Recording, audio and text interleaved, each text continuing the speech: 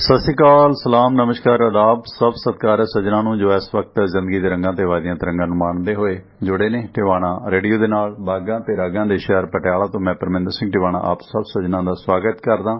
ਸੋਮਵਾਰ ਦੀ ਸ਼ਾਮ ਹੈ 15 ਨਵੰਬਰ ਸਨ 2021 30 ਕੱਤਕ ਨਾਨਕਸ਼ਾਹੀ ਸੰਮਤ 553 ਆਥਣ ਦਾ ਵਕਤ ਹੈ ਤੇ ਚਰਚਾ ਸਿਆਸਤ ਤੇ ਵਿਰਾਸਤ ਦੀ ਕਰਾਂਗੇ। ਕੁਝ ਖਬਰਾਂ ਦੀ ਚਰਚਾ ਕਰਾਂਗੇ ਤੁਹਾਡੇ ਨਾਲ ਤੇ ਉਸ ਤੋਂ ਬਾਅਦ ਫਿਰ ਅੱਜ ਵਿਸ਼ੇਸ਼ ਗੱਲਬਾਤ ਹੋਵੇਗੀ।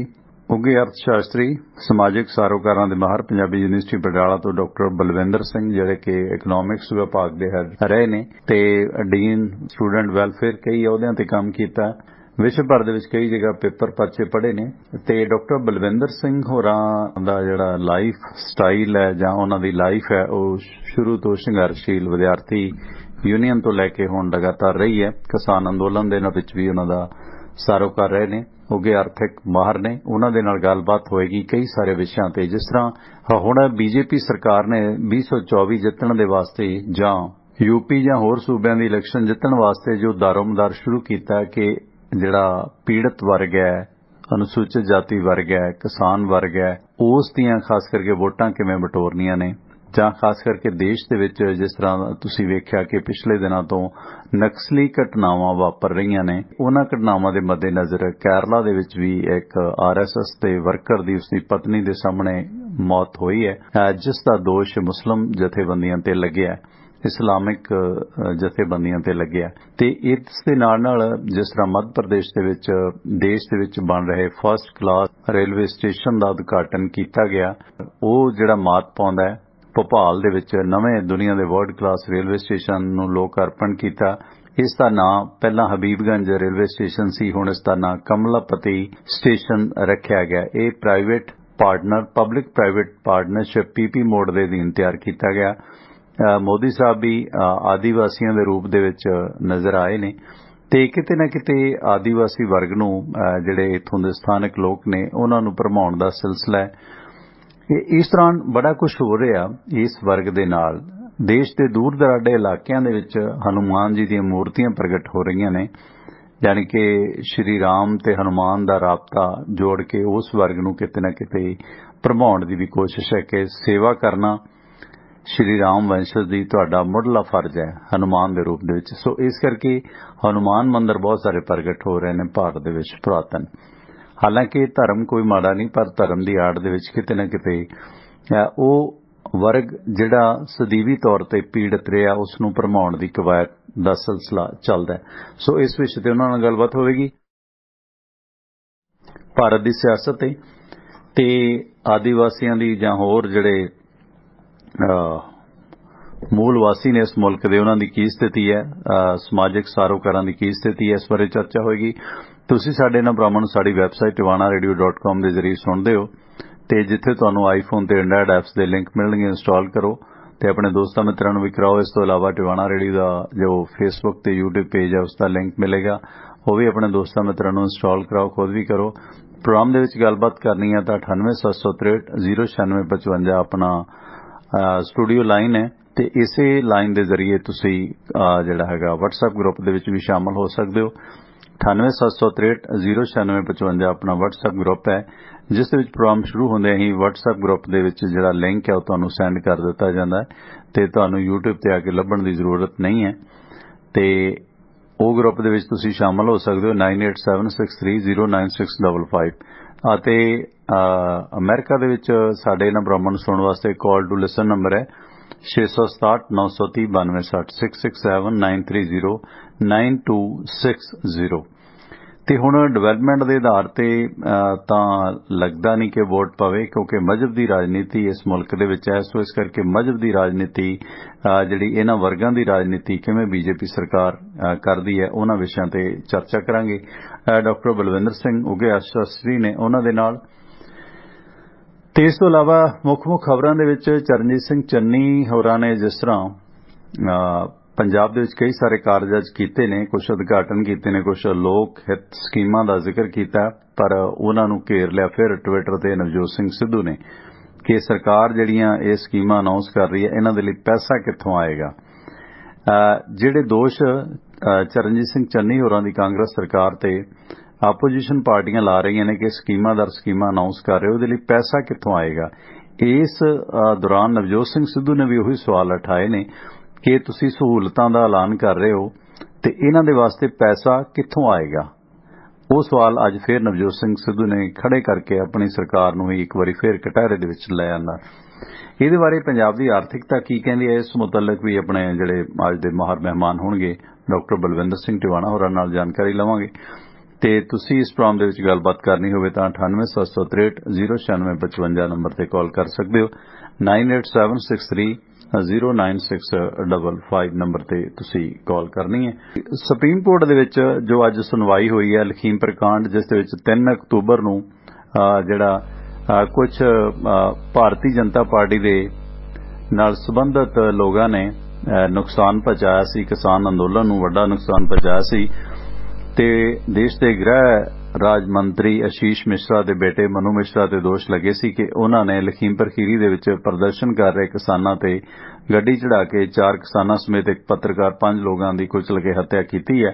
ਉਸ ਮਾਮਲੇ ਦੇ ਵਿੱਚ ਸੁਪਰੀਮ ਕੋਰਟ ਦੇ ਵਿੱਚ ਚੱਲ ਰਹੀ ਜੋ ਸੁਣਵਾਈ ਸੀ, ਉਸ ਸੁਣਵਾਈ ਦੇ ਵਿੱਚ ਉੱਤਰ ਪ੍ਰਦੇਸ਼ ਦੀ ਸਰਕਾਰ ਇਹ ਗੱਲ ਮੰਨ ਗਈ ਹੈ ਕਿ ਉਹ ਇਸ ਕੇਸ ਦੀ ਜਾਂਚ ਕਿਸੇ ਸਾਬਕਾ ਜੱਜ ਤੋਂ ਕਰਾਉਣ ਨੂੰ ਰਜ਼ਾਮੰਦ ਨੇ। ਪਰ ਇਸ ਦੇ ਨਾਲ ਇਹ ਵੀ ਆਖਿਆ ਸੀ ਕਿ ਇਸ SIT ਦੇ ਵਿੱਚ ਜਿਹੜੇ ਬਾਕੀ ਅਧਿਕਾਰੀ ਹੋਣਗੇ ਉਹ ਯੂਪੀ ਕੇਡਰ ਦੇ ਹੋਣ, ਪਰ ਯੂਪੀ ਦੇ ਮੂਲ ਵਸਿੰਦੇ ਨਾ ਹੋਣ। ਹਾਲਾਂਕਿ ਇਸ ਸਿੱਟ ਨੇ ਇਸ ਕੇਸ ਦੀ ਰੋਜ਼ਾਨਾ ਜਾਂਚ ਦੀ ਨਿਗਰਾਨੀ ਕਿਸੇ ਸਾਬਕਾ ਜੱਜ ਵੱਲੋਂ ਕਰਾਉਣ ਦੀ ਹਾਮੀ ਭਰ ਦਿੱਤੀ ਹੈ ਤੇ ਕਿਉਂਕਿ ਇਹਨਾਂ ਦੀ ਕਾਰਗੁਜ਼ਾਰੀ ਤੇ ਸਵਾਲ ਖੜੇ ਹੁੰਦੇ ਸੀ ਤੇ ਸੁਪਰੀਮ ਕੋਰਟ ਨੇ ਇਹ ਵੀ ਆਖਿਆ ਕਿ ਇਹ ਗੱਲ ਸਮਝੋਂ ਬਾਹਰ ਹੈ ਕਿ ਇਸ ਕੇਸ ਦੀ ਜਾਂਚ ਕਰ ਰਹੇ ਸਾਰੇ ਲੋਕ ਯੂਪੀ ਦੇ ਖਾਸ ਕਰਕੇ ਲਖੀਮਪੁਰ ਖੀਰੀ ਜ਼ਿਲ੍ਹੇ ਦੇ ਨਾਲ ਹੀ ਕਿਉਂ ਸੰਬੰਧਿਤ ਨੇ। ਤੇ ਜਿਸ ਦੇ ਮੁਤਲਕ ਉਹਨਾਂ ਨੇ ਇਸ ਗੱਲ ਦਾ ਜ਼ਿਕਰ ਕੀਤਾ ਕਿ ਜਿਹੜੇ ਜਾਂਚ ਅਧਿਕਾਰੀ ਹੋਣ ਉਹ ਕੇਡਰ ਤਾਂ ਉਹਨਾਂ ਦਾ IPS ਅਫਸਰਾਂ ਦਾ ਭਾਵੇਂ ਯੂਪੀ ਹੋਵੇ ਪਰ ਉਹ ਯੂਪੀ ਦੇ ਵਸਿੰਦੇ ਨਹੀਂ ਹੋਣੇ ਚਾਹੀਦੇ। ਡਾਕਟਰ ਸਾਹਿਬ ਆਵਾਜ਼ ਆ ਰਹੀ ਹੁਣ? ਸਵਾਗਤ ਹੈ ਤੁਹਾਡਾ। ਹਾਂਜੀ ਆ ਰਹੀ ਹੈ। ਹੁਣ ਠੀਕ ਹੈ, ਸੌਰੀ ਮੈਂ ਐਕਚੁਅਲੀ ਦੂਸਰੇ ਸੈੱਲ ਫੋਨ ਤੋਂ ਟਰਾਈ ਕਰ ਰਿਹਾ ਸੀ, ਦਿੱਕਤ ਆ ਗਈ ਉਹਦੇ ਚ। ਜੀ ਡਾਕਟਰ ਸਾਹਿਬ, ਤੇ ਡਾਕਟਰ ਸਾਹਿਬ ਜਿਸ ਤਰ੍ਹਾਂ ਹੁਣ 24 ਦੀ ਇਲੈਕਸ਼ਨ ਸਿਰ ਤੇ ਹੈ, ਵੈਸੇ ਤਾਂ ਅੰਤਰਰਾਸ਼ਟਰੀ ਪੱਧਰ ਤੇ ਬਹੁਤ ਸਾਰੇ ਮੁੱਦੇ ਨੇ ਜਿਨ੍ਹਾਂ ਦੇ ਵਿੱਚ ਭਾਵੇਂ ਐਮਨੈਸਟੀ ਇੰਟਰਨੈਸ਼ਨਲ ਵਰਗੀਆਂ ਸੰਸਥਾਵਾਂ ਜਿਹੜੀਆਂ ਛੱਡ ਕੇ ਜਾ ਚੁੱਕੀਆਂ ਨੇ, ਮਨੁੱਖੀ ਹਕੂਕ ਦੀ ਆਜ਼ਾਦੀ ਦੇ ਮਾਮਲੇ ਦੇ ਵਿੱਚ ਵੀ ਸਵਾਲ ਹਮੇਸ਼ਾ BJP ਸਰਕਾਰ ਤੇ ਉੱਠੇ ਨੇ ਕਿ ਇੱਕ ਖਾਸ ਧਰਮ ਦਾ ਏਜੰਡਾ ਜਿਹੜਾ ਰਾਈਟ ਵਿੰਗ ਨੂੰ ਲੈ ਕੇ ਉਹ ਅੱਗੇ ਵਧ ਰਹੇ ਨੇ। ਦੂਸਰਾ ਜਿਹੜੀਆਂ ਹਾਲੀਆ ਘਟਨਾਵਾਂ, ਆਪਾਂ 2 ਵਿਸ਼ਿਆਂ ਤੇ ਗੱਲ ਕਰਨੀ। ਇੱਕ ਤਾਂ ਜੋ ਪੰਜਾਬ ਸਰਕਾਰ ਲਗਾਤਾਰ ਆਪਣੀਆਂ ਸੁੱਖ ਸਹੂਲਤਾਂ ਲੋਕਾਂ ਨੂੰ ਦੇਣ ਦਾ ਵਾਅਦਾ ਕਰਦੀ ਹੈ, ਸਕੀਮਾਂ ਦਰ ਸਕੀਮਾਂ ਚੰਨੀ ਸਰਕਾਰ ਅਨਾਉਂਸ ਕਰੀ ਜਾ ਰਹੀ ਹੈ ਤੇ ਉਸ ਤੇ ਸਵਾਲ ਨਵਜੋਤ ਸਿੰਘ ਸਿੱਧੂ ਨੇ ਖੜੇ ਕਰ ਦਿੱਤੇ ਨੇ ਕਿ ਭਾਈ ਇਹਨਾਂ ਸਕੀਮਾਂ ਸਹੂਲਤਾਂ ਵਾਸਤੇ ਫੰਡ ਕਿੱਥੋਂ ਆਏਗਾ। ਤੇ ਉਸ ਮੁਤਲਕ ਆਰਥਿਕ ਨਜ਼ਰੀਆ ਤੁਹਾਡਾ ਜਾਣਨਾ ਚਾਹਾਂਗਾ ਮੈਂ ਕਿ ਇੰਨੀਆਂ ਸਬਸਿਡੀਆਂ ਦਿੱਤੀਆਂ ਜਾ ਰਹੀਆਂ ਨੇ ਕਿ ਬਿਜਲੀ ਇੰਨੀ ਸਸਤੀ ਕਰਾਂਗੇ ਜਾਂ ਹੋਰ ਸਕੀਮਾਂ ਦਿੱਤੀਆਂ ਜਾ ਰਹੀਆਂ ਨੇ, ਉਸ ਦੇ ਲਈ ਜਿਹੜੀ ਫੰਡਾਂ ਦੀ ਕੀ ਸਥਿਤੀ ਰਹੇਗੀ, ਉਹਨਾਂ ਤੇ ਗੱਲ ਆਪਾਂ ਸ਼ੁਰੂਆਤ ਕਰਦੇ ਹਾਂ। ਬਾਅਦ ਦੇ ਵਿੱਚ ਆਪਾਂ ਅੱਜ ਜਿਸ ਤਰ੍ਹਾਂ ਮੋਦੀ ਸਾਹਿਬ ਨੇ ਜਿਹੜਾ ਉਦਘਾਟਨ ਕੀਤਾ ਆਦੀਵਾਸੀ ਭਾਈਚਾਰੇ ਨੂੰ ਖੁਸ਼ ਕਰਨ ਦੇ ਵਾਸਤੇ ਤੇ ਇਸ ਦੇ ਨਾਲ ਗੜ੍ਹ ਚਰੌਲੀ ਦੇ ਵਿੱਚ 25 ਨਕਸਲੀਆਂ ਦਾ ਮਰਡਰ ਹੋਇਆ ਤੇ ਅੱਜ ਵੀ ਉਸ ਸਿਲਸਿਲੇ ਵਿੱਚ ਮਨੀਪੁਰ ਦੇ ਵਿੱਚ ਕੁਝ ਲੋਕਾਂ ਦਾ ਪੁਲਿਸ ਦੇ ਨਾਲ ਹੋਏ ਮੁਕਾਬਲੇ ਦੇ ਵਿੱਚ ਮੌਤ ਹੋਈ ਹੈ ਤੇ ਇਸ ਸਾਰੇ ਦੇ ਵਿੱਚ ਕੇਰਲਾ ਦੇ ਵਿੱਚ RSS ਦੇ ਇੱਕ ਵਰਕਰ ਦੀ ਹੱਤਿਆ ਹੋਈ ਹੈ ਕਿਉਂਕਿ ਉਹ ਇਹ ਚੀਜ਼ਾਂ ਹੁੰਦੀਆਂ ਨੇ ਤੇ ਫਿਰ ਉਹ ਹਿੰਦੂਤਵ ਦੇ ਏਜੰਡੇ ਨੂੰ ਲੈ ਕੇ ਜਿਸ ਤਰ੍ਹਾਂ ਸੁਲਮਾਨ ਖੁਰਸ਼ੀਦ ਨੇ ਕਿਤਾਬ ਲਿਖ ਕੇ ਇਹ ਖੁਲਾਸਾ ਕੀਤਾ ਕਿ ਹਿੰਦੂ ਧਰਮ ਤੇ ਹਿੰਦੂਤਵ 2 ਵੱਖਰੀਆਂ ਚੀਜ਼ਾਂ ਨੇ, ਉਸ ਨੂੰ ਲੈ ਕੇ ਵੀ RSS ਦੇ ਜਿਹੜਾ ਰਾਈਟ ਵਿੰਗ ਹੈ ਉਸ ਦੀਆਂ ਜੋ ਘਿਨਾਉਣੀਆਂ ਹਰਕਤਾਂ ਨੇ ਉਹਨਾਂ ਦੀ ਆਲੋਚਨਾ ਵੱਡੇ ਪੱਧਰ ਤੇ ਹੋਣ ਲੱਗੀ ਹੈ। ਇਸ ਕਿਤਾਬ ਨੂੰ ਲੈ ਕੇ ਮਹਿਬੂਬਾ ਮੁਫਤੀ ਨੇ ਵੀ ਸਪੋਰਟ ਸੁਲਮਾਨ ਖੁਰਸ਼ੀਦ ਦੀ ਕੀਤੀ ਹੈ। ਜਿਹੜੀ ਹਿੰਦੂਤਵਾ ਦੀ ਆੜ ਦੇ ਵਿੱਚ ਜਿਹੜਾ ਰਿਲਾਇੰਸ ਕਾਰਪੋਰੇਟ ਅੰਬਾਨੀ ਅਡਾਨੀਆਂ ਦੀਆਂ ਜਿਹੜੀਆਂ ਸਰਕਾਰਾਂ ਨੇ ਉਹ ਸਫਲਤਾ ਨਾਲ ਚੱਲੀ ਜਾ ਰਹੀਆਂ ਨੇ, ਪਰ ਇਸ ਸੰਬੰਧੀ ਜਿਹੜੀਆਂ ਆਪੋਜੀਸ਼ਨ ਪਾਰਟੀਆਂ ਨੇ ਉਹ ਆਪਸ ਦੇ ਵਿੱਚ ਖਿਲ ਰਹੀਆਂ ਨੇ। ਆਪਾਂ ਉਸ ਵਿਸ਼ੇ ਤੇ ਵੀ ਗੱਲਬਾਤ ਕਰਨੀ ਹੈ। ਤੇ ਉਧਰ ਆਸਟ੍ਰੇਲੀਆ ਦੇ ਵਿੱਚ ਮਹਾਤਮਾ ਗਾਂਧੀ ਦਾ ਬੁੱਤ ਦੀ ਭੰਨ ਤੋੜ ਕੀਤੀ ਹੈ। ਕਿਤੇ ਨਾ ਕਿਤੇ ਕਿਸਾਨ ਅੰਦੋਲਨ 'ਚ ਵੀ ਜਿਹੜੀ ਫੁੱਟ ਪਈ ਸੀ, ਤੁਹਾਨੂੰ ਚੇਤੇ ਹੋਣਾ ਕਿ ਹਰਿਆਣੇ ਦੇ ਕੁਝ ਨੌਜਵਾਨ ਸੀ ਜਿਨ੍ਹਾਂ ਦਾ ਪੰਜਾਬ ਦੇ ਨੌਜਵਾਨਾਂ ਨਾਲ ਕਲੈਸ਼ ਹੋਇਆ ਸੀ ਆਸਟ੍ਰੇਲੀਆ ਦੇ ਵਿੱਚ ਕਿਸਾਨ ਅੰਦੋਲਨ ਨੂੰ ਲੈ ਕੇ। ਉਸ ਤੋਂ ਬਾਅਦ ਗਰੁੱਪ ਬਣੇ, ਹਾਲਾਂਕਿ ਉਸ ਮਾਮਲੇ 'ਚ ਹਰਿਆਣਾ ਦੇ ਇੱਕ ਨੌਜਵਾਨ ਨੂੰ ਜੋ ਭਾਰਤੀ ਜਨਤਾ ਪਾਰਟੀ ਨਾਲ ਸੰਬੰਧਿਤ ਸੀ ਉਹਨੂੰ ਰਿਪੋਰਟ ਵੀ ਕੀਤਾ ਗਿਆ। ਪਰ ਹੁਣ ਆਸਟ੍ਰੇਲੀਆ ਦੇ ਵਿੱਚ ਅੱਜ ਜਿਸ ਤਰ੍ਹਾਂ ਮਹਾਤਮਾ ਗਾਂਧੀ ਦਾ ਉਹ ਬੁੱਤ ਜਿਹੜਾ ਭਾਰਤ ਸਰਕਾਰ ਨੇ ਤੋਹਫੇ ਦੇ ਤੌਰ ਤੇ ਦਿੱਤਾ ਸੀ, ਉਸ ਬੁੱਤ ਨੂੰ ਆਸਟ੍ਰੇਲੀਆ ਦੇ ਵਿੱਚ ਨੁਕਸਾਨ ਪਹੁੰਚਾਇਆ ਗਿਆ, ਉਸ ਬੁੱਤ ਦੀ ਭੰਨ ਤੋੜ ਕੀਤੀ ਗਈ ਹੈ। ਉੱਥੋਂ ਦੇ ਪ੍ਰਧਾਨ ਮੰਤਰੀ ਨੇ ਜਿਹੜਾ ਅੱਜ ਹੀ ਕੁਝ ਘੰਟੇ ਪਹਿਲਾਂ ਸਕਾਟ ਮੋਰਿਸਨ ਨੇ ਇਹ ਬੁੱਤ ਸਥਾਪਿਤ ਕੀਤਾ ਸੀ ਆਸਟ੍ਰੇਲੀਆ ਦੇ ਕਮਿਊਨਿਟੀ ਸੈਂਟਰ ਦੇ ਵਿੱਚ। ਜਿਸ ਤਰ੍ਹਾਂ ਉਸ ਬੁੱਤ ਨੂੰ ਨੁਕਸਾਨ ਪਹੁੰਚਾਇਆ ਗਿਆ, ਜਿਸ ਨੂੰ ਲੈ ਕੇ ਕਿਤੇ ਨਾ ਕਿਤੇ ਇਹ ਜਿਹੜਾ ਬੁੱਤ ਤੋੜਨ ਨੂੰ ਵੀ ਲੈ ਕੇ ਜਿਹੜਾ ਭਾਰਤ ਦੇ ਹਕੂਕ ਵਾਲੇ ਤੇ ਭਾਰਤ ਦੇ ਵਿਰੋਧ ਵਾਲੇ ਲੋਕਾਂ ਦੀ ਆਪਸ ਵਿੱਚ ਲੜਾਈ ਕਰਾਈ ਜਾਵੇਗੀ, ਜਿਵੇਂ ਕਿਸਾਨ ਅੰਦੋਲਨ ਦੇ ਵਿੱਚ ਹੋਇਆ ਸੀ। ਜਾਣੀ ਇਸ ਤਰ੍ਹਾਂ ਦੀਆਂ ਬਹੁਤ ਸਾਰੀਆਂ ਸਿਆਸੀ ਖੇਡਾਂ ਡਾਕਟਰ ਸਾਹਿਬ ਆਲੇ ਦੁਆਲੇ ਹੋ ਰਹੀਆਂ ਨੇ। ਤੇ ਆਪਾਂ ਸ਼ੁਰੂਆਤ ਥੋੜੀ ਜਿਹੀ ਪੰਜਾਬ ਦੀ ਸਥਿਤੀ ਤੋਂ ਕਰਾਂਗੇ ਕਿ ਆਰਥਿਕ ਸਥਿਤੀ ਦੇ ਮੱਦੇਨਜ਼ਰ ਤੁਹਾਡਾ ਅੰਕੜੇ ਕੀ ਕਹਿੰਦੇ ਨੇ ਕਿ ਇੰਨਾ ਕੁਝ ਜੋ ਸਰਕਾਰ ਅਨਾਉਂਸ ਕਰ ਰਹੀ ਹੈ ਤੇ ਇਸ ਨੂੰ ਪੂਰਾ ਕਿੱਥੋਂ ਕਰੇਗੀ, ਜਾਂ ਆਉਣ ਵਾਲੀ ਸਰਕਾਰ ਤੇ ਇਸ ਦਾ ਕੀ ਅਸਰ ਪਏਗਾ? ਜੀ doctor Balwinder Singh ji, continue please sir.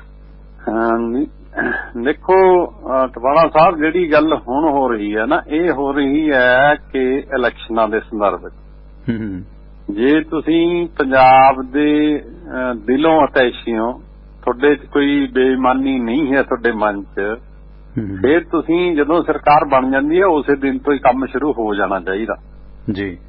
ਤੇ ਉਹ ਕੰਮ ਚਾਹੇ ਰੁਜ਼ਗਾਰ ਦੀ ਗੱਲ ਹੋਵੇ, ਚਾਹੇ ਉਹ ਕਰਜ਼ਾ ਮਾਫੀ ਦੀ ਗੱਲ ਹੋਵੇ, ਚਾਹੇ ਫਿਰ ਉਹ ਸਸਤੀ ਬਿਜਲੀ ਦੀ ਗੱਲ ਹੋਵੇ, ਚਾਹੇ ਉਹ ਸਿੱਖਿਆ ਦੀ ਗੱਲ ਹੋਵੇ, ਚਾਹੇ ਸਿਹਤ ਸੇਵਾਵਾਂ ਦੀ ਗੱਲ ਹੋਵੇ, ਉਹ ਤਾਂ ਹੋ ਨਹੀਂ ਰਹੀ। ਉਹ ਮੁੱਦਾ ਮਤਲਬ ਚੱਲਦੇ ਚੱਲਦੇ ਇਸ ਤਰ੍ਹਾਂ ਬਣ ਜਾਂਦਾ ਕਿ ਹੁਣ ਇਲੈਕਸ਼ਨ ਇਹਦੇ ਲਈ ਕੁਝ ਵੀ ਕਰੋ, ਫਿਰ ਜਦੋਂ ਸਰਕਾਰ ਬਣ ਗਈ ਫਿਰ ਉਦੋਂ ਦੇਖਾਂਗੇ ਨਹੀਂ। ਤੇ ਉਹਦੇ 'ਚ ਦੋ ਤਿੰਨ ਗੱਲਾਂ ਇਸ ਤਰ੍ਹਾਂ ਦੀਆਂ ਕਿ ਸਸਤੀ ਬਿਜਲੀ ਦੀ ਗੱਲ ਹੋਈ। ਪਹਿਲਾਂ ਸੀਗਾ ਵੀ ਜਿਹੜੇ PPA ਹੈ, ਪਾਵਰ ਪਰਚੇਜਿੰਗ ਐਗਰੀਮੈਂਟਸ, ਉਹਨੂੰ ਅਸੀਂ ਖਤਮ ਕਰ ਦਾਂਗੇ, ਹਾਂਜੀ ਰੱਦ ਕਰ ਦਾਂਗੇ ਜੀ। ਇਹ ਗੱਲ ਕਹੀ ਗਈ। ਇਹ ਐਂਟੀ ਕਾਰਪੋਰੇਟ ਸੀਗਾ।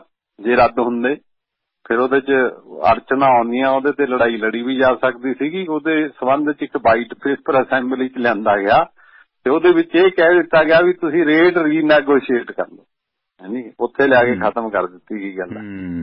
ਉਹ ਹੁਣ ਮੁੱਦਾ ਜਿਹੜਾ ਇੱਕ ਕਿਸਮ ਦਾ ਉਹਨੂੰ ਖਤਮ ਕਰਤਾ ਵੀ ਠੀਕ ਹੈ। ਉਹਦੇ 'ਚ ਇੰਨਾ ਹੀ ਕੀਤਾ ਕਿ ਬਿਜਲੀ ਜਿਹੜੀ ਹੈ 3 ਰੁਪਏ 7 ਕਿਲੋਵਾਟ ਦਾ, ਜਿਹਦੇ ਕੋਲ ਵਰਕ ਲੋਡ ਹੈ, ਆਪਣਾ ਲੋਡ ਹੈਗਾ ਡੋਮੈਸਟਿਕ ਕੰਜ਼ੰਪਸ਼ਨ ਦਾ 7 ਕਿਲੋਵਾਟ ਤੱਕ ਦਾ, ਉਹਨੂੰ ਉਹਨਾਂ ਨੇ 3 ਰੁਪਏ ਦੀ ਰਾਇਤ ਦਿੱਤੀ। ਠੀਕ ਗੱਲ ਹੈ, ਇਹ ਲੋਕਾਂ ਦਾ ਹੱਕ ਹੈ ਕਿ ਜੇ ਲੋਕ ਪੈਸਾ ਦੇ ਰਹੇ ਆ ਤੇ ਉਸ ਪੈਸੇ ਨਾਲ ਕੋਈ ਸੰਸਥਾ ਚੱਲ ਰਹੀ ਹੈ ਤਾਂ ਉਹਦੇ ਤੋਂ ਉਹ ਐਫੀਸ਼ੀਐਂਸੀ ਭਾਲਦੇ ਆ। ਐਫੀਸ਼ੀਐਂਸੀ ਦੇ ਰੂਪ 'ਚ ਉਹਨਾਂ ਦੀ ਲੁੱਟ ਦਾ ਸਾਧਨ ਨਹੀਂ ਹੋਣਾ ਚਾਹੀਦਾ ਜਿਹਨੂੰ ਉਹ ਪੈਸੇ ਦੇ ਰਹੇ ਆ, ਸਗੋਂ ਉਹਨਾਂ ਨੂੰ ਠੀਕ ਰੇਟ ਤੇ ਬਿਜਲੀ ਮਿਲਣੀ ਚਾਹੀਦੀ। ਇਹਦੇ ਤੇ ਕੋਈ ਵੀ ਅਕ੍ਰਾਸ ਸਟੇਟਸ ਕੋਈ ਅੰਕੜਾ ਸਰਕਾਰ ਨਹੀਂ ਦਿੰਦੀ ਵੀ ਕਿਹਦਾ ਕਿੰਨੀ ਹੈ। ਉਹ ਫਿਰ ਤੁਸੀਂ ਮਤਲਬ ਉਹਨਾਂ ਨਾਲ ਐਗਰੀਮੈਂਟ ਕਰਕੇ ਕਾਰਪੋਰੇਟ ਜਿਹੜੇ ਹੈਗੇ ਆ ਬਿਜਲੀ ਦੇ ਵਿੱਚ, ਤੇ ਉਹਦੇ ਤੋਂ ਤੁਸੀਂ ਲੋਕਾਂ ਦੀ ਲਟਾਈ ਕਰਾਓ। ਐਗਰੀਮੈਂਟ ਤਾਂ ਇਹੀ ਹੈ ਮੋਟੇ ਜਿਹੇ ਰੂਪ 'ਚ ਆਮ ਆਦਮੀ ਦੇ ਸਮਝਣ ਲਈ। ਤੇ ਕਾਰਪੋਰੇਟ ਤੋਂ ਤੁਸੀਂ ਪੋਲੀਟੀਕਲ ਪਾਰਟੀਆਂ ਕੀ ਫੰਡਿੰਗ ਲੈਂਦੀਆਂ, ਕਿੰਨੇ ਪੈਸੇ ਲੈਂਦੀਆਂ, ਉਹ ਆਪਣੀ ਥਾਂ ਤੇ ਹੈ। ਤੇ ਵੀ ਕੋਈ ਗਰੰਟੀ ਨਹੀਂ ਹੈ ਕਿ ਤੁਸੀਂ 3 ਜਿਹੜੀ ਰੁਪਈਏ ਸਸਤੀ ਕੀਤੀ ਹੈ ਬਿਜਲੀ, ਇਹ ਤਾਂ ਕੋਈ ਨਹੀਂ ਗਰੰਟੀ ਦੇ ਰਿਹਾ ਵੀ ਇਹ ਆਉਣ ਵਾਲੇ 5 ਸਾਲ ਤੱਕ ਹੈ, ਹਾਂਜੀ। ਜਾਂ ਤੁਸੀਂ ਕਹੋ ਨਾ ਵੀ ਅੱਜ ਤੋਂ ਲੈ ਕੇ ਇਹ ਰੇਟ ਫਿਕਸ ਕਰਤਾ, ਇਹ ਰੇਟ ਜਿਹੜਾ 2025 ਤੱਕ ਰਹੂਗਾ, ਦਸੰਬਰ 31 2025 ਜਾਂ 27 ਜੋ ਵੀ ਤੁਸੀਂ ਕਹਿਣਾ, ਐਸਾ ਕੁਝ ਨਹੀਂ ਹੈ। ਹੁਣ ਕਰਤਾ, ਜਦੋਂ ਸਰਕਾਰ ਬਣ ਜੂਗੀ ਉਦੋਂ ਹੋਰ ਤੇਵਰ ਹੋਣਗੇ ਤੇ ਇਸ ਵੇਲੇ ਹੋਰ ਹੈ। ਇਹ ਤਾਂ ਹੁਣ ਇਹ ਆ ਵੀ ਹਾਂ ਕੁਝ ਦੇਣਾ। ਇਹ ਹੋਇਆ ਕਿ ਕੈਪਟਨ ਅਮਰਿੰਦਰ ਸਿੰਘ ਨੇ ਪਹਿਲਾਂ ਕਹਿਤਾ ਸੀ ਕਿ ਅਸੀਂ ਐਗਰੀਮੈਂਟ ਖਤਮ ਹੀ ਨਹੀਂ ਕਰ ਸਕਦੇ, ਇਸ ਲਈ ਉਹਦੇ ਸਿਰ ਸਾਰਾ ਕੁਝ ਭੰਨ ਕੇ, ਮਤਲਬ ਚਲੋ ਉਹਨਾਂ ਨੇ ਨਹੀਂ ਕੁਝ ਕੀਤਾ। ਸਰਕਾਰ ਬਿਲਕੁਲ ਹੀ ਨਹੀਂ ਕੁਝ ਕਰ ਰਹੀ ਸੀਗੀ ਕੈਪਟਨ ਅਮਰਿੰਦਰ ਸਿੰਘ ਦੇ ਸਮੇਂ ਦੌਰਾਨ। ਉਹ ਤੋਂ ਬਾਅਦ ਹੁਣ ਮਤਲਬ ਕੁਝ ਹੋਣਾ ਸ਼ੁਰੂ ਹੋਇਆ। ਲੇਕਿਨ ਕਾਂਗਰਸ ਨੇ ਵੀ ਆਪਣੀ ਪੋਲੀਟਿਕਸ ਜਿਹੜੀ ਹੈ ਕਾਸਟ ਬੇਸ ਤੇ ਸ਼ੁਰੂ ਕੀਤੀ। ਇਹ ਠੀਕ ਹੈ ਕਿ ਅਕਾਲੀ ਦਲ ਸ਼ੁਰੂ ਕਰ ਰਿਹਾ ਸੀਗਾ ਪਹਿਲਾਂ ਵੀ ਡਿਪਟੀ CM ਬਣਾਵਾਂਗੇ, ਤੇ ਉਹਦੇ ਤੋਂ ਬਾਅਦ ਜਿਹੜੀ ਆਮ ਆਦਮੀ ਪਾਰਟੀ ਆ ਉਹ ਵੀ ਇਹ ਕਹਿ ਰਹੀ ਸੀ ਵੀ ਹਾਂ ਜੀ ਅਸੀਂ ਦਲਿਤ ਜਿਹੜਾ ਹੈ ਨਾ ਜੀ ਉਹ ਕਰਾਂਗੇ। ਤੇ ਇਸ ਸੰਦਰਭ ਦੇ ਵਿੱਚ ਕਾਂਗਰਸ ਨੇ ਇੱਕ ਐਸਾ ਉਹ ਕੀਤਾ, ਉਹਨਾਂ ਨੇ ਕਿਹਾ ਵੀ CM ਵੀ ਬਣਾਤਾ ਸੀ। ਲਓ ਜੀ, ਇਹ ਮੁੱਦਾ ਤਾਂ ਪਿੱਛੇ ਚਲਾ ਗਿਆ ਹੁਣ ਜੀ। ਲੇਕਿਨ ਜਿਹੜੇ ਅਸਲੀ ਮੁੱਦੇ ਹੈ ਨਾ ਜੀ, ਇਹ ਕੋਈ ਮੁੱਦਾ ਲੋਕਾਂ ਦਾ ਨਹੀਂ ਸੀਗਾ। ਇਹ ਠੀਕ ਹੈ, ਤੁਸੀਂ ਕਿਸੇ ਨੂੰ ਪਲੀਜ਼ ਕਰਕੇ ਵੋਟ ਲੈਣਾ ਚਾਹੁੰਦੇ ਹੋ, ਕਿਸੇ ਨੂੰ ਕੁਛ ਤਰ੍ਹਾਂ ਲੈਣਾ ਚਾਹੁੰਦੇ ਹੋ। ਇਹ ਇੱਕ ਪੋਲੀਟਿਕਸ ਹੈਗੀ ਆ ਵੋਟ ਦੀ। ਜੇ ਤੁਸੀਂ ਪੰਜਾਬ ਦੀ ਪੋਲੀਟਿਕਸ ਕਰਨੀ ਹੈ ਕਿ ਪੰਜਾਬ ਠੀਕ ਢੰਗ ਨਾਲ ਵਿਕਸਿਤ ਕਰੇ, ਇਹਦਾ ਸੁਧਾਰ ਹੋਵੇ, ਸੋਸਾਇਟੀ ਚੰਗੀ ਹੋਵੇ, ਉਹਦੇ ਲਈ ਤਾਂ ਫਿਰ ਤੁਹਾਨੂੰ ਨੀਤੀਆਂ ਪਾਲਿਸੀ ਚੇਂਜ ਕਰਨ ਦੀ ਲੋੜ ਪੈਂਦੀ ਹੈ ਨਾ। ਉਹ ਫਿਰ ਤੁਹਾਡੇ ਕੋਲ ਐਜੂਕੇਸ਼ਨ ਦੀ ਪਾਲਿਸੀ ਹੋ ਸਕਦੀ ਹੈ, ਉਹ ਤੁਹਾਡੇ ਕੋਲ ਹੈਲਥ ਦੀ ਪਾਲਿਸੀ ਹੋ ਸਕਦੀ ਹੈ। ਸੋ ਇਹ ਜਿਹੜਾ ਕੁਝ ਹੋ ਰਿਹਾ ਕਿ ਬਿਜਲੀ ਦੀਆਂ ਦਰਾਂ 'ਚ ਕਟੌਤੀ ਕਰਤੀ, ਫਿਰ ਜਿਹੜਾ ਇਹ ਜਿਹੜੇ ਸੀਗੇ ਕੰਸਟਰਕਸ਼ਨ ਵਰਕਰ ਦੀਵਾਲੀ ਤੇ ਉਹਨਾਂ ਨੂੰ 3100 ਰੁਪਇਆ 3.5 ਲੱਖ ਕਿਉਂਕਿ ਰਜਿਸਟਰਡ ਹੈ। ਇਸ ਤਰ੍ਹਾਂ ਹੀ ਕੁਝ ਜਿਹੜੀਆਂ ਹੋਰ ਗੱਲਾਂ ਕੀਤੀਆਂ ਗਈਆਂ ਉਹ ਹਾਲੇ ਖੈਰ ਲੰਮਾ ਸਮਾਂ ਲੱਗੂਗਾ ਕਿ ਤੁਸੀਂ ਲਾਲ ਲਕੀਰ ਦੇ ਅੰਦਰ ਓਨਰਸ਼ਿਪ ਦੇਣੀ ਹੈ ਜਿਹੜੇ ਬੰਦਾ ਘਰ 'ਚ ਰਹਿੰਦਾ ਜਿਸ ਥਾਂ ਤੇ ਰਹਿ ਰਿਹਾ। ਇਹ ਸਾਰਾ ਕੁਝ ਹੈਗਾ ਤੇ ਉਹ ਜਿੰਨੀਆਂ ਵੀ ਇਹ ਸਕੀਮਾਂ ਹੈਗੀਆਂ ਉਹਦੇ 'ਚ PSPCL ਦਾ ਪਹਿਲਾਂ ਹੀ ਬਹੁਤ ਸਾਰਾ ਪੈਸਾ ਪੰਜਾਬ ਸਰਕਾਰ ਦੇ ਵੱਲ ਖੜਾ। ਹਾਂਜੀ, ਉਹ ਦਿੱਤਾ ਨਹੀਂ ਗਿਆ ਤੇ ਜੇ ਇਹ ਵੀ ਪਾ ਲਓ ਵਿੱਚ ਤਾਂ ਕਹਿੰਦੇ ਆ ਕੋਈ 15,000 ਕਰੋੜ ਰੁਪਈਆ ਬਣ ਜਾਂਦਾ ਜੇ ਹੁਣ ਵਾਲਾ 33-3400 ਕਰੋੜ ਰੁਪਈਆ ਪਾ ਲਓ। ਤੇ ਜਿਹੜੀਆਂ ਬਾਕੀ ਦੀਆਂ ਸਕੀਮਾਂ ਨੇ ਜੋ ਵੀ ਸਾਰੀਆਂ ਪਾ ਲਓ ਤੇ ਹੁਣ ਤੱਕ ਕਹਿੰਦੇ ਕੋਈ ਲਗਭਗ 17,000 ਕਰੋੜ ਦੀਆਂ ਸਕੀਮਾਂ ਦੀ ਅਨਾਉਂਸਮੈਂਟ ਹੋ ਚੁੱਕੀ ਹੈ। ਤੇ ਪੰਜਾਬ ਦੀ ਜਿਹੜੀ ਇਨਕਮ ਹੈ ਜੀ, ਉਹ ਜਿਹੜੀ ਇਨਕਮ ਹੈਗੀ ਆ ਉਹਦੇ 'ਚ ਜਦੋਂ 2007 ਦੇ ਵਿੱਚ ਕਾਂਗਰਸ ਦੀ ਸਰਕਾਰ ਛੱਡ ਕੇ ਗਈ ਉਦੋਂ ਕੋਈ 35,000 ਕਰੋੜ ਦਾ ਕਰਜ਼ਾ ਸੀਗਾ ਤੇ 1,32,000 ਕਰੋੜ ਦਾ ਕਰਜ਼ਾ ਅਕਾਲੀਆਂ ਦੀ 10 ਸਾਲ ਦੇ ਸਮੇਂ 'ਚ ਵਧਿਆ। 10 ਸਾਲ ਦਾ ਸਮਾਂ ਸੀਗਾ ਅਕਾਲੀ ਸਰਕਾਰ ਦਾ।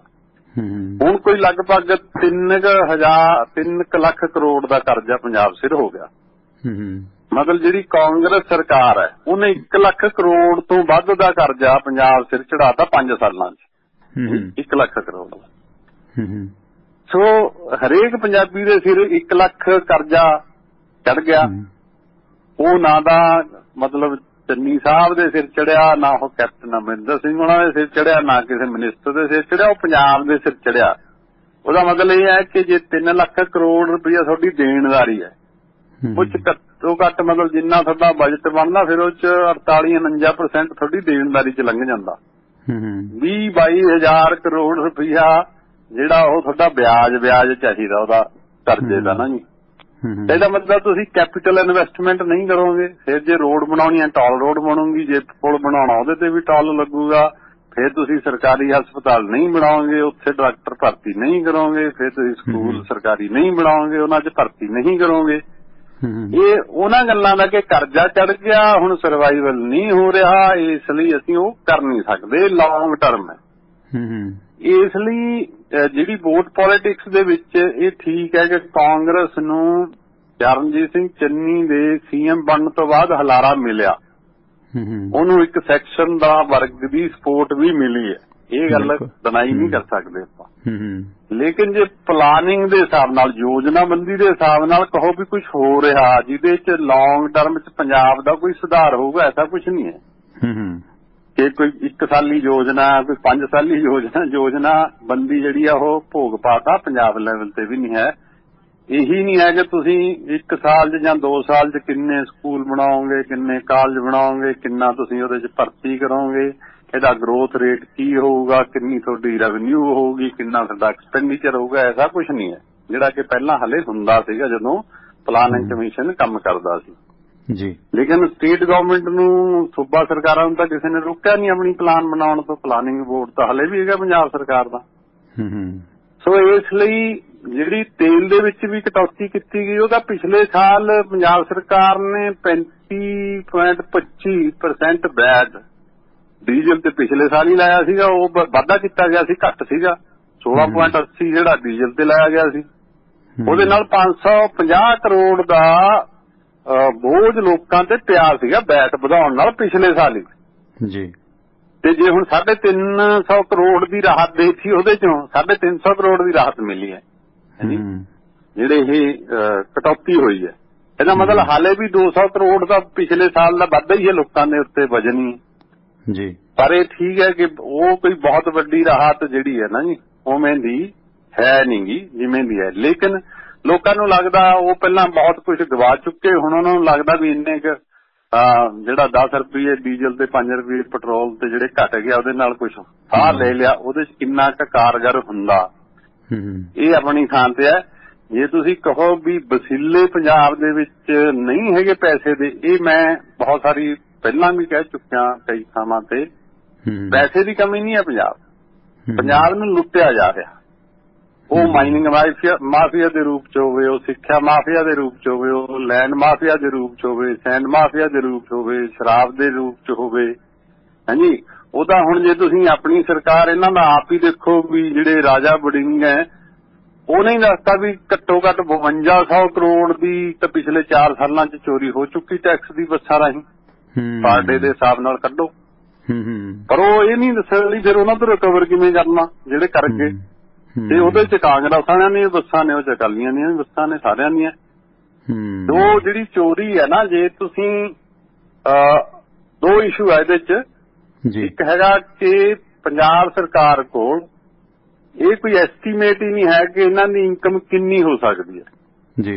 ਇਹਦਾ ਸਿੱਧਾ ਜਾਂ ਇੱਕ ਆਮ ਬੰਦੇ ਦੀ ਲਈ ਉਦਾਹਰਨ ਹੈ ਕਿ ਜੇ ਤੁਹਾਡੇ ਕੋਲ 10 ਕਿੱਲੇ ਜ਼ਮੀਨ ਹੋਵੇ ਤੇ 10 ਹੀ ਤੁਸੀਂ ਵਾਹੋ ਤਾਂ ਤੁਹਾਨੂੰ ਪਤਾ ਹੁੰਦਾ ਕਿੰਨੀ ਪੈਦਾਵਾਰ ਹੋਣੀ ਹੈ। ਜੇ ਤੁਹਾਡੇ 10 ਕਿੱਲਿਆਂ 'ਚ 4 ਕਿੱਲੇ ਤੁਸੀਂ ਕਿਸੇ ਹੋਰ ਨੂੰ ਲਟਾਈ ਜਾਂਦੇ ਹੋ ਤਾਂ 6 ਕਿੱਲੇ, ਫਿਰ ਉਹਦੀ ਇਨਕਮ ਦਾ ਤੁਹਾਨੂੰ ਕਿੱਥੋਂ ਪਤਾ ਲੱਗਣਾ। ਉਹ ਹੁਣ ਜਿਹੜੇ ਮਾਫੀਆ ਨੇ ਉਹ ਲੁੱਟ ਰਿਹਾ, ਉਹਨਾਂ ਦੇ ਪੈਸੇ MLA ਕੋਲ, ਮਿਨਿਸਟਰਾਂ ਕੋਲ ਜਾ ਰਹੇ ਆ ਜੀ। ਹਾਂਜੀ, ਉਹ ਅਮੀਰ ਹੋ ਰਿਹਾ। ਤੁਸੀਂ ਉਹਦੇ ਤੇ ਵਾਈਟ ਪੇਪਰ, ਜਿਵੇਂ PPA ਤੇ ਵਾਈਟ ਪੇਪਰ ਜਾਰੀ ਕਰਾ, ਉਹਨਾਂ ਦੀ ਜਾਇਦਾਦ ਤੇ ਵਾਈਟ ਪੇਪਰ ਜਾਰੀ ਕਰ ਦੋ ਵੀ ਕਿੰਨੀਆਂ ਹੋਈਆਂ ਜੀ ਪਿਛਲੇ 15 ਜਾਂ 20 ਸਾਲ ਦੀਆਂ। ਸੋ ਪੰਜਾਬ 'ਚ ਰਿਸੋਰਸਿਸ ਦੀ ਕਮੀ ਨਹੀਂ ਹੈ। ਰਿਸੋਰਸਿਸ ਦੇ ਲਈ ਜਿਆਦਾ ਸਰਕਾਰ ਅਮੀਰ ਹੋ ਸਕਦੀ ਹੈ ਜਾਂ ਇੰਡੀਵਿਜੂਅਲ ਮਿਨਿਸਟਰ ਤੇ MLA ਤੇ ਬਿਊਰੋਕ੍ਰੇਸੀ ਹੈ ਨਾ ਜੀ, ਪੁਲਿਸ ਵਾਲੇ, ਉਹ ਅਮੀਰ ਹੋ ਸਕਦੇ ਆ ਜੀ। ਉਹ ਹੋ ਸਕਦਾ। ਇਹ ਦੋਵਾਂ 'ਚੋਂ ਇੱਕ ਪਾਸੇ ਜਾਂਦਾ। ਸੋ ਜੇ ਇਮਾਨਦਾਰੀ ਨਾਲ ਕਾਲਾ ਬਾਜ਼ਾਰੀ ਦੇਖੋ, ਹਾਲੇ ਵੀ ਪੰਜਾਬ ਦੇ ਵਿੱਚ ਜਿਹੜੀ ਅਰੁਣ ਕੁਮਾਰ ਦੀ ਇੱਕ ਕਿਤਾਬ ਹੈਗੀ ਆ ਬਲੈਕ ਇਕੋਨਮੀ, ਜੇ ਉਹਦੇ ਹਿਸਾਬ ਨਾਲ ਦੇਖੋ ਤਾਂ ਪੰਜਾਬ ਦੀ 50% ਤੋਂ ਇਕੋਨਮੀ ਜਿਹੜੀ ਆ ਉਹ ਬਲੈਕ ਮਨੀ 'ਚ ਹੀ ਚੱਲਦੀ ਹੈ, ਬਲੈਕ ਇਕੋਨਮੀ ਹੈ। ਤੇ ਜੇ ਤੁਸੀਂ ਉਹਨੂੰ ਲਾਓ ਤਾਂ ਦੁੱਗਣੀ ਇਨਕਮ ਤਾਂ ਵੈਸੇ ਹੀ ਹੋ ਜਾਂਦੀ ਹੈ ਜੇ ਉਹਨੂੰ ਰੋਕ ਦੋ। ਜਿੰਨੀ ਤੁਸੀਂ ਉਹਨੂੰ ਰੋਕੋ 100% ਪੋਸੀਬਲ ਨਹੀਂ ਹੈ, ਪਰ ਜੇ ਤੁਸੀਂ ਉਹਨੂੰ ਜਿੰਨਾ ਰੋਕਦੇ ਜਾਓਗੇ ਉਹਨਾਂ ਤੁਹਾਡੀ ਇਨਕਮ ਵੱਧਦੀ ਜਾਏਗੀ। ਹਾਂ, ਉਹ ਤਾਂ ਸਿੱਧੂ ਨੇ ਏਜੰਡਾ ਲਿਆਂਦਾ ਹੀ ਹੈ ਨਾ ਕਿ ਜਿਹੜਾ ਤੁਸੀਂ ਖਾਸ ਕਰਕੇ ਜਿਹੜੇ ਰੇਤ ਮਾਫੀਆ, ਸ਼ਰਾਬ ਮਾਫੀਆ, ਟਰਾਂਸਪੋਰਟ ਮਾਫੀਆ, 3-4 ਸੈਕਟਰ ਅਗਰ ਕੰਟਰੋਲ ਕਰ ਲਈਏ ਤਾਂ ਆਮਦਨ ਕਾਫੀ ਅਪ ਹੋ ਸਕਦੀ ਹੈ, ਕਿਉਂਕਿ ਉੱਥੋਂ ਹੀ ਫਿਰ ਚੋਣਾਂ ਲੜੀਆਂ ਜਾਂਦੀਆਂ ਨੇ ਨਾ। ਪ੍ਰੋਬਲਮ ਇਸ ਗੱਲ ਦੀ ਹੈ। ਨਸ਼ੇ ਦਾ ਵਪਾਰ ਹੈਗਾ, ਨਸ਼ੇ ਦਾ ਵਪਾਰ ਨਾ, ਉਹ ਲੋਕਾਂ ਦੀ ਲਟਾਈ ਦਾ ਸਾਧਨ ਹੈ। ਇਹ ਹੋ ਸਕਦਾ ਹੁਣ ਤੁਸੀਂ ਬਾਜ਼ਾਰ 'ਚ ਬਿਨਾਂ ਬਿੱਲ ਦੇ, ਅਗਲਾ ਕਹਿੰਦਾ ਜੀ ਬਿੱਲ ਲੈਣਾ ਕਿ ਬਿੱਲ ਤੋਂ ਬਿਨਾਂ ਲੈਣਾ, ਜੇ ਬਿੱਲ ਲੈਣਾ ਤਾਂ ਇੰਨੇ ਪੈਸੇ, ਬਿਨਾਂ ਬਿੱਲ ਲੈਣਾ ਤਾਂ ਇੰਨੇ ਪੈਸੇ, ਤਾਂ ਸ਼ਰੇਆਮ ਹੀ ਚੱਲ ਰਿਹਾ ਨਾ। ਇਹ ਤਾਂ ਐਕਸਾਈਜ਼ ਐਂਡ ਟੈਕਸੇਸ਼ਨ ਮਹਿਕਮੇ ਦੇ ਨੱਕ ਥੱਲੇ ਚੱਲ ਰਿਹਾ। ਸੋ ਮਤਲਬ ਇਹ ਹੈਗੀ ਹੈ ਕਿ ਗੱਲ ਕਿ ਤੁਹਾਡੀ ਪ੍ਰਾਇਓਰਟੀ ਜੇ ਤਾਂ ਲੌਂਗ ਟਰਮ ਪਲਾਨਿੰਗ ਤੁਸੀਂ ਚੱਲਦੇ ਹੋ ਤੇ ਪੰਜਾਬ ਲਈ ਕੋਈ ਰੋਡ ਮੈਪ ਦਿੰਦੇ ਹੋ ਕਿਵੇਂ ਡਿਵੈਲਪ ਹੋਊਗਾ।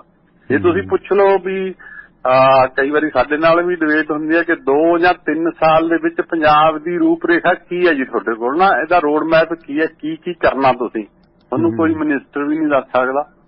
ਹਾਂਜੀ, ਕੋਈ ਮਹਿਕਮਾ ਨਹੀਂ ਦੱਸ ਸਕਦਾ, ਈਵਨ ਬਿਊਰੋਕਰੇਟਸ ਵੀ ਨਹੀਂ ਦੱਸਦੇ, ਕਿਉਂਕਿ ਹੈ ਹੀ ਨਹੀਂਗਾ। ਇਹ ਡੇ ਟੂ ਡੇ ਕੰਮ ਹੈਗਾ। ਤੇ ਅੱਜ ਆਪਾਂ ਇਹ ਕਰਨਾ, ਹੁਣ ਥੋੜੀ ਜਿਹੜੀ ਸਪੀਡ ਜਿਹੜੀ ਫੜੀ ਵੀ ਆ ਉਹ ਇਸ ਕਰਕੇ ਕਿ ਚੋਣਾਂ ਨੇ ਤੇ ਜਿਹੜਾ ਕੋਡ ਆਫ ਕੰਡਕਟ ਲੱਗਣਾ ਚੋਣਾਂ ਲਈ, ਉਹ ਤੋਂ ਪਹਿਲਾਂ ਜਿੰਨਾ ਕੁ ਕਰ ਲਿਆ ਜਾਵੇ ਵੋਟਾਂ ਲੈਣ ਲਈ ਉਹ ਠੀਕ ਹੈ। ਪਰ ਆਪਾਂ ਕਹਿੰਦੇ ਵੀ ਇਹ ਵੀ ਚੰਗਾ ਕਿ ਚਲੋ ਚੋਣਾਂ ਵੇਲੇ ਤਾਂ ਲੋਕਾਂ ਦਾ ਕੁਛ ਨਾ ਕੁਛ ਭਲਾ ਹੋ ਜਾਂਦਾ। ਲੋਕਾਂ ਨੂੰ ਸਸਤੀ ਬਿਜਲੀ ਗਰੀਬ ਬੰਦੇ ਨੂੰ ਚਾਹੀਦੀ ਹੈ, ਉਹਨਾਂ ਨੂੰ ਸਸਤਾ ਪੈਟਰੋਲ ਤੇ ਡੀਜ਼ਲ ਵੀ ਚਾਹੀਦਾ, ਉਹਨਾਂ ਨੂੰ ਆਪਣੇ ਗੁਜ਼ਰ ਬਸਰ ਲਈ ਜਿਹੜੀ ਹੈਗੀ ਆ ਇਨਫਲੇਸ਼ਨ, ਹਾਂਜੀ, ਕੀਮਤਾਂ ਦਾ ਵਧਣਾ, ਉਹ ਵੀ ਰੁਕਣਾ ਚਾਹੀਦਾ। ਉਹ ਚਾਹੁੰਦੇ ਆ ਜੇ ਉਹ ਇਹਦੇ ਨੇੜੇ ਵੀ ਹੋ ਜਾਂਦਾ ਤਾਂ ਵੀ ਚੰਗਾ। ਇਸ ਲਈ ਮੈਂ ਕਹਿੰਦਾ 5 ਸਾਲ ਦੀ ਬਜਾਏ ਤੁਸੀਂ 3 ਸਾਲ ਹੀ ਕਰ ਦਿਓ ਟਰਮ, ਕਿਉਂਕਿ ਪਹਿਲਾਂ ਤਾਂ ਕਰਨਾ ਹੀ ਸਰਕਾਰਾਂ ਨੇ।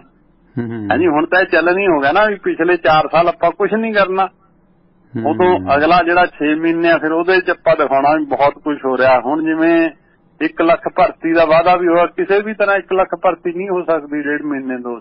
ਇਹ ਸਭ ਜਿਹੜੀ ਗੱਲ ਕਹਿਣ ਦੀ ਹੈ। ਬਹੁਤ ਸਾਰੇ ਜਿਹੜੇ ਹੁਣ ਮੁਲਾਜ਼ਮ ਹੈ ਉਹ 6ਵੇਂ ਪੇ ਕਮਿਸ਼ਨ ਨੂੰ ਲੈ ਕੇ ਉੱਥੇ ਬੈਠੇ, ਧਰਨਾ ਲਾਈ ਬੈਠੇ ਆ, ਰੋਜ਼ ਰੈਲੀਆਂ ਹੋ ਰਹੀਆਂ। ਖੇਤ ਮਜ਼ਦੂਰ ਜਿਹੜੇ ਆ ਉਹ ਆਪਣੇ ਇਸ਼ੂਜ਼ ਨੂੰ ਲੈ ਕੇ ਬੈਠੇ ਆ। ਇਹ ਠੀਕ ਹੈ, ਕੁਛ ਕੰਮ ਹੋਇਆ, ਕੁਛ ਛੋਟਾਂ ਦਿੱਤੀਆਂ, ਉਹ ਛੋਟਾਂ ਚੋਣਾਂ ਦੇ ਮੱਦੇ ਨਜ਼ਰ ਹੀ ਦਿੱਤੀਆਂ ਗਈਆਂ ਨੇ, ਪਰ ਜਿਹੜਾ ਹੈ ਲੇਕਿਨ ਉਹਦੀ ਜਿਹੜੇ ਪੈਸੇ ਆ ਕਿੱਥੋਂ ਆਉਣੇ ਆ, ਤੇ ਜਿਹੜੀ ਨਵੀਂ ਸਰਕਾਰ ਬਣੂਗੀ ਤੇ ਜਿਹੜਾ ਸਾਡਾ ਡੈਫਿਸਿਟ ਹੋਊਗਾ ਜਾਂ ਕਰਜ਼ਾ ਹੋਊਗਾ ਆਉਣ ਵਾਲੇ ਬਜਟ ਦੇ ਵਿੱਚ ਉਹ ਕਿੰਨਾ ਹੋਊਗਾ, ਉਹਦੇ ਬਾਰੇ ਚ ਕੋਈ ਗੱਲ ਨਹੀਂ ਹੋ ਰਹੀ। ਉਹ ਅਕਾਲੀ ਦਲ ਵੀ ਇਸ ਤਰ੍ਹਾਂ ਹੀ ਹੈ, ਜਿਵੇਂ ਸੁਖਬੀਰ ਸਿੰਘ ਬਾਦਲ ਹੋਣੀ ਅਨਾਉਂਸ ਕਰੀ ਜਾਂਦੇ ਆ ਨਾ ਵੀ 400 ਯੂਨਿਟ ਫ੍ਰੀ, 10 ਲੱਖ ਦਾ ਹਰੇਕ ਨੂੰ ਲੋਨ ਦੇ ਦਾਂਗੇ, ਫ੍ਰੀ ਕਰ ਦਿਆਂਗੇ ਸਭ ਦਾ ਇਲਾਜ, ਉਹਦੇ ਲਈ ਪੈਸੇ ਕਿੱਥੋਂ ਲਿਆਉਣੇ ਆ? ਉਹ ਵੀ ਤਾਂ ਨਾਲ ਦੱਸੋ ਨਾ, ਖਰਚਾ ਜਦੋਂ ਦੱਸਦੇ ਹੋ ਤੁਸੀਂ ਉਹਦੇ ਨਾਲ ਪੈਸੇ ਵੀ ਦੱਸਣੇ ਚਾਹੀਦੇ, ਰੋਡ ਮੈਪ ਕੀ ਹੈ। ਉਹ ਪਾਰਟ ਇਸ ਵੇਲੇ ਇਸ ਕਰਕੇ ਬਣਦਾ ਕਿਉਂਕਿ ਚੋਣਾਂ, ਉਹਦੀ ਗੱਲ ਨਹੀਂ, ਉਹਦੀ ਗੱਲ ਉਹ ਰੀਅਲ ਪ੍ਰੋਬਲਮ ਆ, ਉਹ ਅਸਲ ਚ ਸਮੱਸਿਆ। ਫਿਰ ਉਹ ਮਨਪ੍ਰੀਤ ਬਾਦਲ ਵਾਲੀ ਸਟੇਟਮੈਂਟ ਜਿਹੜਾ ਵੀ ਹੋਊਗਾ ਵਿੱਤ ਮੰਤਰੀ ਹੀ ਹੋਊਗਾ, ਖਜ਼ਾਨਾ ਖਾਲੀ ਹੈ। ਜੀ ਦੂਜੇ ਪਾਸੇ ਜਿਹੜਾ ਰਾਈਟ ਵਿੰਗ ਬਨਾਮ ਲੈਫਟ ਵਿੰਗ ਕਹਿ ਲਈਏ, ਇਹਨੂੰ ਕੁਛ ਵੀ ਕਹਿ ਲਈਏ, ਕਿ ਦੇਖੋ ਇੱਕ ਪਾਸੇ ਤਾਂ ਅਫਗਾਨ ਜਿਹੜੇ ਜਿਨ੍ਹਾਂ ਦਾ ਗੁੜਤੀ ਜਿਨ੍ਹਾਂ ਨੂੰ ਯੁੱਧ ਦੀ ਮਿਲਦੀ ਹੈ, ਉੱਥੋਂ ਦੇ ਜਿਹੜੇ ਹਾਲਾਤ ਨੇ ਅਫਗਾਨਿਸਤਾਨ ਦੇ, ਉਹਨਾਂ ਦੇ ਤਾਲਿਬਾਨ ਦੇ ਵਿਦੇਸ਼ ਮੰਤਰੀ ਨੇ ਕਹਿ ਦਿੱਤਾ ਕਿ ਅਸੀਂ ਕਿਸੇ ਵੀ ਹਾਲਤ ਦੇ ਵਿੱਚ ਭਾਰਤ ਨਾਲ ਸੰਘਰਸ਼ ਨਹੀਂ ਕਰਨਾ ਚਾਹੁੰਦੇ। ਯਾਨੀ ਕਿ ਤਾਲਿਬਾਨ ਦੇ ਕਬਜ਼ੇ ਤੋਂ ਬਾਅਦ ਇਹ ਕਿਆਸ ਰਾਈਆਂ ਸੀ ਕਿ ਤਾਲਿਬਾਨ ਆ ਕੇ ਪਤਾ ਨਹੀਂ ਕੀ ਕਰ ਦੇਗਾ, ਹਊਆ ਖੜਾ ਕੀਤਾ ਸੀ, ਪਰ ਹੁਣ ਤਾਲਿਬਾਨ ਦੇ ਵਿਦੇਸ਼ ਮੰਤਰੀ ਨੇ ਸਪਸ਼ਟ ਵੀ ਕੀਤਾ, ਬਲਕਿ ਉਹਨਾਂ ਦੀ ਤਰਫੋਂ ਤਾਂ ਜਿਹੜੇ ਵਪਾਰ ਦੇ ਟਰੱਕ ਨੇ ਉਹ 70-80 ਟਰੱਕ ਰੋਜ਼ ਆ ਰਹੇ ਨੇ, ਪਰ ਵਿੱਚ ਪਾਕਿਸਤਾਨ ਅੜਿੱਕਾ ਡਾ ਰਿਹਾ, ਉਹ ਜਿਹੜਾ ਹੈਗਾ ਭਾਰਤੀ ਵਪਾਰ ਨੂੰ, ਭਾਰਤੀ ਸਮਾਨ ਨੂੰ ਅਫਗਾਨਿਸਤਾਨ ਭੇਜਣ ਦੇ ਵਿੱਚ ਦਿੱਕਤ ਪੈਦਾ ਕਰ ਰਿਹਾ, ਰੋਡ ਰਸਤਾ ਨਹੀਂ ਦੇ ਰਿਹਾ। ਤਾਲਿਬਾਨ ਦੇ ਵਿਦੇਸ਼ ਮੰਤਰੀ ਦਾ ਇਹ ਸਪਸ਼ਟ ਬਿਆਨ BBC ਨੂੰ ਦੇਣਾ ਕਿ ਅਸੀਂ ਭਾਰਤ ਨਾਲ ਕਿਸੇ ਵੀ ਕਿਸਮ ਦਾ ਸੰਘਰਸ਼ ਨਹੀਂ ਚਾਹੁੰਦੇ, ਅਸੀਂ ਆਪਣੀਆਂ ਨੀਤੀਆਂ ਤੇ ਬਦਲਾਅ ਕੀਤਾ, ਅਸੀਂ ਕਾਇਮ ਕੀਤਾ। ਹੁਣ ਉਧਰ ਦੂਸਰੇ ਪਾਸੇ ਤੁਸੀਂ ਵੇਖੋ ਕਿ ਮਨੀਪੁਰ ਦੇ ਵਿੱਚ ਜੋ ਕੁਝ ਹਮਲਾ ਹੋਇਆ, ਕੁਝ ਗਰੁੱਪਾਂ ਤੇ ਹਮਲਾ ਹੋਇਆ, ਜਿਹੜੇ ਅਸਾਮ ਰਾਈਫਲ ਦੇ ਜਵਾਨਾਂ ਦੀ ਜਾਨ ਗਈ, ਅਧਿਕਾਰੀਆਂ ਦੀ। ਉਧਰ ਅੱਜ ਫਿਰ 3 ਦੇ ਕਰੀਬ ਜਿਹੜੇ ਨੇ ਉਸ ਖਿੱਤੇ ਦੇ ਜਿਹੜੇ ਲੋਕ ਸੀਗੇ, ਦਹਿਸ਼ਤਗਰਦ ਸੀਗੇ, ਉਹਨਾਂ ਦਾ ਖਾਤਮਾ ਕੀਤਾ ਗਿਆ ਪੁਲਿਸ ਨਾਲ ਹੋਈ ਮੁੱਠਭੇੜ ਤੋਂ ਬਾਅਦ। ਤੇ ਨਕਸਲੀ ਆਗੂ ਤੇਲ ਤੁੰਬੜੇ ਉੱਘੇ ਆਗੂ ਸਨ, ਉਹਨਾਂ ਦਾ ਜਿਹੜਾ ਗੜ੍ਹਚਰੌਲੀ ਦੇ ਇੱਕ ਐਨਕਾਊਂਟਰ ਦੇ ਵਿੱਚ ਮਾਰਿਆ ਜਾਣਾ, ਮਿਲਨ ਤੇਲ ਤੁੰਬੜੇ ਦਾ ਮਾਰਿਆ ਜਾਣਾ, ਮਹਾਰਾਸ਼ਟਰ, ਮੱਧ ਪ੍ਰਦੇਸ਼, ਛੱਤੀਸਗੜ੍ਹ ਜ਼ੋਨ ਦੇ ਵਿੱਚ ਮਾਓਵਾਦੀ ਲਹਿਰ ਨੂੰ ਇੱਕ ਵੱਡਾ ਝਟਕਾ ਹੈ। ਦੂਜੇ ਬੰਨੇ ਪ੍ਰਧਾਨ ਮੰਤਰੀ ਸਾਹਿਬ ਬਿਰਸਾ ਮੁੰਡਾ, ਜਿਹੜਾ ਜਨਜਾਤੀ ਆਦੀਵਾਸੀ ਸਮਾਜ ਦਾ ਲੋਕ ਨਾਇਕ ਹੈ, ਉਹਦੀ ਯਾਦ ਦੇ ਵਿੱਚ ਅੱਜ ਸਮਾਗਮ ਦਾ ਜਿਹੜਾ ਇੱਕ ਸੰਗ੍ਰਹਾਲਿਆ ਦਾ ਇੱਕ ਉਦਘਾਟਨ ਕਰਦੇ ਨੇ। ਤੇ ਇਹ ਜਿਹੜਾ ਸਿਲਸਿਲਾ ਚੱਲ ਰਿਹਾ, ਬੀਜੇਪੀ ਕਈ ਫਰੰਟ ਤੇ ਇਕੱਠਿਆਂ ਲੜ ਰਹੀ ਹੈ। ਹਿੰਦੂ ਬਨਾਮ ਹਿੰਦੂਤਵ, ਇਹਦੇ ਵਿੱਚ ਫਰਕ ਹੈ। ਹੁਣ ਜਿਹੜੀ ਸਲਮਾਨ ਖੁਰਸ਼ੀਦ ਨੇ ਅਯੁੱਧਿਆ ਕਿਤਾਬ ਲਿਖੀ ਹੈ, ਉਹ ਗੱਲ ਇਹੀ ਹੈ ਕਿ ਭਾਰਤ ਦੀ ਗਾਂ ਦੁੱਧ ਨਹੀਂ ਦਿੰਦੀ, ਵੋਟਾਂ ਦਿੰਦੀ ਹੈ। ਸ਼੍ਰੀ ਰਾਮ ਦੇ ਨਾਂ ਤੇ ਰਿਲਾਇੰਸ ਦਾ ਰਾਜ ਹੋ ਰਿਹਾ, ਕੋਈ ਦੋਰਾਵਾਂ ਨਹੀਂ ਹੈ, ਕਿਉਂਕਿ ਤੁਸੀਂ ਪਿਛਲੇ ਦਿਨੀ ਅੰਕੜੇ ਸਾਡੇ ਨਾਲੋਂ ਬਿਹਤਰ ਜਾਣਦੇ ਹੋ ਕਿ ਕਿਸ ਤਰ੍ਹਾਂ ਅਡਾਨੀਆਂ ਦੀ ਜਿਹੜੀ ਜਾਇਦਾਦ ਸੀ ਉਹ ਵਿਸ਼ਵ ਦੇ 24ਵੇਂ ਰੈਂਕ ਤੇ ਸੀ, ਅਮੀਰਾਂ ਚੋਂ 14ਵੇਂ ਰੈਂਕ ਤੇ ਆ ਗਿਆ। ਇਸੇ ਦੌਰਾਨ ਸਲਮਾਨ ਖੁਰਸ਼ੀਦ ਨੇ ਇੱਕ ਜਿਹੜੀ ਕਿਤਾਬ ਲਿਖੀ ਸੀ ਅਯੁੱਧਿਆ, ਜਿਸ ਦੇ ਵਿੱਚ ਉਹਨਾਂ ਨੇ ਹਿੰਦੂਤਵ ਨੂੰ, ਖਾਸ ਕਰਕੇ RSS ਨੂੰ ਬੋਕੋ ਹਰਮ ਦੇ ਨਾਲ, IS ਕੱਟੜ ਦਹਿਸ਼ਤਗਰਦਾਂ ਦੇ ਨਾਲ ਜੋੜ ਦਿੱਤਾ। ਉਸ ਕਿਤਾਬ ਨੂੰ ਲੈ ਕੇ ਜੋ ਵਿਰੋਧ ਹੋ ਰਿਹਾ ਕਾਂਗਰਸ ਪਾਰਟੀ ਦਾ, ਖਾਸ ਕਰਕੇ ਉਹਦੇ 'ਚ ਕਾਂਗਰਸ ਪਾਰਟੀ ਪੂਰੀ ਉਹਦੀ ਪਿੱਠ ਤੇ ਹੈ, ਈਵਨ PDP ਵਰਗੀਆਂ ਪਾਰਟੀਆਂ ਸਪੋਰਟ ਕਰ ਰਹੀਆਂ ਨੇ ਸਲਮਾਨ ਖੁਰਸ਼ੀਦ ਦੀ। ਇਸ ਨੂੰ BJP ਹਿੰਦੂ ਧਰਮ ਤੇ ਹਮਲਾ ਕਰਾ ਰਹੀ ਹੈ। ਤੇ ਅੱਜ ਜਿਹੜਾ ਨੈਣੀਤਾਲ ਦੇ ਵਿੱਚ, ਉੱਤਰਾਖੰਡ ਦੇ ਵਿੱਚ ਸਲਮਾਨ ਖੁਰਸ਼ੀਦ ਦੇ ਘਰ ਤੇ ਹਮਲਾ ਕੀਤਾ ਗਿਆ, ਘਰ ਦੇ ਬਾਹਰ ਅੱਗ ਲਾ ਦਿੱਤੀ ਗਈ। ਇਸ ਤਰ੍ਹਾਂ ਦੇ ਹਾਲਾਤ ਬਣ ਰਹੇ ਨੇ। ਤੇ ਡਾਕਟਰ ਸਾਹਿਬ, ਇਹ ਜਿਹੜੀ ਰਾਜਨੀਤੀ ਹੈ, ਕੁਛ ਮੈਂ ਇੱਕ ਰਿਪੋਰਟਾਂ ਪੜ੍ਹੀਆਂ ਸੀ ਛੱਤੀਸਗੜ੍ਹ ਦੇ ਵਿੱਚ ਜਾਂ ਹੋਰ, ਉੱਥੇ ਬਹੁਤ ਸਾਰੀਆਂ ਜਿਹੜੀਆਂ ਮੂਰਤੀਆਂ ਪ੍ਰਗਟ ਹੋ ਰਹੀਆਂ ਨੇ ਸ਼੍ਰੀ ਹਨੂਮਾਨ ਜੀ ਦੀਆਂ, ਕਿ ਪ੍ਰਾਤਨ ਮੂਰਤੀ ਪ੍ਰਗਟ ਹੋ ਗਈ, ਇੱਥੇ ਮੰਦਿਰ ਬਣਾ ਦਿਓ।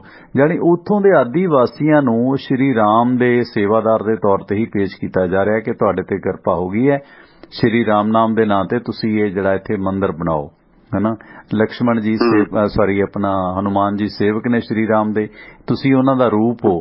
ਕਿਉਂਕਿ ਇੱਕ ਦੋ ਤਾਂ BJP ਨੇਤਾ ਨੇ ਪਹਿਲਾਂ ਤਾਂ ਕਹਿ ਹੀ ਦਿੱਤਾ ਸੀ ਕਿ ਹਨੂਮਾਨ ਜੀ ਜੱਟ ਸੀਗੇ, ਫਿਰ ਇੱਕ ਕਹਿੰਦੇ ਜੀ ਉਹ ਆਦੀਵਾਸੀ ਸੀ। ਜਾਣੀ ਉਸ ਵਰਗ ਨੂੰ ਆਪਣੇ ਨਾਲ ਜੋੜਨ ਦੀ ਕਵਾਇਦ ਦੇ ਵਿੱਚ ਇਹ ਸਾਰਾ ਕੁਝ ਹੋ ਰਿਹਾ।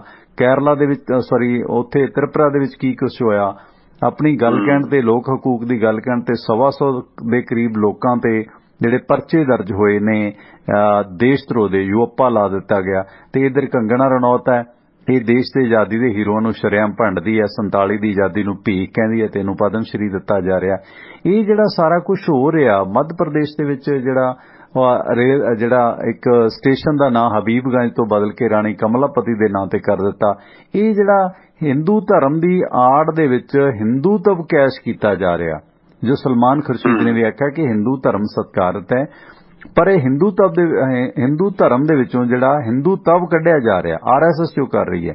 ਕੀ ਵੇਖਦੇ ਹੋ ਇਸ ਰਣਨੀਤੀ ਨੂੰ? ਜੀ ਦੇਖੋ, ਪਹਿਲੀ ਗੱਲ ਤਾਂ ਸਲਮਾਨ ਖੁਰਸ਼ੀਦ ਉਹਨਾਂ ਦੀ ਠੀਕ ਹੈ, ਬਹੁਤ ਸਾਰੇ ਹੋਰ ਸਕਾਲਰਾਂ ਨੇ ਵੀ ਇਸ ਗੱਲ ਨੂੰ ਕਿਹਾ ਵੀ ਹਿੰਦੂਇਜ਼ਮ ਜਿਹੜਾ ਉਹ ਹਿੰਦੂਤਵਾ ਨਹੀਂ ਹੈ, ਦੋਵਾਂ 'ਚ ਫਰਕ ਹੈ।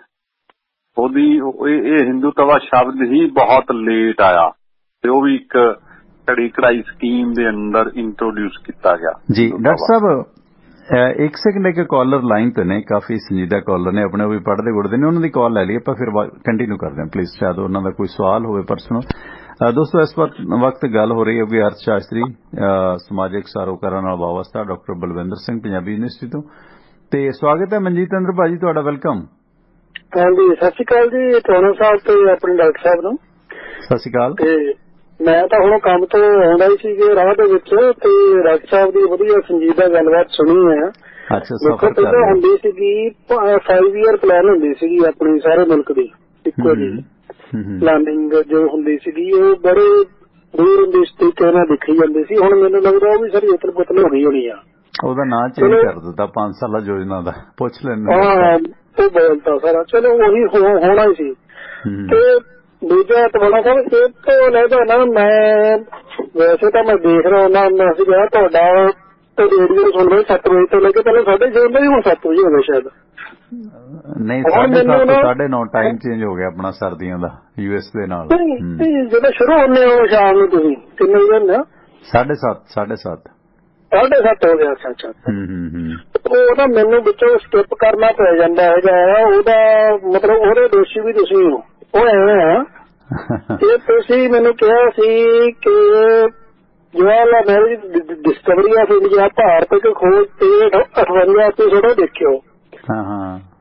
ਉਹ ਮੈਂ ਦੇਖਣ ਲੱਗ ਪਿਆ ਤੇ ਟਵਾਣਾ ਸਾਹਿਬ ਮੈਨੂੰ ਇੰਨੀ ਲੱਤ ਲੱਗ ਗਈ ਨਾ।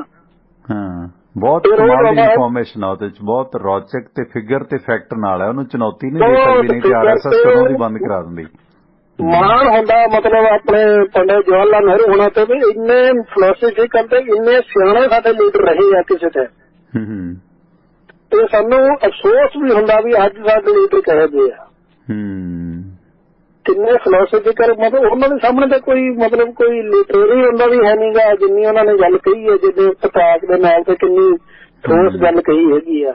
ਮੈਂ ਇਹ ਕਹਿੰਦਾ ਕਿ ਜਿੰਨੇ ਜਵਾਹਰ ਲਾਲ ਨਹਿਰੂ ਉਹਨਾਂ ਦੀ ਨੌਲੇਜ, ਉਹਨਾਂ ਦੀ ਕਹਿਣ ਦੀ ਸਮਰੱਥਾ ਸੀਗੀ, ਮਨਮੋਹਨ ਸਿੰਘ ਕੋਲੇ ਉਹਨਾਂ ਦਾ 15% ਸੀ, ਤੇ ਆਪਣੇ ਅੱਜ ਦੇ ਜਿਹੜੇ ਹੈਗੇ 56 ਇੰਚ ਵਾਲੇ ਉਹਨਾਂ ਕੋਲ 15% ਆ ਉਹਦਾ ਜੀ। ਤੇ ਨਹਿਰੂ ਸਾਹਿਬ ਆਪਣੇ ਗਾਂਧੀ ਜੀ ਜਿਨ੍ਹਾਂ ਦੀ ਕਿ ਤੁਸੀਂ ਕਹਿੰਦੇ ਹੋ ਕਿ ਪਰਤਨੇ ਦਾ ਉਹ ਬੜਾ ਨਿਰਾਦਰ ਕੀਤਾ ਗਿਆ ਤੇਲਗੇ ਦੇ ਵਿੱਚ, ਮਤਲਬ ਇਹ ਸਾਰਾ ਇਹਨਾਂ ਦਾ ਯੋਜਨਾਬੱਧ ਤਰੀਕਾ ਹੈਗਾ ਇਤਿਹਾਸ ਨੂੰ ਆਪਣੇ। ਮਨਜੀਤ ਇੰਦਰ ਸਿੰਘ ਜੀ, ਇਹ ਜਿਹੜਾ ਡਿਸਕਵਰੀ ਆਫ ਇੰਡੀਆ, ਜਿਹੜੀ ਭਾਰਤ ਇੱਕ ਖੋਜ ਸੀਰੀਅਲ ਬਣੇ ਸੀਗੇ ਸ਼ਿਆਮ ਬੈਨੇਗਲ ਦੇ, ਇਹ ਤਾਂ ਦੂਰਦਰਸ਼ਨ ਤੇ ਵੀ ਚੱਲੇ ਸੀ, ਤੁਸੀਂ ਸ਼ਾਇਦ ਉਦੋਂ ਮਿਸ ਕੀਤੇ। ਉਹੀ ਦੇਖ ਰਿਹਾ ਜੀ, ਮੈਂ ਉਹੀ ਦੇਖ ਰਿਹਾ। ਨਹੀਂ, ਉਦੋਂ ਦੂਰਦਰਸ਼ਨ ਤੇ ਨਹੀਂ ਦੇਖੇ ਤੁਸੀਂ? ਇਹ ਮੇਰੇ ਖਿਆਲ 80 ਦੇ ਦਹਾਕੇ ਚ ਆਏ ਸੀ। ਹਾਂ, ਮੈਂ ਦੇਖਿਆ ਉਦੋਂ, ਆਪਾਂ ਕਦੇ ਉਦੋਂ ਉਮਰ ਛੋਟੀ ਹੁੰਦੀ ਸੀ, ਇੰਟਰਸਟ ਨਹੀਂ ਹੁੰਦਾ ਸੀ ਇੰਨਾ ਵੀ ਕੀ ਹੋ ਰਿਹਾ, ਦੇਖ ਲੈਂਦੇ ਹੁੰਦੇ ਸੀਗੇ ਕਿਉਂਕਿ ਉਦੋਂ ਹੀ ਇਹ ਸੀਗਾ, ਪਰ ਇੰਟਰਸਟ ਘੱਟ ਹੁੰਦਾ ਸੀ। ਹੁਣ ਪਤਾ ਲੱਗਦਾ ਕਿ ਕਿੰਨੇ ਡੂੰਘੇ ਤਰੀਕੇ ਨਾਲ ਉਹਨਾਂ ਨੇ ਸਾਰੀ ਚੀਜ਼ ਦੱਸੀ ਆ। ਬਹੁਤ ਮਾਨਵਤਾਵਾਦੀ ਉਹਦੇ ਚ ਗੱਲ ਹਾਈਲਾਈਟ ਕੀਤੀ ਗਈ ਹੈ, ਫਿਲਮਾਂਕਣ, ਸਾਰੀ ਹਿਸਟਰੀ ਕੇ ਸਾਰਾ ਸਿਸਟਮ ਦੇਸ਼ ਦਾ, ਇਸ ਖਿੱਤੇ ਦਾ ਬਣਿਆ ਕਿਵੇਂ, ਉਹਦੇ ਚ ਇਹ ਹੈ। ਉਹ ਮੈਂ ਅਕਸਰ ਇੱਕ ਗੱਲ ਦਾ ਜ਼ਿਕਰ ਕਰਦਾ ਹੁੰਦਾ ਕਿ ਜਦੋਂ ਤੁਸੀਂ ਜਿਹੜਾ ਇਹ ਪੰਜਾਬ ਦਾ ਸਾਰਾ ਖਾਲਿਸਤਾਨ ਦਾ ਘਟਨਾਕ੍ਰਮ ਸੀ ਨਾ, ਉਹ ਸਾਡੇ ਦੇ ਲੋਕੀ ਸਿੱਖ ਉਹੀ ਕਹੇ ਜਾਂਦੇ ਆ, ਨਹੀਂ ਜੀ ਅਸੀਂ ਹਕੂਕ ਲਈ ਲੜਾਈ ਲੜਿਆ। ਇਹ ਅਸਲ ਦੇ ਵਿੱਚ ਜਿਹੜੀ ਕਹਾਣੀ ਨਿਕਲਦੀ ਹੈ ਨਾ ਮਨਜੀਤ ਇੰਦਰ ਸਿੰਘ ਜੀ, ਜੋ ਮੈਂ ਸਟੱਡੀ ਕੀਤਾ, ਹਾਲਾਂਕਿ ਇਹ ਗੱਲ ਬੜੀ ਗੰਭੀਰ ਹੈ, ਕਹਿਣੀ ਬਹੁਤ ਨੁਕਸਾਨਦਾਇਕ ਹੋ ਵੀ ਸਕਦੀ ਹੈ, ਕੋਈ ਗੱਲ ਨਹੀਂ। ਅਸਲ ਵਿੱਚ ਜਿਹੜਾ ਜੋ ਹਿੰਦੂਤਵ ਦਾ ਫਲਸਫਾ ਹੈ, ਜਿਹੜਾ RSS ਚੱਕ ਰਹੀ ਹੈ ਜਾਂ ਜਿਹੜਾ ਮਨੂਵਾਦ ਹੈ, ਕਿਉਂਕਿ ਹਿੰਦੂ ਧਰਮ ਬਹੁਤ ਲਿਬਰਲ ਹੈ, ਸਨਾਤਨ ਧਰਮ, ਪਰ ਇਹਦੇ ਵਿੱਚ ਬ੍ਰਾਹਮਣ ਨੇ ਜਿਸ ਤਰ੍ਹਾਂ ਆਪਣੇ ਵਫਾਦ ਦੇ ਵਾਸਤੇ ਪੂਜਾ ਬਾੜੀ ਮਨੂਵਾਦ ਨੇ ਜੋ ਫਲਸਫਾ ਪੈਦਾ ਕੀਤਾ ਜਾਂ ਮਫਾਦ ਪੈਦਾ ਹੋਇਆ, ਉਸ ਨੇ ਸਮਾਜ ਨੂੰ ਵੰਡਿਆ 4 ਵਰਨਾਂ 'ਚ, ਜਿਹਦਾ ਖਮਿਆਜਾ ਅਸੀਂ ਰਹਿੰਦੀ ਦੁਨੀਆ ਤੱਕ ਭੁਗਤਾਂਗੇ ਭਾਰਤ ਵਾਲੇ। ਉਸੇ ਆਧਾਰ ਤੇ ਸਾਨੂੰ ਜਾਤ ਆਧਾਰਿਤ ਜਿਹੜਾ ਹੈਗਾ ਵੰਡਿਆ ਫਿਰ ਮੁੜ ਕੇ ਗੋਰਿਆਂ ਨੇ। ਉਹਦੇ 'ਚ ਜਿਹੜੀ ਗੱਲ ਨਿਕਲਦੀ ਹੈ ਕਿ ਜਿਹੜਾ ਸਿੱਖ ਫਲਸਫਾ, ਗੁਰੂ ਨਾਨਕ ਸਾਹਿਬ ਦਾ ਫਲਸਫਾ ਕਿ ਜਾਤ ਪਾਤ ਜਿਹੜੀ ਖਤਮ ਹੋਣੀ ਚਾਹੀਦੀ ਹੈ, ਉਸੇ ਗੱਲ ਨੂੰ ਜਿਹੜਾ ਹੈਗਾ ਨਹਿਰੂ ਨੇ ਵੀ ਆਪਣੀ ਕਿਤਾਬ 'ਚ ਹਾਈਲਾਈਟ ਕੀਤਾ। ਉਹ ਵੀ ਭਾਵੇਂ ਪੰਡਤ ਸੀ ਪਰ ਉਸੇ ਫਲਸਫੇ ਤੇ ਦੁਨੀਆ ਦਾ ਵਾਹਦ ਲੀਡਰ ਹੈ ਜਿਹਨੇ ਇੰਨੀ ਧੜੱਲੇ ਨਾਲ ਉਹ ਗੱਲ ਲਿਖੀ ਤੇ ਉਹਦਾ ਫਿਲਮਾਂਕਣ ਹੋਇਆ ਤੇ ਦੂਰਦਰਸ਼ਨ ਤੇ ਉਹ ਟੈਲੀਕਾਸਟ ਹੋਇਆ ਕਿ ਕਿਵੇਂ ਇੱਕ ਬ੍ਰਾਹਮਣ ਦੇ ਕਹਿਣ ਤੇ ਕਿ ਉਹਦਾ ਪੁੱਤ ਮਰ ਗਿਆ ਤੇ ਉਹਨੇ ਦੋਸ਼ ਲਾਇਆ ਕਿ ਸ਼੍ਰੀ ਰਾਮ ਕੋਲ ਜਾ ਕੇ, ਮਰਿਆਦਾ ਪੁਰਸ਼ੋਤਮ ਰਾਮ ਕੋਲ, ਕਿ ਇੱਕ ਦਲਿਤ ਸ਼ੰਭੂਕ ਰਿਸ਼ੀ ਰੱਬ ਦਾ ਨਾਂ ਜਪਦਾ। ਸ਼੍ਰੀ ਰਾਮ ਬੜੇ ਪ੍ਰਭਾਵਿਤ ਹੋਏ, ਪਰ ਜਦੋਂ ਜਾਤ ਪੁੱਛੀ ਕਿ ਦਲਿਤ ਹੈ ਤੇ ਫਿਰ ਕਹਿੰਦੇ ਦਲਿਤ ਨੂੰ ਤਾਂ ਰੱਬ ਦਾ ਨਾਂ ਲੈਣ ਦਾ ਅਧਿਕਾਰ ਹੀ ਨਹੀਂ, ਤੇ ਸ਼੍ਰੀ ਰਾਮ ਤੋਂ ਉਹ ਸ਼ੰਭੂਕ ਰਿਸ਼ੀ ਕਤਲ ਕਰਵਾਇਆ ਬ੍ਰਾਹਮਣ ਨੇ। ਤੁਸੀਂ ਵੇਖੋ ਕਿ ਐਡਾ ਮਤਲਬ ਘਾਤਕ ਏਜੰਡਾ ਸੀਗਾ। ਸੋ ਜਦੋਂ RSS ਨੇ ਵੇਖਿਆ ਕਿ ਜਿੰਨੀ ਦੇਰ, ਕਿਉਂਕਿ ਨਹਿਰੂ ਦਾ ਭਾਵੇਂ ਵੋਟ ਬੈਂਕ ਕਹਿ ਲਈਏ ਆਪਾਂ, ਕੁਝ ਵੀ ਕਹਿ ਲਈਏ, ਉਹਨੇ ਉਹਨਾਂ ਪੀੜਤ ਅਨੁਸੂਚਿਤ ਲੋਕਾਂ ਦੇ ਆਧਾਰ ਤੇ ਆਪਣਾ ਸਿਆਸਤ ਕਾਇਮ ਕੀਤੀ।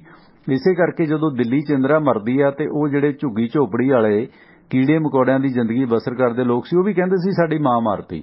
ਕਾਂਗਰਸ ਨੂੰ ਸਮਰਪਿਤ ਲੋਕ ਸੀਗੇ ਉਹ, ਪਰ ਉਹ ਸਮਝੇ ਨਹੀਂ ਕਿ ਪਲੈਨਿੰਗ ਕੀ ਹੋਈ ਹੈ। ਜਦੋਂ ਐਮਰਜੈਂਸੀ ਲੱਗੀ 75 ਦੇ ਵਿੱਚ, ਡਾਕਟਰ ਸਾਹਿਬ ਹੋਰੀ ਬਿਹਤਰ ਜਾਣਦੇ ਨੇ, ਤਾਂ ਉਦੋਂ ਮੋਦੀ ਸਾਹਿਬ ਇੱਥੇ ਭੇਸ ਬਦਲ ਕੇ ਵਿਚਰਦੇ ਰਹੇ। ਉਹਨਾਂ ਨੇ ਵੇਖਿਆ ਕਿ ਜਿਹੜੀ ਸਿੱਖ ਕੌਮ ਹੈ, ਅਗਰੈਸਿਵ ਕੌਮ ਹੈ, ਜੇ ਇਹ ਕਾਂਗਰਸ ਨਾਲ ਇੱਟ ਖੜੱਕਾ ਕਰਦੀ ਹੈ ਤੇ ਕਾਂਗਰਸ ਨੂੰ ਖਤਮ ਕਰੇਗੀ। ਜਾਣੀ RSS ਹਿੰਦੂਤਵ ਦੇ 2 ਦੁਸ਼ਮਣ, ਇੱਕ ਸਿੱਖੀ ਗੁਰੂ ਨਾਨਕ ਦਾ ਘਰ ਤੇ ਦੂਸਰਾ ਕਾਂਗਰਸ ਨਹਿਰੂ ਦਾ ਫਲਸਫਾ, ਇਹ 2 ਇਹਨਾਂ ਨੂੰ ਆਪਣੇ ਰਾਹ 'ਚ ਰੋੜਾ ਸਮਝਦੇ ਸੀ ਹਮੇਸ਼ਾ। ਸੋ ਉਹਨਾਂ ਦੋਨਾਂ ਨੂੰ ਆਪਸ 'ਚ ਲੜਾਇਆ। ਸਿੱਖ ਬਨਾਮ ਕਾਂਗਰਸ ਦਾ ਜੋ ਵਿਵਾਦ ਖੜਾ ਹੋਇਆ, ਉਹ ਵਿਵਾਦ ਦੇ ਵਿੱਚ ਸਿੱਖਾਂ ਦਾ ਤਾਂ ਕਤਲੇਆਮ ਹੋਇਆ ਹੀ ਹੋਇਆ, ਇੰਦਰਾ ਦਾ ਕਤਲੇਆਮ ਹੋਇਆ, ਇੰਦਰਾ ਦਾ ਕਤਲ ਹੋਇਆ। ਦੋਨੇ ਲੋਕ ਆਪਸ 'ਚ ਲੜ ਕੇ ਮਰ ਰਹੇ ਜਿਹੜੇ ਕਿ ਹਿੰਦੂ ਫਲਸਫੇ ਦੇ, ਹਿੰਦੂਤਵ ਦੇ ਮਨੂਵਾਦ ਫਲਸਫੇ ਦਾ ਵਿਰੋਧ ਕਰਦੇ ਸੀਗੇ। ਉਹ ਆਪਸ 'ਚ ਲੜ ਕੇ ਖਤਮ ਹੋਏ। ਇੰਦਰਾ ਦਾ ਖਤਮ ਹੋਣਾ, ਕਾਂਗਰਸ ਦਾ ਖਤਮ ਹੋਣਾ ਤੇ ਉਸ ਤੋਂ ਬਾਅਦ BJP ਦਾ ਉੱਭਰਨਾ। ਸੋ ਇਹ ਇੱਕ ਅਜਿਹੀ ਰਣਨੀਤੀ ਸੀ ਜਿਸ ਦੇ ਵਿੱਚ ਇਹ ਸਾਰੀ ਕਹਾਣੀ RSS ਨੇ ਪੰਜਾਬ 'ਚ ਆ ਕੇ ਲੜੀ ਤੇ ਉਸ ਦਾ ਫਾਇਦਾ ਇਹ ਹੋਇਆ ਕਿ ਕਾਂਗਰਸ ਖਾਤਮੇ ਤੇ ਗਈ ਇੰਦਰਾ ਦੀ ਮੌਤ ਤੋਂ ਬਾਅਦ ਤੇ ਸਿੱਖ ਸੀ ਜਿਹੜੇ ਉਹ ਵੀ ਖਾਤਮੇ ਤੇ ਗਏ। ਫਾਇਦਾ ਸਿੱਧਾ BJP ਨੂੰ ਮਿਲਿਆ। ਕਾਂਗਰਸ ਦੀ ਇੱਕ ਵੱਡੀ ਲੀਡਰ ਦਾ ਖਾਤਮਾ ਹੋਇਆ, ਕਾਂਗਰਸ ਦਾ ਖਾਤਮਾ ਹੋਣਾ ਉੱਥੋਂ ਸ਼ੁਰੂ ਹੋਇਆ। ਉਸ ਤੋਂ ਬਾਅਦ ਫਿਰ ਜਿਹੜੇ ਸਿੱਖ ਦਾ ਕਤਲੇਆਮ ਹੋਇਆ ਹੀ ਹੋਇਆ। ਸੋ ਇਸ ਕਰਕੇ ਸਾਰੀ ਜਿਹੜੀ ਪੰਜਾਬ ਦੀ ਘਟਨਾਕ੍ਰਮ ਹੈ ਇਹ RSS ਦੇ ਤਾਣੇ ਬਾਣੇ ਦੇ ਅਧੀਨ ਬੁਣਿਆ ਹੋਇਆ ਇੱਕ ਜਾਲ ਸੀ, ਜਿਹਦੇ ਵਿੱਚ ਏਜੰਸੀਆਂ ਵੀ ਸੀ। ਅੱਜ ਉਹੀ ਏਜੰਸੀਆਂ ਦੇ ਪ੍ਰਮੁੱਖ ਲੋਕ ਨੇ ਜਿਨ੍ਹਾਂ ਨੇ ਸਾਰੀ ਖੇਡ ਖੇਡੀ ਜਾਂ ਖੜਵਾਈ, ਅੱਜ ਉਹੀ ਤਾਂ ਚਲਾ ਰਹੇ ਨੇ ਦੇਸ਼ ਨੂੰ।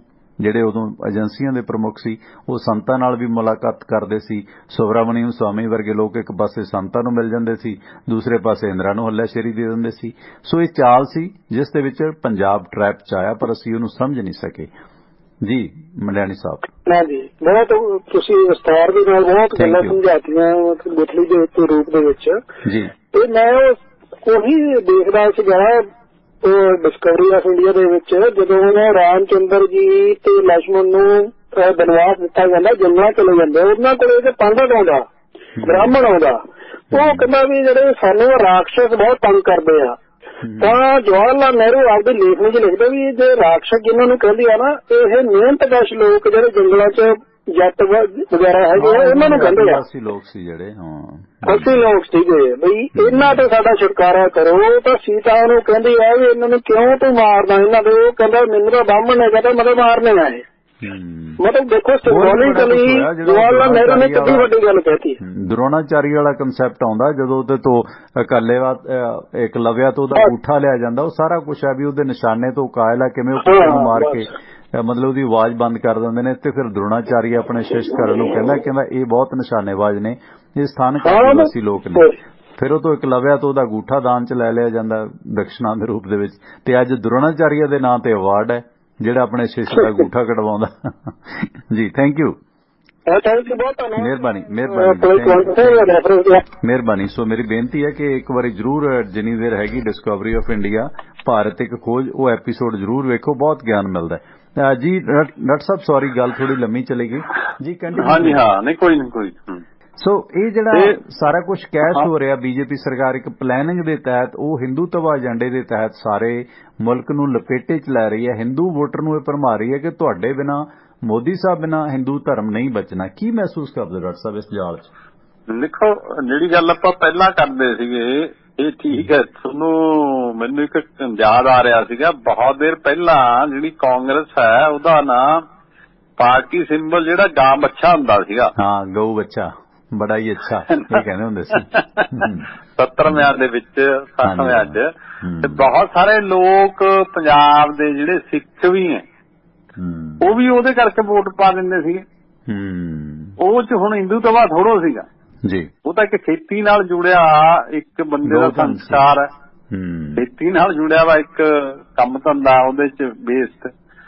ਇਸ ਲਈ ਜਿਹੜਾ ਕੁਛ ਅੱਜ ਹੋ ਰਿਹਾ ਨਾ ਬਈ ਤੁਸੀਂ ਜਿਹੜਾ ਹਿੰਦੂਤਵਾ ਦਾ ਏਜੰਡਾ ਚਲਾਇਆ ਜਾ ਰਿਹਾ ਉਹ ਬੜੀ ਦੇਰ ਪਹਿਲਾਂ ਡਿਸਾਈਡ ਹੋ ਗਿਆ। ਉਹ ਤਾਂ ਡਿਸਾਈਡ ਹੋ ਗਿਆ 90-91 ਜਦੋਂ ਲਾਲ ਕ੍ਰਿਸ਼ਨ ਅਡਵਾਨੀ ਉਹਨਾਂ ਰਥ ਯਾਤਰਾ ਕੱਢ ਕੇ ਉਹਨਾਂ ਦੀ ਉਹ ਮਸਜਿਦ ਢਾਈ ਗਈ, ਬਾਬਰੀ ਮਸਜਿਦ, ਉਸ ਵੇਲੇ ਡਿਸਾਈਡ ਹੋ ਗਿਆ, ਕਰ ਲਿਆ ਉਹਨਾਂ ਨੇ ਵੀ ਇਹਨੂੰ ਹਿੰਦੂਤਵਾ ਦਾ ਰੰਗ ਦਿਓ, ਹਿੰਦੂਇਜ਼ਮ ਦੀ ਕੋਈ ਗੱਲ ਨਹੀਂ। ਜੇ ਉਹਦੀ ਗੱਲ ਹੁੰਦੀ ਫਿਰ ਕਿਸੇ ਰੰਗ ਰੂਪ 'ਚ ਗੱਲ ਹੁੰਦੀ, ਜੋ ਕੁਛ ਵੀ ਸੀਗਾ ਉਹ ਨਹੀਂ ਹੋਇਆ। ਉਹ ਹੋਰ ਹੈ ਨਾ, ਜਿਵੇਂ ਕਿ ਕਿਹਾ ਜਾਂਦਾ ਕਿ ਜਿਹੜੇ ਪਿੰਡ ਹੈ ਹਰਿਆਣੇ 'ਚ ਵੀ ਕਿਸੇ ਨੂੰ ਰਾਮ ਰਾਮ ਕਹਿਣਾ ਹੋਰ ਗੱਲ ਹੈ, ਜੈ ਸ਼੍ਰੀ ਰਾਮ ਕਹਿਣਾ ਹੋਰ ਗੱਲ ਹੈ। ਹਾਂਜੀ, ਇਹ ਕਿਸੇ ਤੋਂ ਧੱਕੇ ਨਾਲ ਕਹਾਉਣਾ ਤੁਸੀਂ, ਇਹ ਉਹਦੀ ਇੱਕ ਕਲਚਰ ਆ, ਉਹਦੀ ਇੱਕ ਟ੍ਰੈਡੀਸ਼ਨ ਹੈ। ਕਿਸੇ ਨੂੰ ਉਹਨੂੰ ਪਤਾ ਵੀ ਨਹੀਂ ਹੈ ਵੀ ਹਿੰਦੂਤਵਾ ਹੁੰਦਾ ਕੀ ਹੈ। ਇਹ ਜਿਹੜੀ ਕਾਂਸ਼ੀਅਸ ਐਫਰਟ ਹੈ ਨਾ ਕਿ ਹਿੰਦੂਤਵਾ ਦੇ ਏਜੰਡੇ ਦੇ ਨਾਲ ਉਹ ਹਿੰਦੂਆਂ ਨੂੰ ਭਰਮਾ ਕੇ ਹਿੰਦੂਆਂ, ਉਹਦੇ 'ਚ ਤਾਂ ਨੁਕਸਾਨ ਬਹੁਤ ਵੱਡਾ ਹਿੰਦੂਆਂ ਦਾ ਵੀ ਹੁੰਦਾ ਕਿ ਤੁਸੀਂ ਉਹਦੇ ਸਾਰੇ ਮੁੱਦੇ ਖੋ ਦਿੰਦੇ ਹੋ, ਬੇਰੁਜ਼ਗਾਰੀ ਦੇ, ਗਰੀਬੀ ਦੇ, ਹੈਲਥ ਦੇ, ਐਜੂਕੇਸ਼ਨ ਦੇ। ਉਹ ਇੱਕ ਪੂਰੀ ਪ੍ਰੋਸੈਸ ਜਿਹੜਾ ਚੋਣਾਂ ਜਿੱਤਣ ਲਈ ਹੁੰਦਾ। ਤੇ ਤੁਸੀਂ ਦੇਖੋਗੇ ਕਿ ਜਦੋਂ ਚੋਣਾਂ ਨੇੜੇ ਆਉਂਦੀਆਂ ਫਿਰ ਇਹ ਹੋਰ ਗਰਮ ਹੋ ਜਾਂਦਾ ਮਸਲਾ ਨਾ ਜੀ, ਪਹਿਲਾਂ ਨਹੀਂ ਹੁੰਦਾ, ਹੋ ਜਾਂਦਾ ਫਿਰ ਉਹ ਸਾਰੇ ਕਿਤੇ ਚੱਲਦਾ। ਇਹਦੇ 'ਚ ਬੜੀ ਵਧੀਆ ਜਿਹੜੀ ਸੀ, ਜੇ ਤੁਸੀਂ ਅੱਜ ਦਾ ਜਿਹੜਾ ਮੋਦੀ ਸਾਹਿਬ ਦਾ ਭੋਪਾਲ 'ਚ ਸੀ ਫੰਕਸ਼ਨ, ਤੇ ਜੇ ਤੁਸੀਂ ਬਿਰਸਾ ਮੁੰਡਾ ਨੂੰ ਹੀ ਦੇਖੋ ਨਾ, ਬਿਰਸਾ ਮੁੰਡਾ ਨੂੰ ਭਗਵਾਨ ਵੀ ਕਹਿੰਦੇ ਆ ਉਸ ਏਰੀਏ, ਉਹ ਟਰਾਈਬਲ ਦਾ ਬੰਦਾ ਸੀਗਾ, ਟਰਾਈਬਲ ਦਾ ਉਹਨਾਂ ਦਾ ਰੱਬ ਹੈ ਨਾ। ਟਰਾਈਬ ਵੀ ਜਿਹੜੇ ਉਹ ਇੱਕ ਕਿਸਮ ਦੇ ਨਹੀਂ, ਤੇ ਟਰਾਈਬਲ ਦੀਆਂ ਸਮੱਸਿਆਵਾਂ ਵੀ ਸਾਰੀਆਂ ਇੱਕ ਕਿਸਮ ਦੀਆਂ ਨਹੀਂ। ਕੁਛ ਟਰਾਈਬਸ ਹੈਗੇ ਆ ਜਿਹੜੇ ਅੱਜ ਵੀ ਬਾਹਰਲੇ ਕਿਸੇ ਨਾਲ ਉਹਨਾਂ ਦਾ ਕੋਈ ਵਾਹ ਵਾਸਤਾ ਨਹੀਂ ਹੈ, ਜਿਵੇਂ ਜਾਵਾਜ਼ ਨੇ ਅੰਡੇਮਾਨ ਨਿਕੋਬਾਰ ਦੇ, ਉਹ ਕੁਛ ਸੈਂਕੜਿਆਂ ਦੀ ਗਿਣਤੀ 'ਚ ਹੈ, ਉਹਨਾਂ ਦਾ ਕੋਈ ਸੰਬੰਧ ਨਹੀਂ ਦੂਜਿਆਂ ਨਾਲ, ਆਪਣੇ ਆਪ 'ਚ ਹੀ ਰਹਿੰਦੇ ਆ। ਜੇ ਤੁਸੀਂ ਜਾਓ ਹੈ ਨਾ ਜੀ, ਮੈਂ ਗਿਆ ਸੀਗਾ ਉੱਥੇ। ਕੁਛ ਟਰਾਈਬਸ ਨੇ ਜਿਨ੍ਹਾਂ ਦਾ ਬਾਹਰਲੀ ਨਾਨ ਟਰਾਈਬਲ ਪਾਪੂਲੇਸ਼ਨ ਨਾਲ ਵੀ ਸੰਬੰਧ ਹੈਗਾ, ਉਹ ਰਹਿੰਦੇ ਆ। ਕੁਛ ਪਿੰਡਾਂ 'ਚ ਰਹਿੰਦੇ ਆ ਜੀ। ਇਹ ਜਿਹੜੀ ਟਰਾਈਬਲ ਦੀ ਹੈ ਉਹਨਾਂ ਦੀ ਤਾਂ ਜਿਹੜੀ ਬਿਰਸਾ ਮੁੰਡਾ ਦੀ ਲੜਾਈ ਸੀਗੀ ਉਹ ਤਾਂ ਫ੍ਰੀ ਲੈਂਡ ਵਾਲਾ ਕੰਸੈਪਟ ਹੈ ਕਿ ਜਿਹੜਾ ਨੈਚੁਰਲ ਰਿਸੋਰਸਿਸ ਨੇ ਉਹਦੇ ਤੇ ਟਰਾਈਬ ਦਾ ਕੰਟਰੋਲ ਹੈ। ਉਹ ਲੈਂਡ ਹੈ ਨਾ ਜੀ, ਜੰਗਲ ਹੈ, ਉਹਦੇ 'ਚ ਵਾਈਲਡ ਲਾਈਫ ਹੈ, ਜਿੰਨੇ ਜਾਨਵਰ ਰਹਿੰਦੇ ਆ, ਉਹਦੀ ਫਿਸ਼ਿੰਗ ਹੈ, ਉਹ ਉਹਨਾਂ ਦੀ ਜਿਹੜੀ ਲਿਵਿੰਗ ਹੈ ਉਹ ਨੇਚਰ ਤੇ ਹੈ। ਤੇ ਬਹੁਤ ਵਧੀਆ ਖੂਬਸੂਰਤ ਗੱਲ ਇਹ ਵੀ ਹੈ ਵੀ ਜਿਹੜੀ ਹੁਣ ਗਲਾਸਗੋ ਦੇ ਵਿੱਚ ਕਾਨਫਰੰਸ ਹੋਈ ਹੈ ਉਹਦੇ 'ਚ ਇੱਕ ਗੋਲ ਜਿਹੜਾ ਏਜੰਡਾ ਉਹ ਇਹ ਵੀ ਹੈ ਕਿ ਜਿਹੜੇ ਇਹ ਹੈਗੇ ਆ ਬੰਦੇ, ਇਹ ਇਕੋ ਸਿਸਟਮ ਦੇ ਵਿੱਚ ਰਹਿੰਦੇ ਆ, ਇਹਨਾਂ ਨੂੰ ਡਿਫੈਂਸ, ਇਹਨਾਂ ਦੀ ਰੱਖਿਆ ਕੀਤੀ ਜਾਵੇ, ਇਹਨਾਂ ਦੀ ਮੁੜ ਸਥਾਪਤੀ ਵੀ ਹੋਵੇ। ਇਹ ਉਹਦੇ ਵਿੱਚ ਹੈਗਾ ਜਿਹੜਾ ਹੁਣੀ ਹੋ ਕੇ ਹਟਿਆ ਹੈ ਜੀ, ਤੇ 12 ਨਵੰਬਰ ਨੂੰ ਜਿਹੜਾ ਐਗਰੀਮੈਂਟ ਦੇ ਵਿੱਚ। ਸੋ ਉਹ ਜਿਹੜੇ ਅੰਗਰੇਜ਼ ਜਦੋਂ ਆਏ, ਜਦੋਂ ਤੁਸੀਂ ਨਾਰਥ ਈਸਟ ਦੇ ਚਾਹ ਦੇ ਬਾਗ ਦੇਖਦੇ ਹੋ, ਸਾਰੇ ਜਿਹੜੇ ਆ ਉਹ ਟਰਾਈਬਲਸ ਨੂੰ ਉਜਾੜ ਕੇ ਬਣਾਏ ਗਏ ਚਾਹ ਦੇ ਬਾਗ, ਉੱਥੇ ਟਰਾਈਬਲ ਪੀਪਲ ਰਹਿੰਦੇ ਸੀਗੇ। ਝਾਰਖੰਡ ਦੇ ਵਿੱਚ ਬਹੁਤ ਕੁਛ ਹੋਇਆ। ਉਹ ਜਿਹੜਾ ਰਾਈਟ ਟੂ ਫੋਰੈਸਟ ਹੈ ਉਹ ਖਤਮ ਹੋ ਗਿਆ, ਯਾਨੀ ਫੋਰੈਸਟ ਵਿਲੇਜ ਦਾ ਕੰਸੈਪਟ ਖਤਮ ਹੋ ਗਿਆ। ਤੇ ਬਿਰਸਾ ਮੁੰਡਾ ਤਾਂ ਉਹਦੇ ਲਈ ਲੜਿਆ ਸੀਗਾ। ਉਹ ਧਾਰਮਿਕ ਤੌਰ ਤੇ ਵੀ ਸੀ। ਉਹ ਕਹਿੰਦਾ ਸੀ ਲੋਕਾਂ ਨੂੰ ਕਿ ਤੁਸੀਂ ਮੁੜ ਕੇ ਟ੍ਰੈਡੀਸ਼ਨਲ ਟਰਾਈਬਲ ਰਿਲੀਜਨ ਵੱਲ ਆਓ। ਟਰਾਈਬ ਦੇ ਆਪਣੇ ਦੇਵੀ ਦੇਵਤਾ ਨੇ, ਉਹਨਾਂ ਦੇ ਆਪਣੇ ਸਾਰਾ ਕੁਛ ਹੈਗਾ, ਵੱਖਰੀਆਂ ਟ੍ਰੈਡੀਸ਼ਨਸ ਨੇ, ਕਲਚਰ ਹੈ, ਲੈਂਗੁਏਜ ਹੈ, ਉਹਨਾਂ ਦੀ ਡਾਇਲੈਕਟ ਵੱਖਰੀ ਹੈ।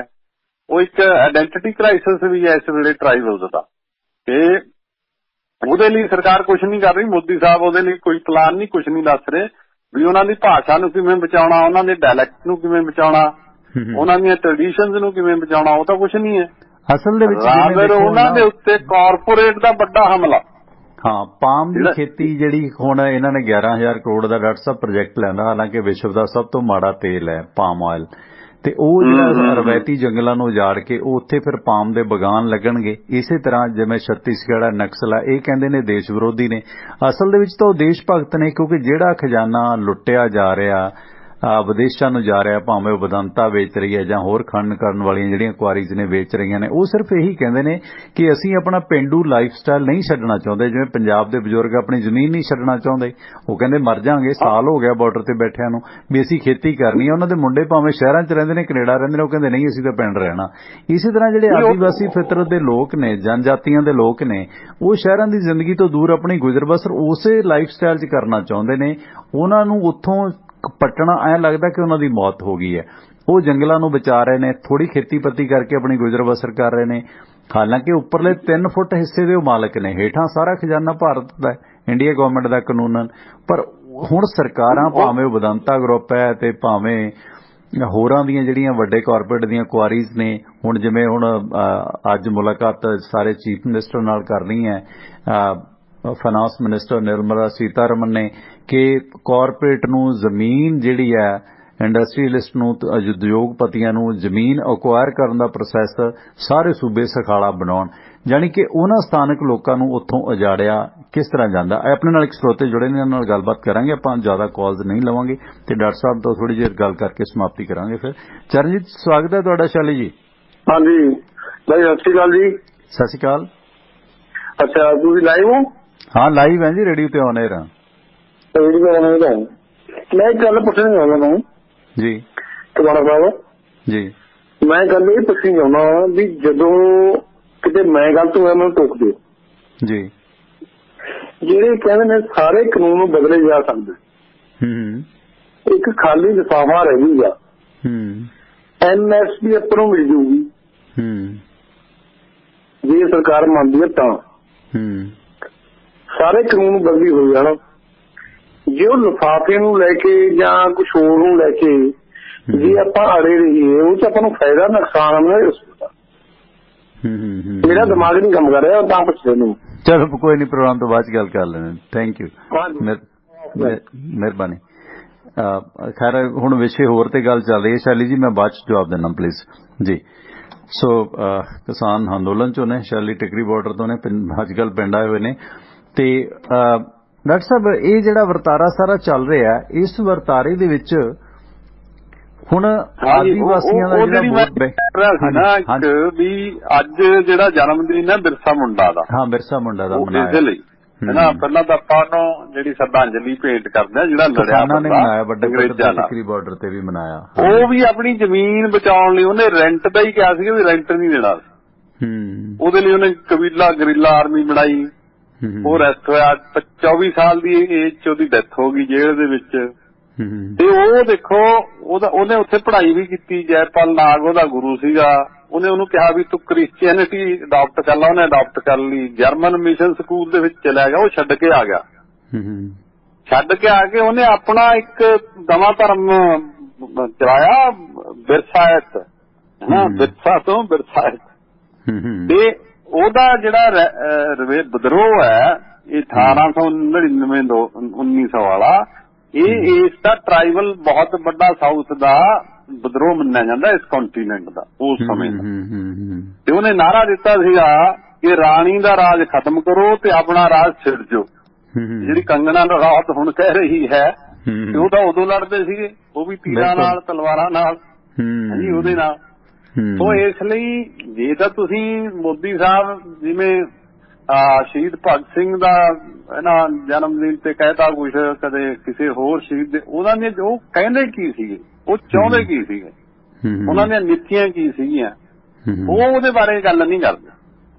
ਉਹ ਟਰਾਈਬਲਸ ਨੂੰ ਬਚਾਉਣਾ, ਉਹਨਾਂ ਦੀ ਰਾਈਟਸ ਰੀਸਟੋਰ ਕਰਨਾ, ਉਹਨਾਂ ਨੂੰ ਸਹੂਲਤਾਂ ਪ੍ਰੋਵਾਈਡ ਕਰਨੀਆਂ, ਉਹ ਸਾਰਾ ਕੁਛ, ਉਹ ਕੁਛ ਨਹੀਂ ਹੈ।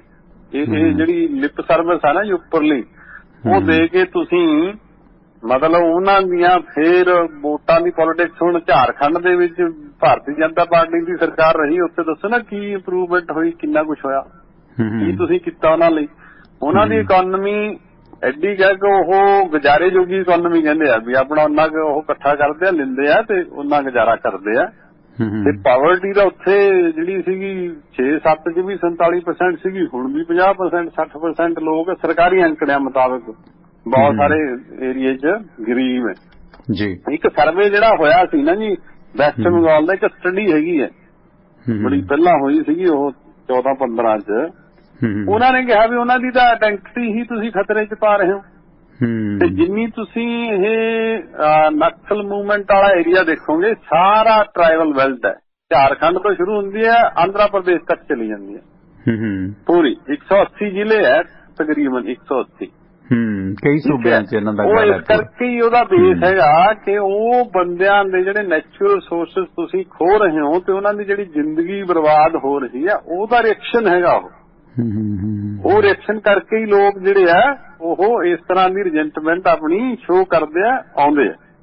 ਸੋ ਇਸ ਲਈ ਜਿਹੜੇ ਮਸਲੇ ਆ ਟਰਾਈਬਲ ਪੀਪਲ ਦੇ ਵੀ ਉਹਨਾਂ ਨੂੰ ਲੈਂਡ ਦਾ ਰਾਈਟ ਦਿਓ ਤੁਸੀਂ, ਉਹਨਾਂ ਨੂੰ ਕਾਮਨ ਰਾਈਟ, ਕੱਲਾ ਇੰਡੀਵਿਜੂਅਲ ਨਹੀਂ ਮੰਗਦੇ ਹੋ, ਪਿੰਡ ਦੇ ਪਿੰਡ ਨੂੰ ਤੁਸੀਂ ਰਾਈਟ ਦਿਓ, ਉਹਨਾਂ ਨੂੰ ਫੋਰੈਸਟ ਦੇ ਵਿੱਚ ਰਾਈਟ ਦਿਓ। ਦੂਜਾ ਹੋਰ ਵੀ ਆ, ਉਹ ਹੁਣ ਤੁਸੀਂ ਉਹਨੂੰ ਇਕਨੋਮੀ ਨਾਲ ਜੋੜੀ ਜਾਂਦੇ ਹੋ, ਜਿੰਨਾ ਉਹ ਫੋਰੈਸਟ ਦਾ ਪ੍ਰੋਡਕਟ ਲਿਆਉਂਦੇ ਆ। ਪਹਿਲਾਂ ਤਾਂ ਉੱਥੋਂ ਵੈਸੀ ਤਸਕਰੀ ਹੁੰਦੀ ਹੈ ਹਾਂਜੀ, ਉਹ ਲੱਕੜਾਂ ਵੱਢ ਲੀਆਂ, ਉਹਦੇ ਉੱਥੋਂ ਸਮਗਲਿੰਗ ਕਰਤੀ, ਹੋਰ ਕਰਤੀ, ਜਿਹੜਾ ਉਹ ਪ੍ਰੋਡਕਟ ਵੀ ਲਿਆਉਂਦੇ ਉਹਦੀ ਲੁੱਟ ਹੁੰਦੀ ਹੈ, ਐਕਸਪਲੋਇਟੇਸ਼ਨ ਹੁੰਦੀ ਹੈ, ਉਹਦੇ ਤੇ ਕੋਈ ਰੂਲ ਰੈਗੂਲੇਸ਼ਨ ਨਹੀਂ, ਉਹਦੀ ਕੋਈ ਮਾਰਕੀਟ ਨਹੀਂ ਹੈ, ਕੁਝ ਵੀ ਨਹੀਂ ਹੈ, ਜਿਹੜੇ ਕੁਝ ਬੰਦੇ ਆਏ ਹੋਏ।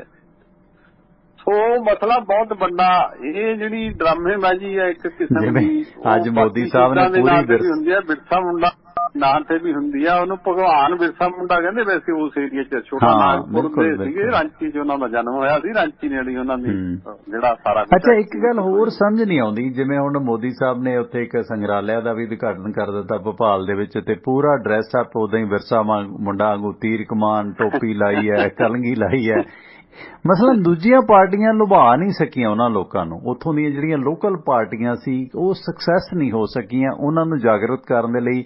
ਉਹਨਾਂ ਨੂੰ ਨਕਸਲੀ, ਮਾਓਵਾਦੀ, ਅੱਤਵਾਦੀ ਬਣਾ ਕੇ ਪੇਸ਼ ਕੀਤਾ ਗਿਆ। ਹਾਲਾਂਕਿ ਮੈਂ ਛੱਤੀਸਗੜ੍ਹ ਇਲਾਕੇ 'ਚ ਕਈ ਜਗ੍ਹਾ ਵਿਚਰਿਆ ਤੇ ਉੱਥੇ ਵੇਖਿਆ ਕਿ ਉਹ ਉੱਥੇ ਬੀਜੇਪੀ ਸਰਕਾਰ ਸਕਸੈਸ ਰਹਿੰਦੀ ਹੈ। ਪਹਿਲੀ ਵਾਰੀ ਕਾਂਗਰਸ ਦੀ ਸਰਕਾਰ ਹੋਣੀ ਬਣੀ ਹੈ, ਪਹਿਲਾਂ ਜਿਹੜੀ ਹੈ 3 ਟਰਮ ਜਿਹੜੀ ਹੈ ਉੱਥੋਂ ਦੀ ਡਾਕਟਰ ਰਮਨ ਸਿੰਘ ਹੋਰਾਂ ਦੀ ਸਰਕਾਰ ਉੱਥੇ ਬੜਿਆ ਵਧੀਆ ਛੱਤੀਸਗੜ੍ਹ 'ਚ ਰਾਜ ਕਰਦੀ ਰਹੀ ਹੈ। ਭੋਪਾਲ ਦਾ ਇਲਾਕਾ ਉੱਥੇ ਥੋੜ੍ਹੀ ਦੇਰ ਕਾਂਗਰਸ ਸੀ, ਮੁੜ ਕੇ ਫਿਰ ਬੀਜੇਪੀ ਆ ਗਈ। ਉਹਨਾਂ ਦੇ ਨਾਲ ਪੂਰੀ ਸੈਟਿੰਗ ਦੇ ਵਿੱਚ ਉਹ ਚੱਲ ਰਹੇ ਨੇ। ਆਪੋਜੀਸ਼ਨ ਪਾਰਟੀ ਕੋਈ ਵੀ ਆਉਂਦੀ ਹੈ ਸਕਸੈਸ ਨਹੀਂ ਹੋ ਪਾਉਂਦੀ ਮਾਓਵਾਦੀਆਂ ਦੇ ਏਰੀਏ 'ਚ, ਪਰ ਭਾਜਪਾ ਸੈਟਿੰਗ ਨਾਲ ਆਪਣਾ ਰਾਜ ਵੀ ਕਰੀ ਜਾ ਰਹੀ ਹੈ ਤੇ ਇਹਨਾਂ ਦੀਆਂ ਜਿਹੜੀਆਂ ਕੁਆਰੀਜ਼ ਨੇ ਉਹ ਵੀ ਚੱਲੀਆਂ ਜਾ ਰਹੀਆਂ ਨੇ, ਵਿਦਾਂਤਾਂ ਦੀਆਂ ਵੀ ਚੱਲੀ ਜਾਂਦੀਆਂ ਨੇ, ਦੂਸਰਿਆਂ ਦੀਆਂ ਵੀ ਚੱਲੀ ਜਾਂਦੀਆਂ ਨੇ। ਕੀ ਜਿਹੜੀਆਂ ਸਥਾਨਕ ਪਾਰਟੀਆਂ ਨੇ ਉਹਨਾਂ ਦੀ ਭਲਾਈ ਦੇ ਵਾਸਤੇ ਲੋਕਲ ਖੇਤਰੀ ਪਾਰਟੀਆਂ, ਖੱਬੇ ਪੱਖੀ ਪਾਰਟੀਆਂ ਕੋਈ ਵੋਟ ਬੈਂਕ ਦੀ ਉਸਾਰੂ ਨੀਤੀ ਨਾਲ ਕੰਮ ਕਿਉਂ ਨਹੀਂ ਕਰ ਸਕੀਆਂ? ਹਾਲਾਂਕਿ ਵਿਚਾਰਧਾਰਾ ਉਹਨਾਂ ਦੀ ਖੱਬੇ ਪੱਖੀ ਹੈ, ਸਥਾਨਕ ਲੋਕਾਂ ਨੂੰ ਇਕਜੁੱਟ ਕਿਉਂ ਨਹੀਂ ਕਰ ਸਕੇ? ਉਹ ਕਿਉਂ ਉਹਨਾਂ ਨੂੰ ਮਤਲਬ ਰਾਈਟ ਵਿੰਗ ਦੀ ਝੋਲੀ ਪੈਣਾ ਪੈ ਰਿਹਾ ਜੀ? ਦੇਖੋ ਗੱਲ ਜਿਹੜੀ ਹੈ ਨਾ ਜੀ, ਉਹ ਜਿਹੜੀ ਬੀਜੇਪੀ ਵੀ ਹੈ ਉਹ ਜਿਹੜੇ ਟਰਾਈਬਲ ਬੈਲਟ ਆ ਨੇ ਉਹਦੇ ਵਿੱਚ ਬੁਰੀ ਤਰ੍ਹਾਂ ਹਾਰੀ ਹੈ। ਝਾਰਖੰਡ 'ਚ ਵੀ ਗਏ ਜੀ ਹੈ ਜੀ, ਛੱਤੀਸਗੜ੍ਹ ਪੂਰਾ ਟਰਾਈਬਲ ਬੈਲਟ ਹੈ ਉਹਦੇ 'ਚ ਵੀ ਹਾਰ ਗਏ, ਆਂਧਰਾ ਪ੍ਰਦੇਸ਼ 'ਚ ਵੀ ਤੁਸੀਂ ਮਤਲਬ ਨਹੀਂ ਜੰਮ ਸਕੇ। ਉਹ ਇਹ ਠੀਕ ਹੈ ਵੀ ਕੁਝ ਸਮੇਂ ਲਈ ਚੱਲਦਾ ਇਹ ਕੰਮ। ਉਹਨਾਂ ਨੇ ਆਪਣੀਆਂ ਪਾਰਟੀਆਂ ਵੀ ਦੇਖੀਆਂ ਹਨਾ, ਸਿੱਬੂ ਸਰੇਨ ਹੋਣੀ ਹੋਰ ਜੋ ਸੀ।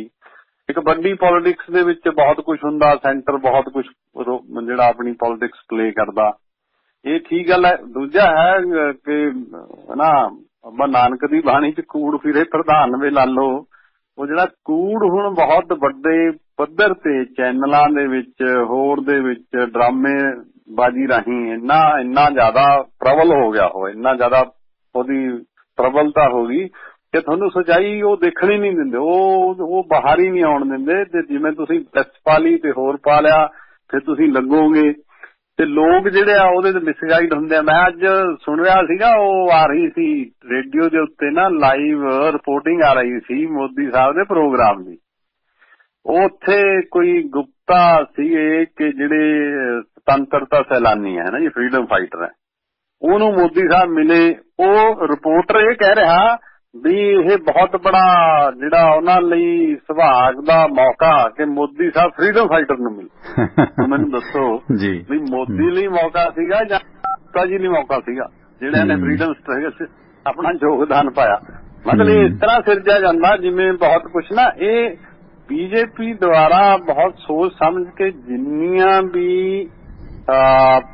ਫਰੀडम ਸਟਰਗਲ ਦੀਆਂ ਨਿਸ਼ਾਨੀਆਂ ਨੇ, ਜਿੰਨੀਆਂ ਸਾਡਾ ਪਾਸਟ ਹੈ, ਕੰਗਨਾ ਰਣੌਤ ਦਾ ਜਿਹੜਾ ਬਿਆਨ ਆ ਉਹਨੂੰ ਤੁਹਾਨੂੰ ਤੋੜ ਕੇ ਨਹੀਂ ਲੈਣਾ ਚਾਹੀਦਾ, ਉਹਨੂੰ ਖਤਮ ਕਰਕੇ ਨਾ ਉਹ ਆਪਣੇ ਲਈ ਸਿਰਜਣ ਦੀ ਗੱਲ ਹੈ ਕਿ ਅਸੀਂ ਹੀ ਹੈਗੇ ਆ ਤੇ ਪਿੱਛੇ ਕੁਛ ਨਹੀਂ ਹੋਇਆ, ਫਰੀडम ਸਟਰਗਲ ਕੋਈ ਹੋਈ ਨਹੀਂ, ਜਿਵੇਂ ਉਹਨੂੰ ਤੁਸੀਂ ਨਕਾਰਨਾ ਹੀ ਸੈਂਟਰਲ ਵਿਸਟਾ ਕਰ ਲਓ, ਪਾਰਲੀਮੈਂਟ ਮਤਲਬ ਛੱਡ ਕੇ ਤੇ ਹੋਰ ਤੁਸੀਂ ਨਾਮ ਬਦਲ ਦੋ, ਜਿਹੜੇ ਬੰਦਿਆਂ ਦੀ ਕੰਟਰੀਬਿਊਸ਼ਨ ਹੈਗੀ ਹੈ ਤੁਸੀਂ ਉਹਦੇ ਸਟੇਸ਼ਨਾਂ ਦੇ ਨਾਮ ਬਦਲ ਦੋ, ਤੁਸੀਂ ਹੋਰ ਬਹੁਤ ਕੁਝ ਕਰ ਦੋ, ਫਿਰ ਕਿਸੇ ਨੂੰ ਵੀ ਕੁਝ ਕਹਿ ਦਿਓ।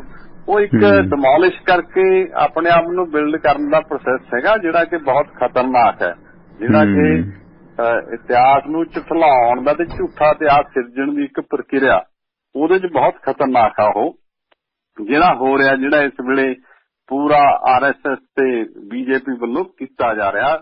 ਇਹਦੇ ਨਾਲ ਨਾ ਡਾਕਟਰ ਸਾਹਿਬ ਜਿਸ ਤਰ੍ਹਾਂ ਪਹਿਲਾਂ ਵੀ ਜਦੋਂ ਪੰਜਾਬ ਦੇ ਵਿੱਚ ਜਾਂ ਇਸ ਤਰ੍ਹਾਂ ਜਦੋਂ ਇਲੈਕਸ਼ਨ ਹੁੰਦੀ ਹੈ, ਇਹ ਪਹਿਲਾਂ ਵੀ ਹੋਇਆ, ਏਜੰਸੀਆਂ ਦੇ ਵਕਤ ਕੁਝ ਬੇਦੋਸ਼ੇ ਹਿੰਦੂਆਂ ਦਾ ਕਤਲ ਹੋਇਆ, ਉਹਦੇ ਨਾਲ ਮੂਵਮੈਂਟਾਂ ਖਰਾਬ ਹੋਈਆਂ। ਪਹਿਲਾਂ ਨਕਸਲ ਮੂਵਮੈਂਟ ਜਦੋਂ ਪੰਜਾਬ 'ਚ ਚੱਲੀ ਉਦੋਂ ਵੀ ਕੁਝ ਜਿਹੜੇ ਨੇ ਭੋਲੇ ਭਾਲੇ ਬੰਦਿਆਂ ਦਾ ਕਤਲ ਭਾਵੇਂ ਕਰ ਏਜੰਸੀਆਂ ਜਾਂਦੀਆਂ ਨੇ ਤੇ ਉਹ ਅੰਦੋਲਨਾਂ ਨੂੰ ਢਾਹ ਵੱਜਦੀ ਹੈ। ਜਾਂ ਪੰਜਾਬ ਦੇ ਵੀ ਜਿਹੜੇ ਸ਼ਿੰਦੇ ਪੁੱਤਾਂ ਦੇ ਅੰਦੋਲਨ ਸੀ, ਭਾਵੇਂ ਉਹ ਸਿੱਖ ਮੂਵਮੈਂਟ ਸੀ, ਭਾਵੇਂ ਨਕਸਲ ਮੂਵਮੈਂਟ ਸੀ, ਮੁਜ਼ਾਹਰਾ ਲਹਿਰ ਸੀ, ਉਹ ਲਹਿਰਾਂ ਨੇ ਖਤਮ ਕਰਾਈਆਂ ਗਈਆਂ ਅਲੀਟ ਕਲਾਸ ਵੱਲੋਂ, ਕਾਰਪੋਰੇਟ ਵੱਲੋਂ, ਛੋਟੇ ਮੋਟੇ ਜਿਹੜੇ ਜਗੀਰਦਾਰ ਸੀ ਉਹਨਾਂ ਵੱਲੋਂ। ਇਸ ਤਰ੍ਹਾਂ ਹੁਣ ਜਿਵੇਂ ਆਸਟ੍ਰੇਲੀਆ 'ਚ ਵੀ ਕਿਸਾਨ ਅੰਦੋਲਨ ਨੂੰ ਲੈ ਕੇ ਆਪਸ ਦੇ ਵਿੱਚ ਹਰਿਆਣਾ ਤੇ ਪੰਜਾਬ ਦੀਆਂ ਕੁਝ ਤਰ੍ਹਾਂ ਭਿੜੀਆਂ, ਕਿਸਾਨ ਹਤੈਸ਼ੀ ਤੇ ਬੀਜੇਪੀ ਹਤੈਸ਼ੀ ਆਪਸ ਦੇ ਵਿੱਚ ਭਿੜੇ। ਉਸ ਦੌਰਾਨ ਭਾਵੇਂ ਇੱਕ ਲੜਕੇ ਨੂੰ ਡਿਪੋਰਟ ਵੀ ਕੀਤਾ ਗਿਆ, ਉਹਨੂੰ ਹੀਰੋ ਬਣਾ ਕੇ ਪੇਸ਼ ਕੀਤਾ ਗਿਆ। ਅੱਜ ਵੀ ਜਿਸ ਤਰ੍ਹਾਂ ਕੇਰਲਾ ਦੇ ਪਾਲਾਕਾਡ ਜ਼ਿਲ੍ਹੇ ਦੇ ਵਿੱਚ ਇੱਕ RSS ਦੇ ਕਾਰਕੁਨ 27 ਸਾਲਾ ਸੰਜੀਤ ਦੀ ਉਸਦੀ ਪਤਨੀ ਦੇ ਸਾਹਮਣੇ ਗੋਲੀਆਂ ਮਾਰ ਕੇ ਹੱਤਿਆ ਕੀਤੀ ਗਈ। ਪੁਲਿਸ ਨੇ ਇਸ ਹੱਤਿਆ ਦੇ ਲਈ ਇਸਲਾਮਿਕ ਸੰਸਥਾ ਪੋਪੂਲਰ ਫਰੰਟ ਆਫ ਇੰਡੀਆ ਤੋਂ ਵੱਖ ਹੋਈ social democratic party of India ਜਾਨੀ ਮੁਸਲਿਮ ਦਹਿਸ਼ਤਗਰਦਾਂ ਤੇ ਇਸ ਦਾ ਦੋਸ਼ ਲਾ ਦਿੱਤਾ। ਭਾਜਪਾ ਦੀ ਕੇਰਲ ਇਕਾਈ ਦੇ ਪ੍ਰਧਾਨ ਨੇ ਇਸ ਘਟਨਾ ਦੀ ਨਿਖੇਧੀ ਵੀ ਕੀਤੀ ਹੈ। ਦੂਜੇ ਬੰਨੇ ਇੱਕ ਫਿਲਮ ਆਈ ਹੈ ਜਿਹੜੀ ਸੂਰਿਆਵੰਸ਼ੀ ਅਕਸ਼ੇ ਕੁਮਾਰ ਦੀ ਫਿਲਮ ਹੈ ਤੇ ਉਸ ਦੇ ਵਿੱਚ ਵੀ ਮੁਸਲਮਾਨਾਂ ਨੂੰ ਅੱਤਵਾਦੀ ਬਣਾ ਕੇ ਪੇਸ਼ ਕੀਤਾ ਗਿਆ। ਉਹ ਵੀ ਰੌਲਾ ਆਪਸ ਦੇ ਵਿੱਚ ਹਿੰਦੂ ਮੁਸਲਮਾਨ ਦਾ ਪੈ ਰਿਹਾ। ਉਧਰ ਆਸਟ੍ਰੇਲੀਆ ਦੇ ਵਿੱਚ ਆਸਟ੍ਰੇਲੀਅਨ ਪ੍ਰਧਾਨ ਮੰਤਰੀ ਵੱਲੋਂ ਸਥਾਪਿਤ ਕੀਤੇ ਗਏ ਮਹਾਤਮਾ ਗਾਂਧੀ ਦੇ ਬੁੱਤ ਦੀ ਜੋ ਇੰਡੀਆ ਗਵਰਨਮੈਂਟ ਨੇ ਭੇਂਟ ਕੀਤਾ ਸੀ ਕਾਂਸੇ ਦਾ ਬੁੱਤ, ਉਸ ਦਾ ਗਲਾ ਵੱਢਣ ਦੀ ਕੋਸ਼ਿਸ਼ ਕੀਤੀ ਕੁਝ ਸ਼ਰਾਰਤੀਆਂ ਨੇ ਪਾਵਰ ਟੂਲ ਦੀ ਮਦਦ ਨਾਲ। ਤੇ ਇਹ ਜਿਹੜਾ ਮੈਸੇਜ ਦਿੱਤਾ ਜਾ ਰਿਹਾ ਤੇ ਇਹ ਉਹੀ ਕਿ ਕਿਸਾਨ ਅੰਦੋਲਨ ਜਾਨੀ ਬੀਜੇਪੀ ਵਿਰੋਧੀਆਂ ਦੇ ਗੱਲ ਠੀਕਰਾ ਪਾਇਆ ਜਾ ਗਿਆ, ਸ਼ਰਾਰਤ ਭਾਵੇਂ ਵਿਚਲਾ ਕੋਈ ਬੰਦਾ ਕਰਦਾ। ਇਹ ਜਿਹੜਾ ਘਟਨਾਕ੍ਰਮ ਹੈ ਉਹ ਹੀ ਸਾਰਾ ਵੋਟ ਪੋਲਰਾਈਜੇਸ਼ਨ ਦੀ ਗੇਮ ਚੱਲ ਰਹੀ ਹੈ ਇੱਕ ਜੀ। ਇਹਨੂੰ ਕਿੱਦਾਂ ਦੇਖਦੇ ਹੋ ਤੇ ਕਿਵੇਂ ਇਸ ਤੋਂ ਬਚਿਆ ਜਾ ਸਕਦਾ? ਕਿਸਾਨ ਅੰਦੋਲਨ 'ਚ ਵੀ ਇਹੀ ਕੁਝ ਹੁੰਦਾ ਹੈ ਕਿ ਇੱਕ ਮਾਓਵਾਦੀ ਨੇ, ਖਾਲਿਸਤਾਨੀ ਨੇ। ਹਾਂਜੀ, ਉਹ ਜਿਹੜਾ ਦੇਖੋ ਜਿਹੜੀ ਕਿਸਾਨ ਅੰਦੋਲਨ ਆ ਨਾ ਉਹਨੇ ਬਹੁਤ ਵੱਡੀ ਇੱਕ ਜਾਗਰੂਕਤਾ ਪੈਦਾ ਕੀਤੀ ਜਿਹਦੀ ਐਂਟੀ ਕਾਰਪੋਰੇਟ ਵੀ ਹੈਗੀ ਹੈ, ਜਿਹੜੀ ਐਂਟੀ ਹਿੰਦੂਤਵਾ ਵੀ ਹੈਗੀ ਹੈ, ਜਿਹੜੀ ਬੀਜੇਪੀ ਦੇ ਖਿਲਾਫ ਹੈ। ਉਸ ਅੰਦੋਲਨ ਨੂੰ ਜਿਹੜਾ ਮਤਲਬ ਫੇਲ ਕਰਨ ਲਈ ਉਹਦੇ 'ਚ 3 ਤਰ੍ਹਾਂ ਦੇ ਅਟੈਕ ਉਸ ਅੰਦੋਲਨ ਤੇ ਹੋਏ ਆ। ਪਹਿਲੇ ਅਟੈਕ ਜਿਹੜੇ ਹੋਏ ਆਈਡੀਓਲੋਜੀਕਲ ਹੈ ਕਿ ਤੁਸੀਂ ਉਹਨਾਂ ਨੂੰ ਅਰਬਨ ਨਕਸਲ ਕਹਿ ਦਿਓ, ਉਹਨਾਂ ਨੂੰ ਤੁਸੀਂ ਖਾਲਿਸਤਾਨੀ ਕਹਿ ਦਿਓ, ਉਹਨਾਂ ਨੂੰ ਤੁਸੀਂ ਨਕਸਲਾਈਟ ਕਹਿ ਦਿਓ, ਉਹਨਾਂ ਨੂੰ ਅੱਤਵਾਦੀ ਕਹਿ ਦਿਓ, ਉਹਨਾਂ ਨੂੰ ਕੁਝ ਵੀ ਕਹਿ ਦਿਓ। ਮਤਲਬ ਉਹ ਇੱਕ ਆਈਡੀਓਲੋਜੀਕਲ ਆ ਕਿ ਤੁਸੀਂ ਉਹ ਚਲਾਓ ਤੇ ਉਹਨਾਂ ਨੂੰ ਬਦਨਾਮ ਕਰੋ, ਉਹਨਾਂ ਨੂੰ ਸਾਈਕੋਲੋਜੀਕਲੀ ਹਿੱਟ ਕਰੋ ਤੇ ਲੋਕਾਂ ਨੂੰ ਸਾਈਕੋਲੋਜੀਕਲੀ ਉਹਨਾਂ ਦੇ ਖਿਲਾਫ ਕਰੋ। ਇੱਕ ਉਹ ਅਟੈਕ ਹੈ।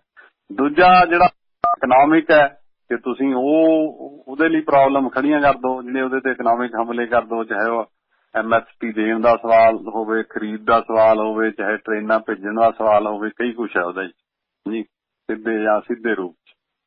ਤੀਜਾ ਜਿਹੜਾ ਇਹ ਹੁਣ ਮਤਲਬ ਹੋਇਆ, ਪਹਿਲਾਂ ਵੀ ਹੋਇਆ, ਚਾਹੇ ਉਹ 26 ਜਨਵਰੀ ਦੀ ਗੱਲ ਕਰੋ, ਫਿਰ ਉਸ ਤੋਂ ਬਾਅਦ ਟਿਕਰੀ ਸਿੰਘੂ ਬਾਰਡਰ ਤੇ ਬੰਦੇ 2-2, 250, 300 ਬੰਦਾ ਆਇਆ, ਫਿਰ ਚਾਹੇ ਉਹ ਟਕੈਤ ਦੇ ਉੱਤੇ ਸਿੱਧਾ ਉੱਥੇ ਦੇ ਜਿਹੜਾ MLA ਆ ਉਹਦੇ ਰਾਹੀਂ ਹਮਲੇ ਦੀ ਗੱਲ ਹੋਵੇ, ਫਿਰ ਚਾਹੇ ਜਿਹੜੀ ਜੀਪ ਚੜਾਉਣ ਦੀ ਗੱਲ ਹੋਵੇ, ਇਹ ਸਾਰਾ ਜਿਹੜਾ ਇਹ ਸਿੱਧਾ ਅਟੈਕ ਹੈ, ਜਿਹੜਾ ਬਰੂਟਲ ਅਟੈਕ ਹੈ। ਇਹ ਤਿੰਨ ਹੀ ਚੀਜ਼ਾਂ ਜਿਹੜੀਆਂ ਯੂਜ਼ ਹੋ ਰਹੀਆਂ। ਇਹ ਜਿਹੜਾ ਤੁਸੀਂ ਵੀ ਹੁਣ ਗੱਲ ਕਰ ਰਹੇ ਹੋ ਇਹਦੇ ਚ ਮਤਲਬ ਇਹਨੂੰ ਫੇਲ ਕਰਨੇ ਹਰ ਤਰ੍ਹਾਂ ਦਾ ਹਰਬਾ ਵਰਬਾ ਜਿਹੜਾ ਨਾ ਜੀ ਵਰਤਿਆ ਜਾ ਰਿਹਾ। ਤੇ ਜਿਵੇਂ ਜਿਵੇਂ ਉੱਤਰ ਪ੍ਰਦੇਸ਼ ਦੀ ਇਲੈਕਸ਼ਨ ਨੇੜੇ ਆਉਣੀ ਹੈ, ਮੇਰੀ ਇਹ ਸਮਝ ਹੈ ਇਹੋ ਜਿਹੀਆਂ ਘਟਨਾਵਾਂ ਹੋਰ ਵਧਣਗੀਆਂ ਇਹਨਾਂ ਨੇ ਕਰਨੀਆਂ ਕਿ ਇੱਥੇ ਕੋਈ ਨਾ ਕੋਈ ਬਖੇੜਾ ਖੜਾ ਕੀਤਾ ਜਾਵੇ ਕਿਸਾਨੀ ਅੰਦੋਲਨ ਨੂੰ ਫੇਲ ਕਰਨ ਲਈ। ਸੋ ਕਿਸਾਨਾਂ ਨੇ ਹੁਣ ਤੱਕ ਮਤਲਬ ਬੜੀ ਬਾਖੂਬੀ ਉਹਨੂੰ ਲੀਡ ਕਰਿਆ, ਪੀਸਫੁਲ ਰੱਖਿਆ, ਪ੍ਰੋਵੋਕ ਨਹੀਂ ਹੋਏ। ਹਰੇਕ ਜਿਹੜੀ ਵੱਡੀ ਤੋਂ ਵੱਡੀ ਘਟਨਾ ਨੂੰ ਬੜੇ ਠਰਮੇ ਨਾਲ ਹੈ ਨਾ, ਈਵਨ ਲਖੀਮਪੁਰ ਵਰਗੀ ਘਟਨਾ ਨੂੰ ਵੀ ਬੜੇ ਠਰਮੇ ਨਾਲ ਉਹਨਾਂ ਨੇ ਲਿਆ ਤੇ ਉਹਨਾਂ ਨੇ ਆਪਣੀ ਜਿਹੜੀ ਇਹ ਜੱਦੋਜਹਿਦ ਅੱਗੇ ਰੱਖੀ ਵੀ ਹੈ ਜੀ। ਇਹ ਘਟਨਾਵਾਂ ਹੁਣ ਮਤਲਬ ਕਰ ਸਕਦੇ ਆ। ਤੇ ਜਿਹੜੀ ਮਤਲਬ ਤੁਸੀਂ ਮਹਾਤਮਾ ਗਾਂਧੀ ਦੇ ਉੱਤੇ ਉਹਦੇ ਨਾਲ ਤੁਸੀਂ ਸਹਿਮਤ ਹੋ ਤੁਹਾਡੇ ਡਿਫਰੈਂਸ ਹੋਣ, ਪਰ ਜਿਹੜੀ ਇੱਕ ਸਿੰਬਲ ਹੈ ਨਾ ਜੀ, ਤੇ ਉਹ ਸਾਡੇ ਇੱਥੇ ਮਤਲਬ ਦੋ ਜਿਹੜੇ ਸ਼ਖਸੀਅਤਾਂ ਨੇ ਉਹ ਥਰੂ ਆਊਟ ਦੀ ਵਰਲਡ ਜਿਹੜੀਆਂ ਉਹਦਾ ਮਿਲਦਾ ਸਾਨੂੰ, ਉਹ ਸ਼ਹੀਦ ਭਗਤ ਸਿੰਘ ਆ ਤੇ ਮਹਾਤਮਾ ਗਾਂਧੀ। ਉਹਨੂੰ ਮਤਲਬ ਤੁਸੀਂ ਐਂਟੀ ਇੰਡੀਆ ਐਕਟੀਵਿਟੀ ਹੋਊਗੀ ਜਿਹੜੀ ਆਸਟ੍ਰੇਲੀਆ ਜਿਵੇਂ ਹੋ ਰਹੀ ਹੈ, ਤੇ ਆਸਟ੍ਰੇਲੀਅਨ ਨੇ ਤਾਂ ਕਰਨੀ ਨਹੀਂ, ਉਹ ਇਹ ਤਾਂ ਪੱਕਾ ਹਾਂਜੀ, ਉਹ ਤਾਂ ਕੋਈ ਇਸ ਤਰ੍ਹਾਂ ਦਾ ਹੀ ਤੱਤ ਹੈ ਨਾ। ਤੇ ਜੇ ਉਹ ਬਾਹਰਲੇ ਮੁਲਕ ਚ ਹੁੰਦੀ ਉਹ ਤਾਂ ਆਪਣੀ ਥਾਂ ਤੇ ਹੈ। ਜਿਹੜਾ ਇੱਥੇ ਹੋ ਰਿਹਾ ਹਿੰਦੁਸਤਾਨ ਚ ਵੀ ਉਹਦਾ ਬੁੱਤ ਬਣਾ ਕੇ ਉਹਨੂੰ ਗੋਲੀ ਮਾਰੋ, ਫਿਰ ਉਹਦੇ ਤੇ ਮਠਿਆਈ ਵੰਡੋ, ਫਿਰ ਤੁਸੀਂ ਗੌਡਸੇ ਨੂੰ ਸ਼ਹੀਦ ਕਹੋ, ਫਿਰ ਉਹ ਸ਼ਹੀਦ ਕਹਿ ਕੇ ਉਹਦੇ ਨਾਅਰੇ ਲਾਓ ਮਹਾਤਮਾ ਗਾਂਧੀ ਦੇ ਜਿਹੜੇ ਸ਼ਹੀਦੀ ਦਿਨ ਤੇ। ਉਹਨੂੰ ਤੁਸੀਂ ਚੁੱਪਚਾਪ ਜਿਹੜੀ ਸਰਕਾਰ ਹੈ ਇੱਥੇ ਦੀ ਉਹ ਬਰਦਾਸ਼ਤ ਕਰੇ, ਉਂਝ ਗਾਂਧੀ ਦਾ ਨਾਮ ਵੀ ਯੂਜ਼ ਕਰੇ, ਸਵੱਛ ਭਾਰਤ ਦੀ ਗੱਲ ਕਰੇ। ਇਹ ਦੋਹਰੇ ਤੀਰੇ ਮਾਪਦੰਡ ਜਿਹੜੇ ਆ ਨਾ ਜੀ ਸਰਕਾਰ ਦੇ, ਜਿਹੜੀ ਕੇਂਦਰ ਦੀ ਸਰਕਾਰ ਹੈ, ਉਹ ਆਪਣੇ ਜਿਹੜਾ ਏਜੰਡਾ ਉਹਦਾ ਹਿੰਦੂਤਵ ਵਾਲਾ ਜੀ ਉਹਦੇ ਸੰਦਰਭ ਦੇ ਵਿੱਚ ਹੀ ਹੈ। ਤੇ ਕਿਸਾਨ ਅੰਦੋਲਨ ਨੇ ਇਸ ਗੱਲ ਨੂੰ ਐਂਟੀ ਕਾਰਪੋਰੇਟ, ਜਿਹੜਾ ਕਾਰਪੋਰੇਟ ਦੇ ਪੱਖੀ ਕੰਮ ਚੱਲ ਰਿਹਾ, ਜਿੰਨਾ ਪਬਲਿਕ ਜਨਤਕ ਖੇਤਰ ਵੇਚਿਆ ਜਾ ਰਿਹਾ ਹੈ ਜੀ, ਜਿੰਨਾ ਹੁਣ ਤੁਸੀਂ ਮੋਨੀਟਾਈਜੇਸ਼ਨ ਦੇ ਨਾਂ ਤੇ ਮਤਲਬ 2 ਲੱਖ ਮੈਟ੍ਰਿਕ ਟਨ ਤੱਕ ਦੇ ਗੋਦਾਮ ਵੀ ਜਿਹੜੇ ਦੇਤੇ, ਉਹ ਸਾਰਾ ਜੋ ਕੁਝ ਹੋ ਰਿਹਾ ਉਹਨੂੰ ਲੁਕਾਉਣ ਲਈ ਵੀ ਇਹ ਏਜੰਡਾ ਚੱਲਦਾ। ਇੱਕ ਹੁਣ ਜਿਹੜਾ ਨਿਊ ਲਿਬਰਲਿਜ਼ਮ ਹੈ, ਨਵਾਦਾਰਵਾਦ ਹੈ, ਤੇ ਜਿਹੜਾ ਇਹ ਹਿੰਦੂਤਵ ਵਾਲਾ ਜਾਂ ਫਾਸਿਜ਼ਮ ਦਾ ਏਜੰਡਾ, ਇਹ ਦੋਵੇਂ ਇੱਕੋ ਮੇਲ ਚ ਹੋ ਗਿਆ। ਉਹ ਕਾਰਪੋਰੇਟ ਨੂੰ ਸੂਟ ਕਰਦਾ, ਕਾਰਪੋਰੇਟ ਦੇ ਜਿਹੜੇ ਮੁਨਾਫੇ ਵੀ ਵੱਧ ਰਿਹਾ, ਉਹਦੀ ਪ੍ਰਾਪਰਟੀ ਵੀ ਵੱਧ ਰਹੀ ਹੈ ਕਾਰਪੋਰੇਟ ਦੀ, ਉਹ ਸਾਰਾ ਕੁਝ ਹੋ ਰਿਹਾ। ਤੇ ਦੂਜੇ ਪਾਸੇ ਤੁਸੀਂ ਇਸ ਤਰ੍ਹਾਂ ਦਾ ਏਜੰਡਾ ਚਲਾਈ ਚੱਲੋ, ਉਧਰੋਂ ਦੂਜਾ ਏਜੰਡਾ ਚਲਾਈ ਚੱਲੋ, ਦੋਵੇਂ ਏਜੰਡੇ ਪੈਰਲਲ ਚੱਲ ਰਹੇ। ਤੇ ਕਾਰਪੋਰੇਟ ਨੂੰ ਰੈਤਾਂ ਦੇਣੀਆਂ, ਕਾਰਪੋਰੇਟ ਨੂੰ ਜਨਤਕ ਪ੍ਰਾਪਰਟੀਜ਼ ਜਿਹੜੀਆਂ ਵੇਚਣੀਆਂ, ਤੇ ਦੂਜੇ ਪਾਸੇ ਇਸ ਤਰ੍ਹਾਂ ਦਾ ਰੌਲਾ ਪਵਾ ਕੇ ਰੱਖਣਾ ਹੈ ਨਾ ਜੀ ਕਿਸੇ ਨਾ ਕਿਸੇ ਰੂਪ ਚ। ਇਹ ਬਹੁਤ ਬੜੇ ਸਟਲ ਤਰੀਕੇ ਨਾਲ, ਸੋਚੇ ਸਮਝੇ ਤਰੀਕੇ ਨਾਲ ਇੱਕ ਅਲਾਈਅੰਸ ਹੈਗਾ ਜਿਹੜਾ ਚੱਲ ਰਿਹਾ, ਤੇ ਜਿਹੜਾ ਐਂਟੀ ਪੀਪਲ ਹੈਗਾ, ਲੋਕਾਂ ਦੇ ਖਿਲਾਫ ਹੈ ਜੀ। ਅੱਛਾ ਡਾਕਟਰ ਸਾਹਿਬ, ਜਾਂਦੇ ਜਾਂ ਆਪਣਾ ਭੈਣਾਂ ਨੇ ਹਰਵਿੰਦਰ ਜੌਹਲ ਆਸਟ੍ਰੇਲੀਆ ਅਮਰੀਕਾ ਤੋਂ ਪੁੱਛ ਰਿਹਾ ਸੀ, ਗੱਲਬਾਤ ਅੱਜ ਹੋ ਰਹੀ ਜੀ ਪੰਜਾਬੀ ਯੂਨੀਵਰਸਿਟੀ ਪਟਿਆਲਾ ਤੋਂ ਹੋ ਗਏ ਅਰਥ ਸ਼ਾਸਤਰੀ ਡਾਕਟਰ ਬਲਵਿੰਦਰ ਸਿੰਘ ਟਿਵਾਣਾ ਹੋਰਾਂ ਨਾਲ, ਜਿਹੜੇ ਕਿ ਇਕਨੋਮਿਕਸ ਵਿਭਾਗ ਜਾਂ ਹੋਰ ਵੱਖ-ਵੱਖ ਸ਼ੋਬਿਆਂ ਤੇ ਡੀਨ ਵਗੈਰਾ ਕਈ ਸੰਸਥਾਵਾਂ ਦੇ ਨਾਲ ਵਾਬਸਤਾ ਨੇ, ਤੇ ਅਮਰੀਕਾ ਵੀ ਜਾਂਦੇ ਰਹਿੰਦੇ ਆ ਵੱਖ-ਵੱਖ ਸੰਸਥਾਵਾਂ ਦੇ ਵਿੱਚ ਡੈਲੀਗੇਸ਼ਨ ਤੇ ਪਰਚੇ ਪੜ੍ਹਨ ਦੇ ਵਾਸਤੇ। ਡਾਕਟਰ ਸਾਹਿਬ, ਆਖਰ ਦੇ ਵਿੱਚ ਜਾਣਨਾ ਚਾਹਾਂਗੇ ਪੰਜਾਬ ਦੀ ਸਿਆਸਤ ਤੇ ਖਾਸ ਕਰਕੇ ਕਿਸਾਨ ਅੰਦੋਲਨ ਨਾਲ ਤੁਸੀਂ ਲੋਕ ਲੰਮਾ ਸਮਾਂ ਵਾਬਸਤਾ ਹੋ, ਲਗਾਤਾਰ ਜੁੜੇ ਹੋ, ਪੰਜਾਬੀ ਯੂਨੀਵਰਸਿਟੀ ਦੇ ਵਿੱਚ ਵੀ ਤੁਸੀਂ ਮੂਵਮੈਂਟ ਇਹਦੇ ਵਾਸਤੇ ਚਲਾਉਂਦੇ ਹੋ, ਉੱਥੇ ਵੀ ਚਲਾਉਂਦੇ ਹੋ, ਤੇ ਇਸ ਦੌਰਾਨ ਜਾਣਨਾ ਚਾਹਾਂਗਾ ਕਿਸਾਨ ਅੰਦੋਲਨ ਦੀ ਇਸ ਵਕਤ ਤੁਹਾਡੀ ਨਜ਼ਰ 'ਚ ਕੀ ਸਥਿਤੀ ਹੈ?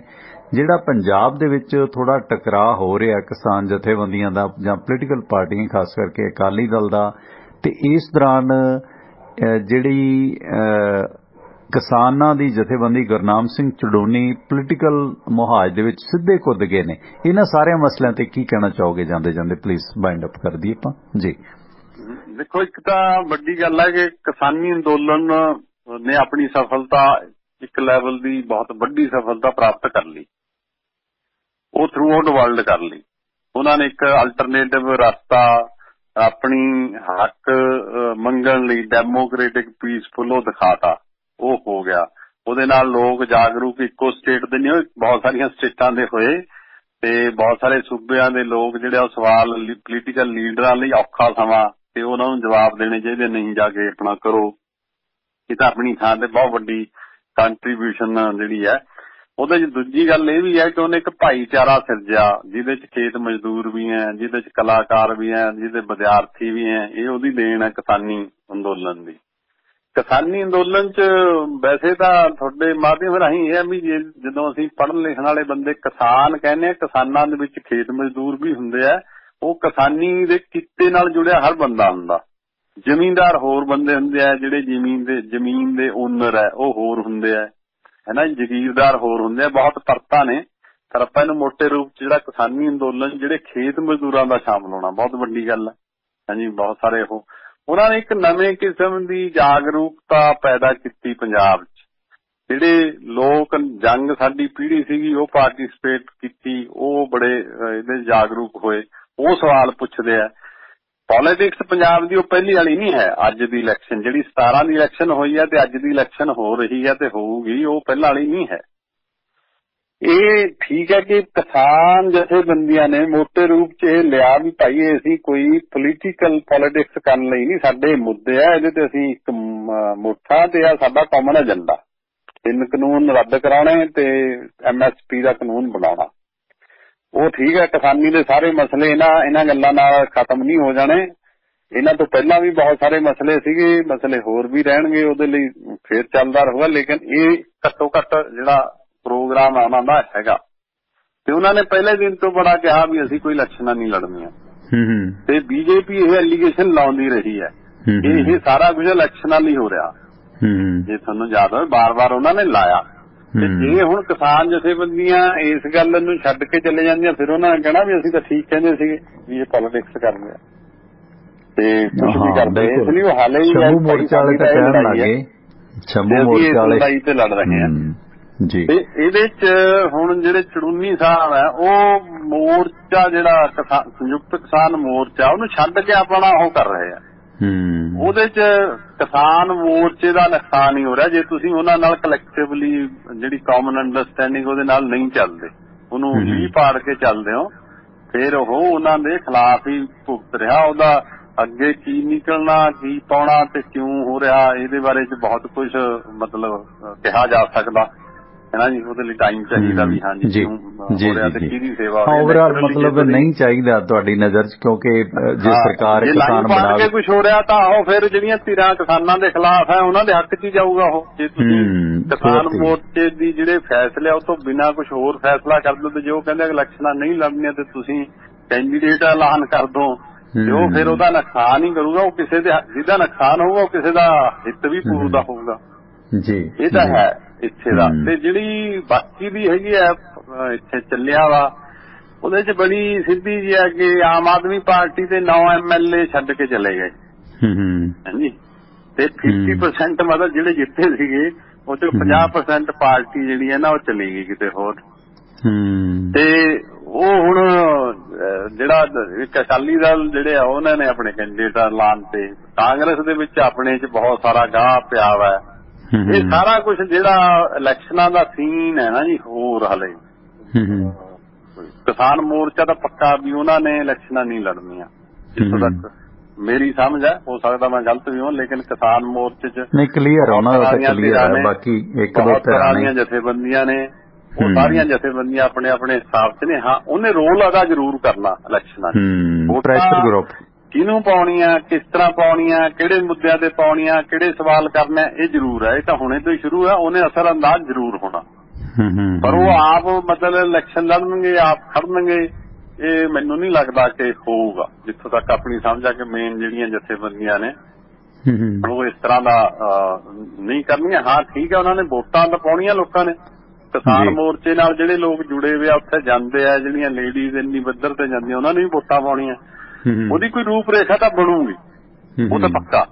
ਉਹ ਇਲੈਕਸ਼ਨਾਂ ਦੇ ਵਿੱਚ ਕਿਵੇਂ ਬਣਦੀ ਹੈ, ਕੈਂਡੀਡੇਟ ਨੂੰ ਦੇਖ ਕੇ ਬਣਦੀ ਹੈ, ਪਾਰਟੀ ਨੂੰ ਦੇਖ ਕੇ ਬਣਦੀ ਹੈ, ਮੁੱਦਿਆਂ ਨੂੰ ਦੇਖ ਕੇ ਬਣਦੀ ਹੈ, ਏਜੰਡੇ ਨੂੰ ਦੇਖ ਕੇ ਬਣਦੀ ਹੈ। ਇਹ ਹਾਲੇ ਆਉਣ ਵਾਲੇ ਦਿਨਾਂ 'ਚ ਦਸੰਬਰ ਮੇਰਾ ਖਿਆਲ ਤੱਕ ਕਲੀਅਰ ਹੋ ਜਾਊਗਾ ਵੀ ਕਿੱਥੇ ਕੀ ਹੋਊਗਾ, ਜਾਂ ਇਲੈਕਸ਼ਨਾਂ ਦੇ ਦੌਰਾਨ ਜਨਵਰੀ ਤੱਕ ਵੀ ਹੋ ਸਕਦਾ।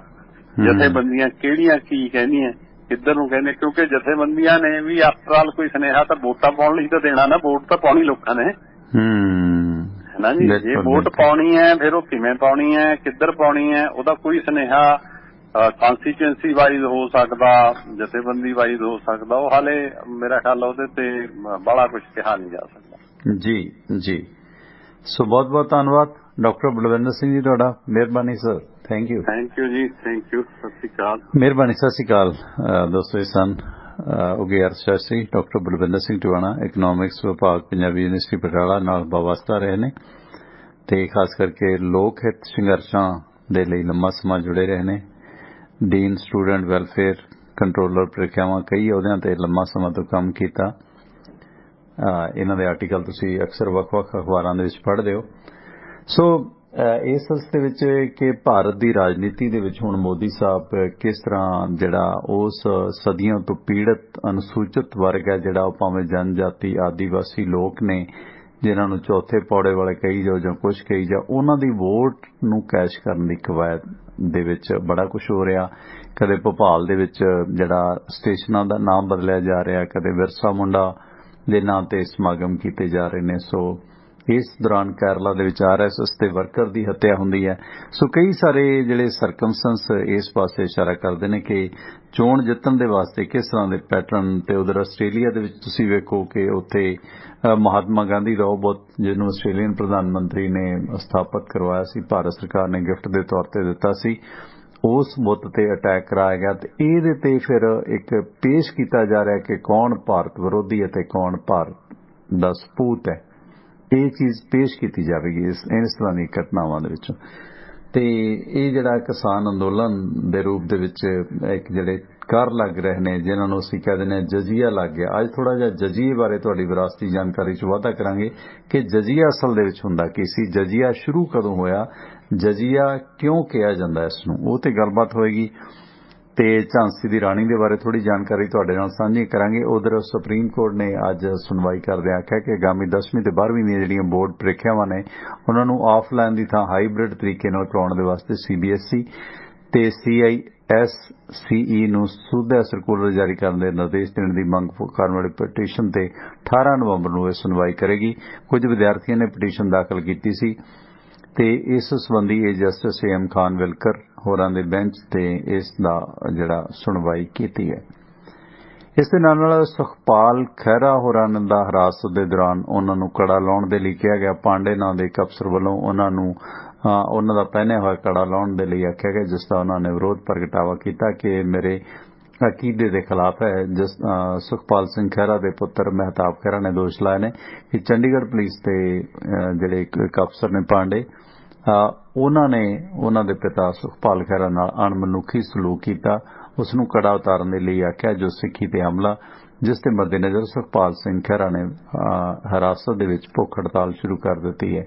ਸੁਖਦੇਵ ਸਿੰਘ ਢੀਂਡਸਾ ਹੋਰਾਂ ਨੇ ਇਸ ਦਾ ਵਿਰੋਧ ਕੀਤਾ ਤੇ ਇਸ ਦੇ ਨਾਲ ਸੁਖਦੇਵ ਸਿੰਘ ਢੀਂਡਸਾ ਹੋਰਾਂ ਨੇ ਵੀ ਅੱਜ ਆਪਣੀ ਪ੍ਰੈਸ ਕਾਨਫਰੰਸ ਕੀਤੀ ਹੈ, ਜਿਸ ਦੇ ਵਿੱਚ ਸ਼੍ਰੋਮਣੀ ਅਕਾਲੀ ਦਲ ਸੰਯੁਕਤ ਦੇ ਆਗੂ ਸੁਖਦੇਵ ਸਿੰਘ ਢੀਂਡਸਾ ਨੇ ਲੋਕ ਹਿੱਤ ਪਾਰਟੀ ਨਾਲ ਗੱਠਜੋੜ ਕੀਤਾ ਤੇ 2 ਹਫ਼ਤਿਆਂ ਦੇ ਵਿੱਚ ਕਹਿੰਦੇ ਪੰਜਾਬ ਨੂੰ ਅਸੀਂ ਤੀਜਾ ਬਦਲ ਦੇਵਾਂਗੇ। ਹਾਲਾਂਕਿ ਇਸ ਖੇਮੇ ਦੇ ਵੀਰ ਦਵਿੰਦਰ ਸਿੰਘ ਤਕਰੀਬਨ ਕਿਨਾਰਾਕਸ਼ੀ ਕਰ ਗਏ ਨੇ। 17 ਨਵੰਬਰ ਤੱਕ ਦਾ ਕਾਰਨ ਦੱਸੋ ਨੋਟਿਸ ਉਹਨਾਂ ਨੂੰ ਜਾਰੀ ਕੀਤਾ ਹੋਇਆ ਸੁਖਦੇਵ ਸਿੰਘ ਢੀਂਡਸਾ ਦੀ ਤਰਫੋਂ ਕਿ ਪਾਰਟੀ ਵਿਰੋਧੀ ਗਤੀਵਿਧੀਆਂ ਉਹ ਕਿਉਂ ਕਰ ਰਹੇ ਨੇ। ਹਾਲਾਂਕਿ ਉਹਦਾ ਜਵਾਬ ਕੋਈ ਨਹੀਂ ਆਉਣਾ ਤੇ ਵੀਰ ਦਵਿੰਦਰ ਹੋਰਾਂ ਨੇ ਕਿਨਾਰਾ ਕਰ ਦੇਣਾ ਢੀਂਡਸਾ ਸਾਹਿਬ ਨੂੰ। ਤੇ ਲੁਧਿਆਣਾ ਦੇ ਜ਼ਿਲ੍ਹੇ ਤੋਂ 4 ਵਿਧਾਇਕ ਤੇ 4 ਵਾਰ ਵਿਧਾਇਕ ਤੇ 2 ਵਾਰ ਮੰਤਰੀ ਰਹਿ ਚੁੱਕੇ ਮਲਕੀਤ ਸਿੰਘ ਬੇਰਮੀ ਦੀ ਜਿਹੜੀ ਪੰਜਾਬ ਲੋਕ ਹਿੱਤ ਪਾਰਟੀ ਸੀ, ਉਸ ਨੇ ਢੀਂਡਸਾ ਦੇ ਨਾਲ ਗੱਠਜੋੜ ਕਰ ਲਿਆ। ਲੁਧਿਆਣਾ ਦੇ ਵਿੱਚ ਇਕੱਤਰਤਾ ਕੀਤੀ ਹੈ, SS ਨਗਰ ਦੇ ਵਿੱਚ ਉਹਨਾਂ ਨੇ ਇਕੱਤਰਤਾ ਕੀਤੀ ਹੈ ਤੇ ਨਾਲ ਉਹਨਾਂ ਨੇ ਆਖਿਆ ਕਿ ਅਸੀਂ ਆਉਣ ਵਾਲੇ ਦਿਨਾਂ ਦੇ ਵਿੱਚ ਜਿਹੜੇ 3 ਕਾਲੇ ਕਾਨੂੰਨ ਰੱਦ ਕਰਵਾਉਣ ਦੇ ਵਾਸਤੇ ਅੰਦੋਲਨ ਨੂੰ ਹੋਰ ਤੇਜ਼ ਕਰਨ ਦੇ ਵਿੱਚ ਮਦਦ ਕਰਾਂਗੇ। ਦਿੱਲੀ ਦੇ ਵਿੱਚ ਪ੍ਰਦੂਸ਼ਣ ਲਗਾਤਾਰ ਵਧਦਾ ਜਾ ਰਿਹਾ, ਜਿਹੜਾ 에ਅਰ ਕੁਆਲਿਟੀ ਇੰਡੈਕਸ ਹੈ ਉਹ ਲਗਾਤਾਰ ਵਧਦਾ ਜਾ ਰਿਹਾ, ਜਿਸ ਦੇ ਮੱਦੇਨਜ਼ਰ ਅੱਜ ਸੁਪਰੀਮ ਕੋਰਟ ਦੇ ਵਿੱਚ ਵੀ ਸੁਣਵਾਈ ਹੋਈ ਹੈ ਤੇ ਸੁਪਰੀਮ ਕੋਰਟ ਨੇ ਇਸ ਮੁਤਲਕ ਕੇਂਦਰ ਨੂੰ ਤੇ ਸੂਬਿਆਂ ਦੀਆਂ ਸਰਕਾਰਾਂ ਨੂੰ ਸਖਤ ਕਦਮ ਚੁੱਕਣ ਦੇ ਲਈ ਆਖਿਆ, ਜਿਸ ਦਾ ਜਵਾਬ ਦਿੰਦਿਆਂ ਕੇਜਰੀਵਾਲ ਦੀ ਤਰਫੋਂ ਅਦਾਲਤ ਵਿੱਚ ਇਹ ਸਪਸ਼ਟ ਕੀਤਾ ਗਿਆ ਦਿੱਲੀ ਸਰਕਾਰ ਨੇ ਕਿ ਅਸੀਂ ਪ੍ਰਦੂਸ਼ਣ ਨੂੰ ਤਾਂ ਹੀ ਘਟਾ ਸਕਾਂਗੇ ਅਗਰ ਲੋਕਡਾਊਨ ਕਰ ਦਈਏ। ਲੋਕਡਾਊਨ ਜਿਹੜਾ NCR ਸਮੁੱਚੇ ਖੇਤਰ ਦੇ ਵਿੱਚ ਲਾਇਆ ਜਾਵੇ ਤਾਂ ਹੀ ਇਸ ਦਾ ਫਾਇਦਾ ਹੈ। ਤੇ ਦਿੱਲੀ ਸਰਕਾਰ ਨੇ ਆਪਣੇ ਹਲਫਨਾਮੇ ਦੇ ਵਿੱਚ ਇਸ ਗੱਲ ਕਬੂਲ ਕੀਤੀ ਹੈ ਕਿ ਪ੍ਰਦੂਸ਼ਣ ਨੂੰ ਕੰਟਰੋਲ ਕਰਨ ਦੇ ਵਾਸਤੇ ਪੂਰਨ ਲੋਕਡਾਊਨ ਲੱਗਣਾ ਜ਼ਰੂਰੀ ਹੈ। ਤੇ ਇਸ ਮੁਤਲਕ ਸੁਪਰੀਮ ਕੋਰਟ ਨੇ ਅੱਜ ਜਿਸ ਤਰ੍ਹਾਂ ਮੁੱਖ ਖਬਰਾਂ ਆਪਾਂ ਪੇਸ਼ ਕਰਦੇ ਹਾਂ ਉਹਨਾਂ ਦੇ ਵਿੱਚ ਮੈਂ ਦੱਸਿਆ ਵੀ ਸੀਗਾ ਕਿਉਂਕਿ ਆਪਾਂ ਖਬਰਾਂ ਦਾ ਬੁਲੇਟਿਨ ਸ਼ੁਰੂ ਕੀਤਾ 10-15 ਮਿੰਟ ਦਾ ਜਿਸ ਦੇ ਵਿੱਚ ਜਿਹੜੀਆਂ ਅਹਿਮ ਖਬਰਾਂ ਨੇ ਉਹਨਾਂ ਤੇ ਸੰਖੇਪ ਚਰਚਾ ਕਰੀ ਦੀ ਹੈ। ਉਸ ਦੇ ਵਿੱਚ ਸੁਪਰੀਮ ਕੋਰਟ ਨੇ ਇਸ ਦੀ ਸੁਣਵਾਈ ਲਗਾਤਾਰ ਕਰਨੀ ਤੇ ਇਸ ਸੰਬੰਧੀ ਸਰਕਾਰਾਂ ਨੂੰ ਵੀ ਕਈ ਸਾਰੇ ਸਵਾਲ ਨੇ ਜਿਹੜੇ ਪੁੱਛੇ ਨੇ। ਲਓ ਦੋਸਤੋ ਆਪਾਂ ਐਕਚੁਅਲੀ ਇਹ ਸੀ ਕਿ ਮਹਿਮਾਨ ਦੀਆਂ ਕਾਲ ਜ਼ਿਆਦਾ ਲਈਆਂ ਜਾਂਦੀਆਂ ਤੇ ਹੁਣ ਤੁਹਾਡੀ ਕਾਲ ਦਾ ਸਵਾਗਤ ਹੈ। ਤੁਸੀਂ ਖੁੱਲੀਆਂ ਗੱਲਾਂ ਬਾਤਾਂ ਕਰ ਸਕਦੇ ਹੋ। ਸਵਾਗਤ ਹੈ ਜੀ ਤੁਹਾਡਾ। ਵੈਲਕਮ। ਹੈਲੋ ਵੈਲਕਮ ਜੀ। ਹਾਂਜੀ ਸਤਿ ਸ਼੍ਰੀ ਅਕਾਲ। ਸਤਿ ਸ਼੍ਰੀ ਅਕਾਲ ਜੀ। ਮੁਕੱਦਰ ਸਿੰਘ ਬੋਲਦਾ ਜੀ। ਹਾਂਜੀ ਮੁਕੱਦਰ ਜੀ ਸਵਾਗਤ ਹੈ। ਸ਼ੈਲੀ ਜੀ ਹੋਰਾਂ ਦੀ ਵੀ ਕਾਲ ਸੀ ਹੁਣ ਗੱਲ ਕਰ ਸਕਦੇ ਹੋ ਤੁਸੀਂ ਜੀ ਮੁਕੱਦਰ ਸਿੰਘ। ਹਾਂਜੀ ਟਵਾਣਾ ਸਾਹਿਬ ਮੈਂ ਨਾ ਇਹ ਸ਼ੈਲੀ ਜੀ ਹਰਾਂ ਦੇ ਸੰਦਰਭ ਵਿੱਚ ਪੁੱਛਣਾ ਸੀ ਤੁਹਾਨੂੰ ਟਿੱਪਣੀ ਮਾੜਾ ਜਿਹਾ ਕਰਿਓ ਜੀ। ਜਿਹੜਾ ਆਪਾਂ ਕਹਿੰਦੇ ਆ ਜੀ ਕਾਨੂੰਨ ਜਿਹੜੇ ਨੇ ਮੰਨ ਲਓ ਵੀ ਆਪਾਂ ਇਹ MSP ਗਰੰਟੀ ਹੋਣੀ ਚਾਹੀਦੀ ਹੈ ਜੀ। ਜਿਹੜਾ ਯੂਪੀ ਦੇ ਵਿੱਚ ਜੀ ਆਪਣਾ ਸ਼ੂਗਰ ਕੈਨ ਐਕਟ ਹੈ ਜੀ ਉਹ ਕਾਨੂੰਨ ਹੈ ਜੀ ਮੰਨ ਲਓ ਗੰਨੇ ਤੇ ਜਿਹੜਾ ਆਪਾਂ ਵੀ 14 ਦਿਨਾਂ ਚ ਭੁਗਤਾਨ ਕਰਨਾ ਜੀ ਗੰਨੇ ਦਾ ਤੇ ਜੇ ਨਹੀਂ ਕਰਦੇ ਤੇ ਆਪਾਂ ਨੂੰ ਉਹੀ ਵੀ ਮੰਨ ਲਓ ਵਿਆਜ ਦੇਣੀ ਪਊਗੀ ਜਿੰਨੇ ਵੀ % ਹੈਗੀ ਹੈ ਜੀ ਉਹਦੀ।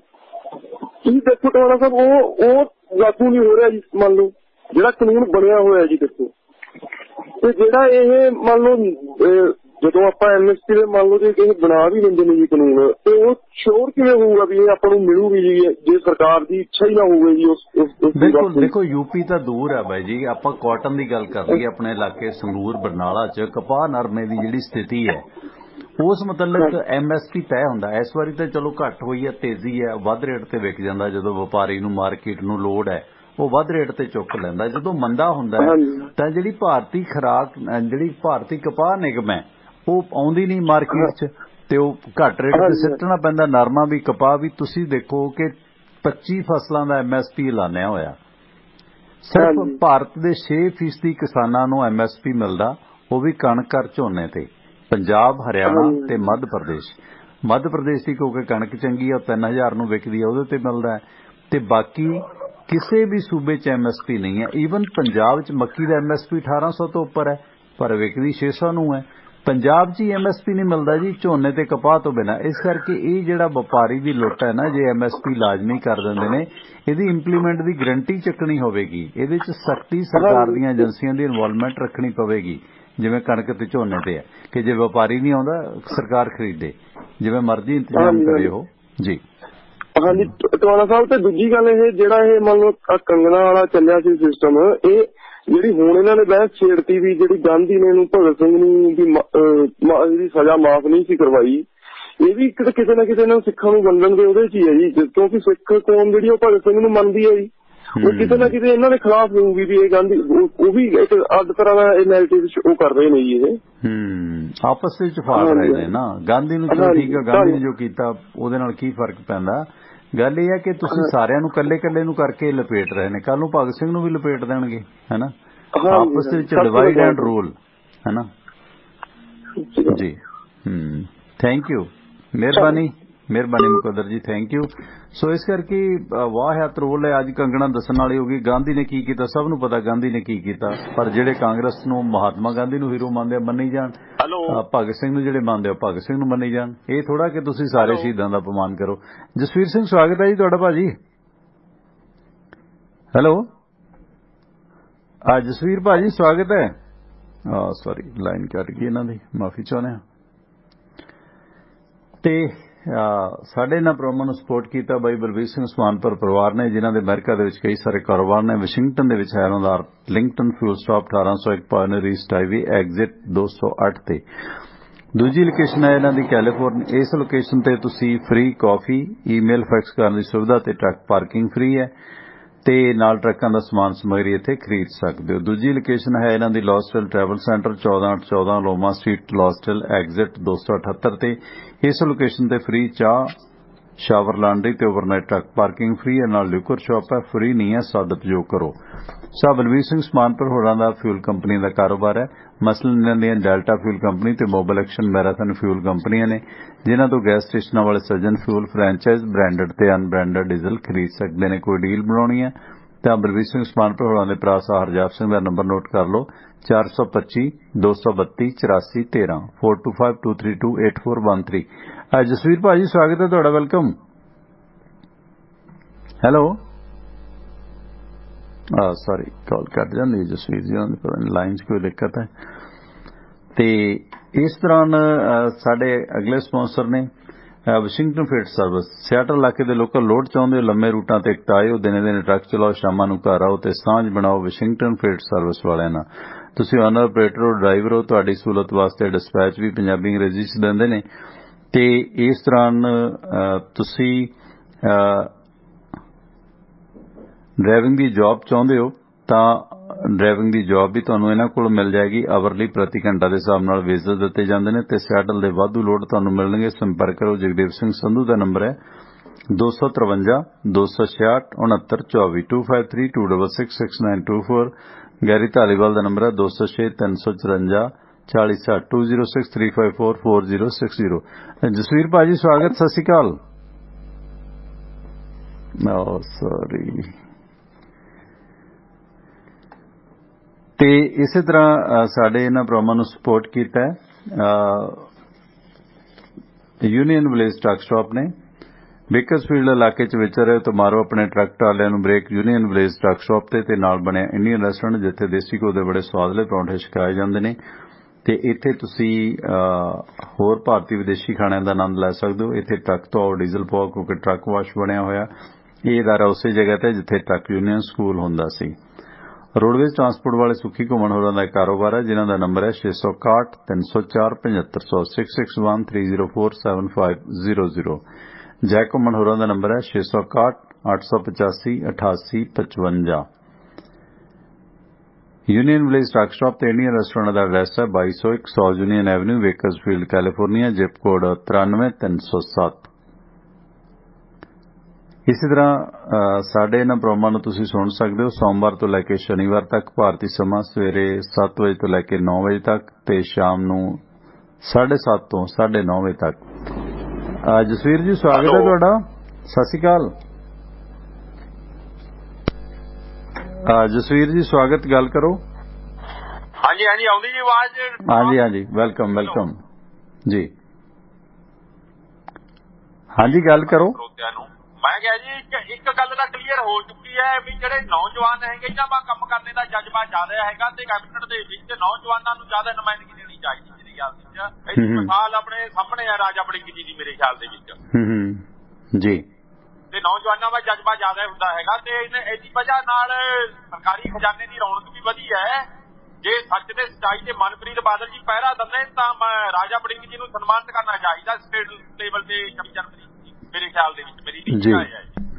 Thank you. हाँ मेहरबानी।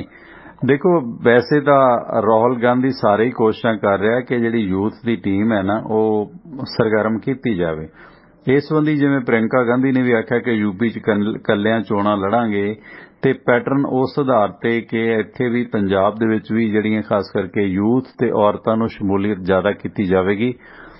ये ठीक है कि यंग टीम चाहिए है, पर वक्त के हिसाब नाल हुण तुसीं वेखो कि कप्तान साहब गल्लां तां बहुत करदे ने कि मैं पार्टी बनावांगा ये करांगा, पर हर बंदे दे उम्र दी एक हद है। वर्किंग कैपेसिटी रिटायर क्यों किया जांदा?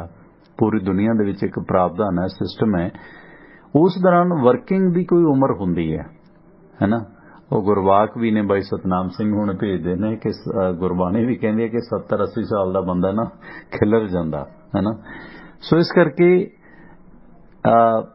जिहड़ा ना काम करन दा मादा उसकी भी कोई उम्र हुंदी है। पर अफसोस कि साडे सियासतदान समझदे थोड़ी है। देखो बादल साहब फिर सीएम बनन नूं तैयार बैठे ने। उधर कप्तान कहंदा सी मैनूं इस बारी जिता दिओ, हुण कहंदा फिर मैं दोबारा इलैक्शन लड़ूंगा, अगली पारी भी खेडूंगा। इन्हां दीयां पारियां नहीं मुक्कदियां ते उधर जवानां दे विचारां दे जवानी च सत्तू मुक्के पए आ। साडे इन्हां प्रोग्रामां नूं सपोर्ट कीता ਅਮਰੀਕਨ ਟੈਕਸ ਫਰਮਾਂ ਦੇ ਵਿੱਚ 5 ਸਾਲ ਕੰਮ ਕਰਨ ਦੇ ਤਜਰਬੇ ਯਾਫਤਾ ਸਾਥ ਤਰਸੇਮ ਸਿੰਘ ਗਿੱਲ CP ਜਿਨ੍ਹਾਂ ਕੋਲੋਂ ਤੁਸੀਂ ਇੰਡੀਵਿਜੂਅਲ ਬਿਜ਼ਨਸ ਵਪਾਰ ਕਾਰੋਬਾਰ ਦੀ ਹਰ ਤਰ੍ਹਾਂ ਦੀ ਰਿਟਰਨ ਭਰਵਾ ਸਕਦੇ ਹੋ। ਆਪਣੇ ਕਿਸੇ ਸਾਖ ਸੰਬੰਧੀ ਨੂੰ ਅਮਰੀਕਾ ਸੱਦਣਾ, green card, work permit, spouse case ਦੀਆਂ ਸੇਵਾਵਾਂ ਲੈਣੀਆਂ ਨੇ ਤਾਂ ਵੀ ਤੁਸੀਂ ਸੰਪਰਕ ਕਰੋ CP ਤਰਸੇਮ ਸਿੰਘ ਗਿੱਲ ਨੂੰ, ਜੋ ਨਿਊਜਰਸੀ ਦੇ ਲਾਗੇ ਈਸਟਰਨ ਸਿਟੀ ਪੈਂਸਿਲਵੇਨੀਆ ਦੇ ਵਿੱਚ ਵਸਦੇ ਨੇ। ਤੇ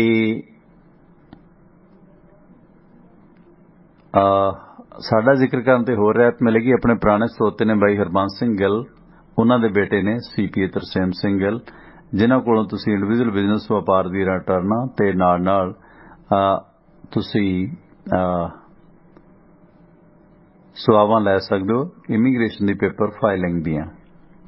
ਨੰਬਰ ਹੈ 484 764 9861 484 764 9861 ਨੰਬਰ ਹੈ CP ਤਰਸੇਮ ਸਿੰਘ ਗਿੱਲ ਹੋਰਾਂ ਦਾ। ਤੇ ਅਰੁਣਾਚਲ ਪ੍ਰਦੇਸ਼ ਦੇ ਵਿੱਚ ਅਸਾਮ ਰਾਈਫਲ ਨੇ ਇੱਕ ਮੁਕਾਬਲੇ ਦੇ ਦੌਰਾਨ 3 ਦਹਿਸ਼ਤਗਰਦਾਂ ਨੂੰ ਮਾਰ ਮੁਕਾਇਆ। ਜ਼ਿਕਰ ਖਾਸ ਹੈ ਕਿ 2 ਦਿਨ ਪਹਿਲਾਂ ਹੀ ਅਸਾਮ ਰਾਈਫਲ ਦੇ 5 ਅਧਿਕਾਰੀ, ਜਿਸ ਦੇ ਵਿੱਚ ਇੱਕ ਕਮਾਂਡਿੰਗ ਆਫੀਸਰ, ਉਸ ਦੀ ਪਤਨੀ ਤੇ ਬੱਚਾ ਵੀ ਸ਼ਾਮਲ ਸੀ, ਉਹਨਾਂ ਨੂੰ ਕੁਝ ਦਹਿਸ਼ਤਗਰਦ ਗਰੁੱਪਾਂ ਵੱਲੋਂ ਅਟੈਕ ਦੇ ਦੌਰਾਨ ਖਤਮ ਕਰ ਦਿੱਤਾ ਗਿਆ ਸੀ। ਇਸ ਸੰਬੰਧੀ ਅਸਾਮ ਰਾਈਫਲਜ਼ ਨੇ ਆਪਣਾ ਐਕਸ਼ਨ ਲੈਂਦੇ national socialist council of Nagaland ਨਾਲ ਸੰਬੰਧਿਤ 3 ਦਹਿਸ਼ਤਗਰਦਾਂ ਨੂੰ ਅਰੁਣਾਚਲ ਪ੍ਰਦੇਸ਼ ਦੇ ਲੋਂਗਡਿੰਗ ਜ਼ਿਲ੍ਹੇ ਦੇ ਵਿੱਚ ਇੱਕ ਮੁਕਾਬਲੇ ਦੇ ਦੌਰਾਨ ਮਾਰ ਮੁਕਾਇਆ। ਤੇ ਇਸ ਦੇ ਨਾਲ ਦੌਰੇ ਸਿਆਸਤ ਦੇ ਵਿੱਚ ਚਰਨਜੀਤ ਸਿੰਘ ਚੰਨੀ ਦੇ ਖਿਲਾਫ ਨਵਜੋਤ ਸਿੰਘ ਸਿੱਧੂ ਦੀ ਟਵੀਟ ਨੇ ਫਿਰ ਪਾਰਟੀ ਦੇ ਵਿੱਚ ਇੱਕ ਤਰੀਕੇ ਨਾਲ ਬਖੇੜਾ ਜਾਂ ਫਿਰ ਖੜਾ ਕਰ ਦਿੱਤਾ, ਕਿਉਂਕਿ ਜਿਸ ਤਰ੍ਹਾਂ ਲਗਾਤਾਰ ਚਰਨਜੀਤ ਸਿੰਘ ਚੰਨੀ ਸਹੂਲਤਾਂ ਦੇ ਗੱਫੇ ਦੇਈ ਜਾ ਰਹੇ ਨੇ, ਉਸ ਮੁਤਾਲਕ ਨਵਜੋਤ ਸਿੰਘ ਸਿੱਧੂ ਨੇ ਟਵੀਟ ਕੀਤੀ ਹੈ ਕਿ ਇੰਨੀਆਂ ਸਹੂਲਤਾਂ ਸਰਕਾਰ ਪੰਜਾਬ ਦੀ ਐਲਾਨੀ ਜਾ ਰਹੀ ਹੈ, ਪਰ ਇਹ ਸਹੂਲਤਾਂ ਪੂਰੀਆਂ ਕਿਵੇਂ ਦਿੱਤੀਆਂ ਜਾਣਗੀਆਂ, ਇਸ ਦੇ ਲਈ ਪੈਸਾ ਕਿੱਥੋਂ ਜਟਾਓਗੇ। ਤੇ ਉਸ ਤੇ ਸਵਾਲ ਖੜਾ ਕਰ ਦਿੱਤਾ ਜੋ ਅਕਾਲੀ ਦਲ ਜਾਂ ਆਮ ਆਦਮੀ ਪਾਰਟੀ ਖੜਾ ਕਰਦੀ ਹੈ। ਤੇ ਹਾਲਾਂਕਿ ਇਸ ਮਾਮਲੇ ਦੇ ਵਿੱਚ ਹੁਣ ਪੰਜਾਬ ਕਾਂਗਰਸ ਦਾ ਪ੍ਰਧਾਨ ਇਹ ਸਵਾਲ ਖੜਾ ਕਰਦਾ ਹੈ ਤੇ ਹੁਣ ਸਰਕਾਰ ਇਸ ਦੇ ਵਿੱਚ ਕੀ ਜਵਾਬ ਦਿੰਦੀ ਹੈ। ਤੇ ਇਸ ਦੇ ਨਾਲ ਕੇਂਦਰ ਸਰਕਾਰ ਨੇ ਇੱਕ ਹੋਰ ਵੱਡਾ ਫੈਸਲਾ ਕੀਤਾ ਹੈ ਕਿ ਪੋਸਟਮਾਰਟਮ ਦੀ ਵਿਵਸਥਾ ਨੂੰ ਥੋੜਾ ਜਿਹਾ ਚੇਂਜ ਕੀਤਾ ਹੈ। ਤੇ ਇਸ ਘਟਨਾਕ੍ਰਮ ਦਾ ਜ਼ਿਕਰ ਕਰਦਿਆਂ ਭਾਰਤ ਦੇ ਸਿਹਤ ਮੰਤਰੀ ਮਨਸੁਖ ਮਾਂਡਵੀਆ ਨੇ ਇੱਕ ਟਵੀਟ ਕੀਤਾ ਕਿ ਅੰਗਰੇਜ਼ਾਂ ਦੇ ਵਕਤ ਦੀ ਜੋ ਵਿਵਸਥਾ ਸੀਗੀ 24 ਘੰਟੇ ਦੇ ਵਿੱਚ ਹੁਣ ਪੋਸਟਮਾਰਟਮ ਹੋ ਸਕੇਗਾ। ਤੇ ਇਸ ਮੁਤਲਕ ਉਹਨਾਂ ਨੇ ਆਖਿਆ ਕਿ ਜਿਨ੍ਹਾਂ ਹਸਪਤਾਲਾਂ ਦੇ ਵਿੱਚ ਰਾਤ ਨੂੰ ਪੋਸਟਮਾਰਟਮ ਕਰਨ ਦੀ ਸਹੂਲਤ ਨਹੀਂ ਸੀ, ਉੱਥੇ ਵੀ ਹੁਣ ਸੂਰਜ ਡੁੱਬਣ ਤੋਂ ਬਾਅਦ ਉਹ ਹਸਪਤਾਲ ਪੋਸਟਮਾਰਟਮ ਕਰ ਸਕਣਗੇ। ਮੰਤਰਾਲੇ ਨੇ ਆਖਿਆ ਕਿ ਮ੍ਰਿਤਕਾਂ ਦੇ ਦੋਸਤ ਅਤੇ ਰਿਸ਼ਤੇਦਾਰਾਂ ਤੋਂ ਇਲਾਵਾ ਇਸ ਨਵੀਂ ਪ੍ਰਕਿਰਿਆ ਦੇ ਵਿੱਚ ਅੰਗਦਾਨ ਤੇ ਖਾਸ ਕਰਕੇ ਅੰਗ ਟ੍ਰਾਂਸਪਲਾਂਟ ਨੂੰ ਜਿਹੜਾ ਵਧਾਵਾ ਮਿਲੇਗਾ। ਤੇ ਕਿਉਂਕਿ ਇਸ ਪ੍ਰਕਿਰਿਆ ਤੋਂ ਬਾਅਦ ਤੈਅ ਸਮੇਂ ਦੇ ਵਿੱਚ ਅੰਗਾਂ ਨੂੰ ਕੱਢਿਆ ਜਾ ਸਕਦਾ ਹੈ। ਸਿਹਤ ਮੰਤਰਾਲੇ ਨੇ ਇਹ ਜਾਣਕਾਰੀ ਦਿੱਤੀ ਹੈ ਕਿ ਕੁਝ ਸੰਸਥਾਵਾਂ ਪਹਿਲਾਂ ਤੋਂ ਹੀ ਰਾਤ ਸਮੇਂ ਪੋਸਟਮਾਰਟਮ ਕਰ ਰਹੀਆਂ ਸਨ, ਪਰ ਬਹੁਤੀਆਂ ਸੰਸਥਾਵਾਂ ਰਾਤ ਸਮੇਂ ਪੋਸਟਮਾਰਟਮ ਨਹੀਂ ਸੀ ਕਰਦੀਆਂ। ਪਰ ਤਕਨੀਕ ਦੇ ਵਿੱਚ ਤੇਜ਼ੀ ਤੇ ਆਏ ਸੁਧਾਰ ਦੇ ਮੱਦੇਨਜ਼ਰ ਪ੍ਰਕਾਸ਼ ਵਿਵਸਥਾ ਦਾ ਪੋਸਟਮਾਰਟਮ ਲਈ ਜ਼ਰੂਰੀ ਬੁਨਿਆਦੀ ਢਾਂਚੇ ਦੀ ਉਪਲਬਧਤਾ ਕਾਰਨ ਹੁਣ ਹਸਪਤਾਲਾਂ ਦੇ ਵਿੱਚ ਰਾਤ ਨੂੰ ਵੀ ਪੋਸਟਮਾਰਟਮ ਹੋਣੇ ਜਿਹੜੇ ਨੇ ਮੁਮਕਿਨ ਹੋ ਜਾਣਗੇ। ਇਸ ਸੰਬੰਧੀ ਉਹਨਾਂ ਨੇ ਨਵੀਆਂ ਗਾਈਡਲਾਈਨਸ ਜਾਰੀ ਕੀਤੀਆਂ ਨੇ। ਪਹਿਲਾਂ ਬਹੁਤ ਸਾਰੇ ਹਸਪਤਾਲਾਂ ਦੇ ਵਿੱਚ ਰਾਤ ਸਮੇਂ ਪੋਸਟਮਾਰਟਮ ਨਹੀਂ ਸੀ ਹੁੰਦਾ। ਤੇ ਇਸ ਦੇ ਨਾਲ ਖਾਸ ਕਰਕੇ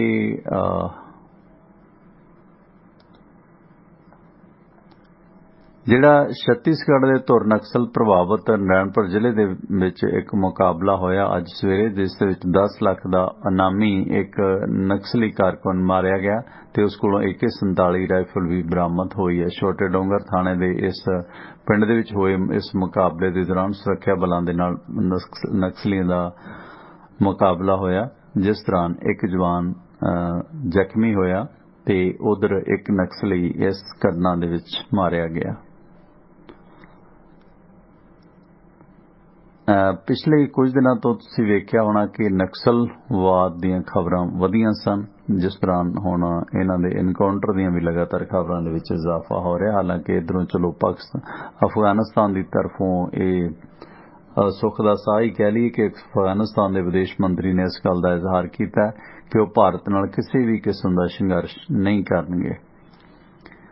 ਪਰ ਆਪਸੀ ਤੌਰ ਤੇ ਜੇ ਵੇਖਿਆ ਜਾਵੇ ਤਾਂ ਜਿਹੜਾ ਹੁਣ ਸੰਘਰਸ਼ ਵੋਟ ਬੈਂਕ ਨੂੰ ਲੈ ਕੇ ਕਈ ਤਰ੍ਹਾਂ ਦਾ ਹੋ ਰਿਹਾ, ਜਿਸ ਦੇ ਮੁਤਲਕ ਸਰਕਾਰ ਹੁਣ ਵੋਟ ਦੀ ਰਾਜਨੀਤੀ ਨੂੰ ਧਰਮ ਦੀ ਆੜ ਦੇ ਵਿੱਚ ਵਰਤਣ ਤੋਂ ਵੀ ਗੁਰੇਜ਼ ਨਹੀਂ ਕਰ ਰਹੀ। ਖਾਸ ਕਰਕੇ ਹੁਣ ਜਜ਼ੀਏ ਦੇ ਬਾਰੇ ਥੋੜੀ ਵਿਰਾਸਤੀ ਜਾਣਕਾਰੀ ਤੁਹਾਡੇ ਨਾਲ ਦੇ ਦੀ ਕਿ ਜਜ਼ੀਆ ਸ਼ਬਦ ਅਸਲ ਦੇ ਵਿੱਚ ਫਾਰਸੀ ਦੇ ਜ਼ਜ਼ਾ ਤੋਂ ਬਣਿਆ, ਜਿਸ ਦਾ ਅਰਥ ਹੁੰਦਾ ਮੁਆਵਜ਼ਾ, ਕਿਸੇ ਦੀ ਤਾਬੇਦਾਰੀ, ਅਧੀਨਗੀ। ਜਜ਼ੀਆ ਉਹ ਕਰ ਹੈ ਜੋ ਮੁਗਲਾਂ ਦੇ ਰਾਜ ਸਮੇਂ ਮੁਸਲਿਮ ਹਕੂਮਤਾਂ ਅਨਮਤੀਆਂ ਅਥਵਾ ਹਿੰਦੂਆਂ ਤੋਂ ਲੈਂਦੇ ਸਨ, ਗੈਰ ਧਰਮ ਵਾਲਿਆਂ ਤੋਂ।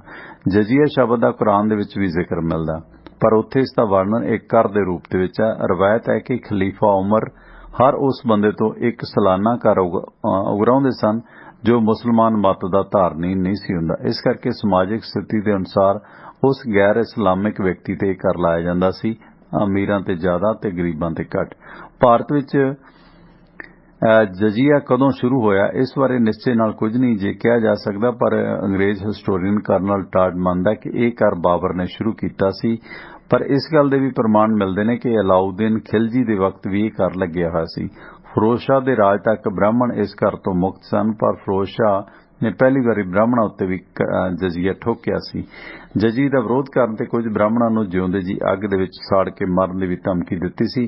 ਦਿੱਲੀ ਦੇ ਜਿਹੜੇ ਅਮੀਰ ਹਿੰਦੂ ਸਨ ਉਹਨਾਂ ਨੂੰ ਇਹ ਕਹਿ ਕੇ ਵਰਗਲਾਇਆ ਗਿਆ ਸੀ ਕਿ ਉਹ ਉਹਨਾਂ ਦੀ ਥਾਂ ਜਜ਼ੀਆ ਭਰ ਦੇਣਗੇ, ਤੇ ਜਿਸ ਦੇ ਮੁਤਲਕ ਸੁਲਤਾਨ ਫਿਰੋਜ਼ ਸ਼ਾਹ ਨੇ ਆਪਣੇ ਰਾਜ ਦੇ ਵਕਤ ਅਮੀਰ ਹਿੰਦੂ ਨੂੰ 40 ਟਕੇ ਤੇ ਮੱਧ ਸ਼੍ਰੇਣੀ ਦੇ ਹਿੰਦੂ ਨੂੰ 20 ਟਕੇ ਤੇ ਗਰੀਬ ਹਿੰਦੂ ਨੂੰ 10 ਟਕੇ ਜਜ਼ੀਆ ਪ੍ਰਤੀ ਜੀ ਪਰ ਹੈਡ ਜਾਣੀ ਕਿ ਸਾਲਾਨਾ ਲਾਉਣ ਦੇ ਹੁਕਮ ਦਿੱਤੇ ਸਨ। ਜਾਣੀ ਕਿ ਅਮੀਰ ਹਿੰਦੂ 40, ਜਿਹੜਾ ਮਿਡਲ ਕਲਾਸ ਸੀ ਉਹ 20 ਤੇ ਗਰੀਬ ਹਿੰਦੂ 10 ਟੰਕੇ, ਉਦੋਂ ਟੰਕੇ ਚੱਲਦੇ ਸਨ ਫਿਰੋਜ਼ ਸ਼ਾਹ ਦੇ ਵਕਤ, ਇਹ ਜਜ਼ੀਆ ਦੇਣਾ ਪੈਂਦਾ ਸੀ। ਤੇ ਲੋਧੀ ਵੰਸ਼ ਦੇ ਸਮੇਂ ਵੀ ਜਜ਼ੀਆ ਬਹੁਤ ਸਖਤੀ ਨਾਲ ਕਰਾਇਆ ਜਾਂਦਾ ਸੀ, ਤੇ ਗੁਰੂ ਨਾਨਕ ਦੇਵ ਜੀ ਨੇ ਆਪਣੀ ਬਾਣੀ ਦੇ ਵਿੱਚ ਬ੍ਰਾਹਮਣਾਂ ਤੇ ਜਜ਼ੀਏ ਦਾ ਜ਼ਿਕਰ ਕੀਤਾ ਕਿ ਗਊ ਬ੍ਰਾਹਮਣ ਕੋ ਕਰ ਲਾਵੇ ਗੋਬਰ ਤਰਨ ਨਾ ਜਾਈ। ਤੇ ਅਕਬਰ ਦੇ ਰਾਜ ਦੇ ਵਕਤ ਵੀ ਜਿਹੜੇ 9ਵੇਂ ਸਾਲ ਦੇ ਵਿੱਚ ਇਸ ਕਰ ਨੂੰ ਖਤਮ ਕਰ ਦਿੱਤਾ ਸੀ। ਔਰੰਗਜ਼ੇਬ ਨੇ ਇਸ ਨੂੰ ਫਿਰ ਲਾਗੂ ਕੀਤਾ ਸੀ। ਅਕਬਰ ਕਿਉਂਕਿ ਥੋੜਾ ਜਿਹਾ ਲਿਬਰਲ ਬਾਦਸ਼ਾਹ ਸੀ, ਉਸ ਦੀ ਹਿੰਦੂ ਰਾਜਿਆਂ ਨਾਲ ਵੀ ਤੇ ਹਿੰਦੂ ਸਮਾਜ ਨਾਲ ਵੀ ਵਧੀਆ ਤਾਲੁਕਾਤ ਸਨ, ਉਸ ਨੇ ਇਸ ਜਜ਼ੀਏ ਨੂੰ ਖਤਮ ਕੀਤਾ ਸੀ। ਪਰ ਔਰੰਗਜ਼ੇਬ ਦੇ ਆਦੇਸ਼ ਤੇ ਜਜ਼ੀਆ ਦੇਣ ਦੇ ਲਈ ਫਿਰ ਇਹ ਹੁਕਮ ਲਾਗੂ ਹੋਏ ਤੇ ਹਿੰਦੂ ਹਾਕਮ ਖੁਦ ਜਿਹੜਾ ਚੱਲ ਕੇ ਜਜ਼ੀਆ ਦੇਣ ਸਮੇਂ ਉਸ ਦੇ ਸਾਹਮਣੇ ਖੜੇ ਰਹਿੰਦੇ ਸਨ ਤੇ ਜਜ਼ੀਆ ਕਿਸੇ ਨੌਕਰ ਦੁਆਰਾ ਨਹੀਂ ਸੀ ਭੇਜਿਆ ਜਾ ਸਕਦਾ। ਇਹ ਵੀ ਇੱਕ ਜਲੀਲ ਵੀ ਕੀਤਾ ਜਾਂਦਾ ਸੀ ਕਿ ਜਜ਼ੀਆ ਦੇਣ ਦੇ ਵਾਸਤੇ ਜਿਹੜੇ ਹਿੰਦੂ ਰਾਜੇ ਵੀ ਸੀਗੇ ਉਹ ਖੁਦ ਪੈਦਲ ਚੱਲ ਕੇ ਜਜ਼ੀਆ ਤਾਰਨ ਆਉਂਦੇ ਸੀ। ਤੇ ਇਸਲਾਮ ਮਤ ਦੇ ਅਗਰ ਉਹ ਧਾਰਨ ਕਰ ਲੈਂਦੇ ਤਾਂ ਫਿਰ ਉਹਨਾਂ ਦਾ ਜਜ਼ੀਆ ਮਾਫ ਕਰ ਦਿੱਤਾ ਜਾਂਦਾ ਸੀ। ਅਸੀਂ ਅਕਸਰ ਕਹਿੰਦੇ ਹਾਂ ਕਿ ਜਜ਼ੀਆ ਲਾ ਦਿੱਤਾ, ਸਿੱਖਾਂ ਤੇ ਲਾ ਦਿੱਤਾ, ਹਿੰਦੂਆਂ ਤੇ ਲਾ ਦਿੱਤਾ।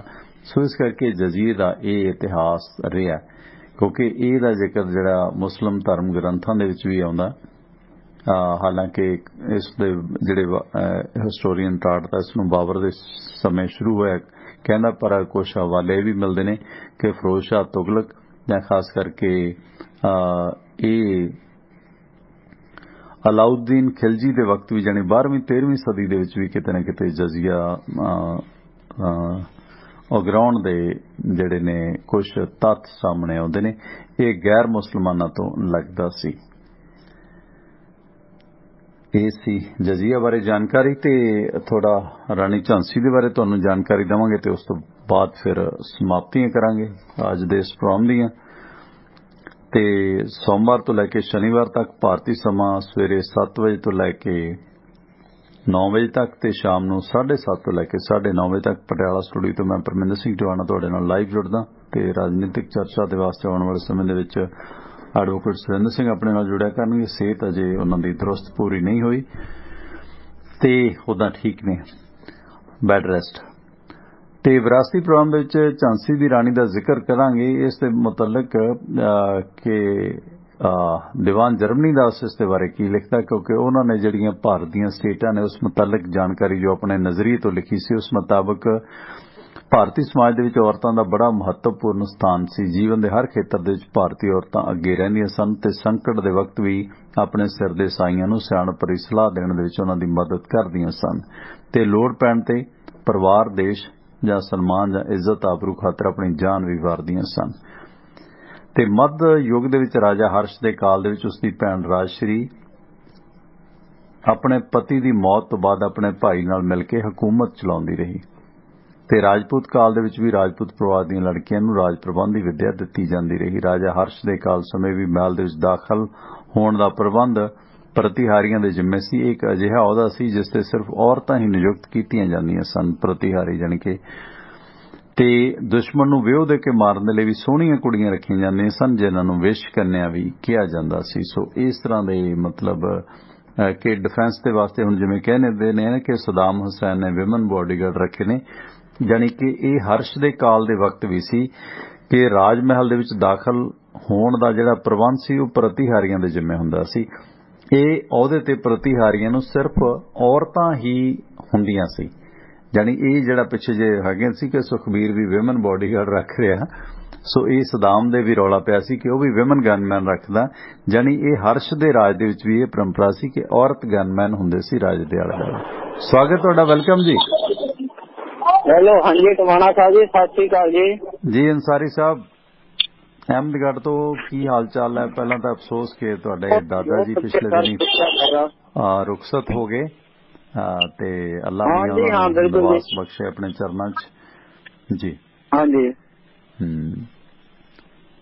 ਜੀ ਅੰਸਾਰੀ ਸਾਹਿਬ, ਮੈਂ ਇੱਕ ਦੋ ਦਿਨਾਂ ਪ੍ਰੋਗਰਾਮ ਸੁਣ ਨਹੀਂ ਸਕਿਆ ਆਪਣੇ ਬੁੱਧਵਾਰ ਤੋਂ ਸ਼ਾਮ ਨੂੰ ਯਾਰ ਰਿਪੀਟ ਵਾਲਾ ਮੈਂ ਪ੍ਰੋਗਰਾਮ ਅੱਜ ਸੁਣਨ ਲੱਗਿਆ ਸੀ ਸ਼ਾਮ ਨੂੰ। ਯਾਰ ਕਿਸੇ ਪ੍ਰੋਗਰਾਮ ਦਾ ਮੈਨੂੰ ਬਿਲਕੁਲ ਵੀ ਨਹੀਂ ਪਤਾ ਲੱਗਾ ਕਿ ਕੋਈ ਟਾਈਮ ਚੇਂਜ ਹੋਇਆ ਸੀਗਾ ਵੀ ਉਹੀ ਰਿਪੀਟ ਹੋ ਜਾਂਦਾ ਸੀ। ਇੱਕ ਤੇ ਵੀ ਕਦੇ ਚੱਲਦਾ ਸੀ ਕਦੇ ਬੰਦ ਹੋ ਜਾਂਦਾ ਸੀ। ਨਹੀਂ 7:30 ਤੋਂ ਹੋ ਗਿਆ ਹੁਣ ਤੇ ਨਾਲ ਹਾਂਜੀ ਉਹੀ ਹੈਗਾ ਨਾ। ਮੈਂ ਤਾਂ ਪਹਿਲਾਂ 6:30 ਲਾਇਆ, ਮੈਂ ਕਿਹਾ ਚਲੋ ਕੋਈ ਬ੍ਰੋਡਕਾਸਟ ਰਿਪੀਟ ਵਾਲਾ ਸੁਣ ਲੈਂਦੇ ਆ। ਫਿਰ 7 ਵਜੇ ਤੁਹਾਡਾ ਹੋਇਆ ਤਾਂ ਬੰਦ ਹੋ ਕੇ ਫੇਰ ਚੱਲ ਪਿਆ ਕਰੇ। ਫਿਰ ਮੈਂ ਫੇਸਬੁੱਕ ਤੇ ਵੀ ਦੇਖੀ ਗਿਆ ਵੀ ਲਾਈਵ। ਫਿਰ ਇਹ ਤੋਂ ਬਾਅਦ ਚੋਂ ਪਤਾ ਲੱਗਿਆ ਜਦੋਂ ਤੁਸੀਂ 7:30 ਵਜੇ ਹੋਏ ਹੋ, ਫਿਰ ਮੈਂ ਫੇਸਬੁੱਕ ਤੋਂ ਹੀ ਸੁਣਿਆ ਲਾਈਵ। ਨਹੀਂ ਮੈਂ ਕਦੇ ਜਰੀਏ ਸੁਣਦਾ ਹੁੰਦਾ। ਓਕੇ ਕੋਈ ਨਹੀਂ, WhatsApp ਗਰੁੱਪ ਤੁਹਾਨੂੰ ਪਾ ਲੈਣਾ ਫਿਰ ਤੁਹਾਨੂੰ 9 ਵਜੇ ਤੱਕ ਦਾ 7:30 ਤੋਂ 9:30। ਨਹੀਂ ਠੀਕ ਹੈ, ਬਹੁਤ ਵਧੀਆ ਕੀਤਾ। ਸਵੇਰੇ 7 ਤੋਂ 9 ਕਿਉਂਕਿ ਹੁਣ ਸ਼ਾਮਾਂ ਹੋ ਗਈਆਂ ਨਾ। ਤੇ ਨਾਲੇ ਆਪਾਂ ਖਬਰਾਂ ਦੁਕਾਨ ਦੇ ਬੈਠੇ ਤਾਂ ਸੁਣਦੇ ਹੁੰਦੇ ਸੀ, ਨਾਲ ਸੁੱਖਾ ਮਿਸਤਰੀ ਵੀ ਉਹਨਾਂ ਦੀ ਮੋਟਰਸਾਈਕਲ ਤੇ ਆਰਾਮ ਨਾਲ ਹੌਲੀ ਹੌਲੀ ਸੁਣਦੇ ਹੁੰਦੇ ਸੀ। ਹੁਣ ਰਾਸਤੇ 'ਚ ਰੋਕ ਕੇ ਫਿਰ ਫੋਨ ਲਾਇਆ ਸੀਗਾ।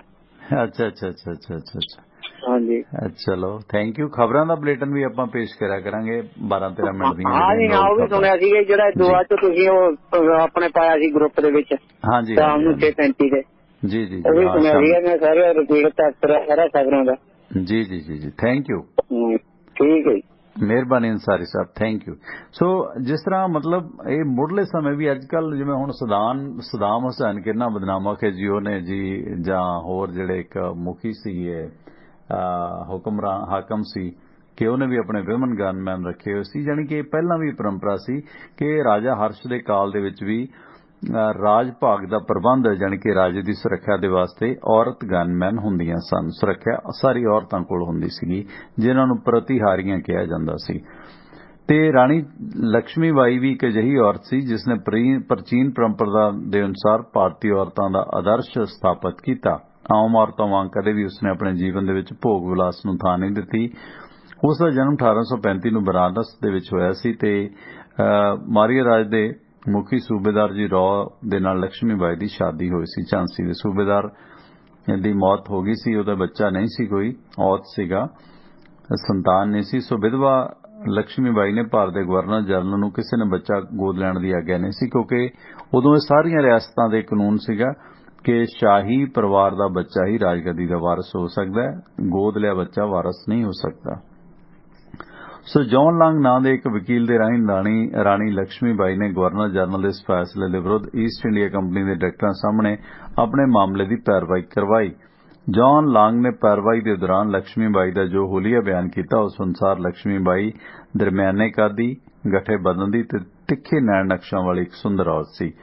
ਰਾਣੀ ਝਾਂਸੀ ਦੀ ਅਪੀਲ ਖਾਰਜ ਹੋਈ ਤਾਂ ਉਸ ਨੇ ਪਰਨ ਕੀਤਾ ਕਿ ਉਹ ਝਾਂਸੀ ਨੂੰ ਹਰਗਿਜ਼ ਨਹੀਂ ਛੱਡੇਗੀ।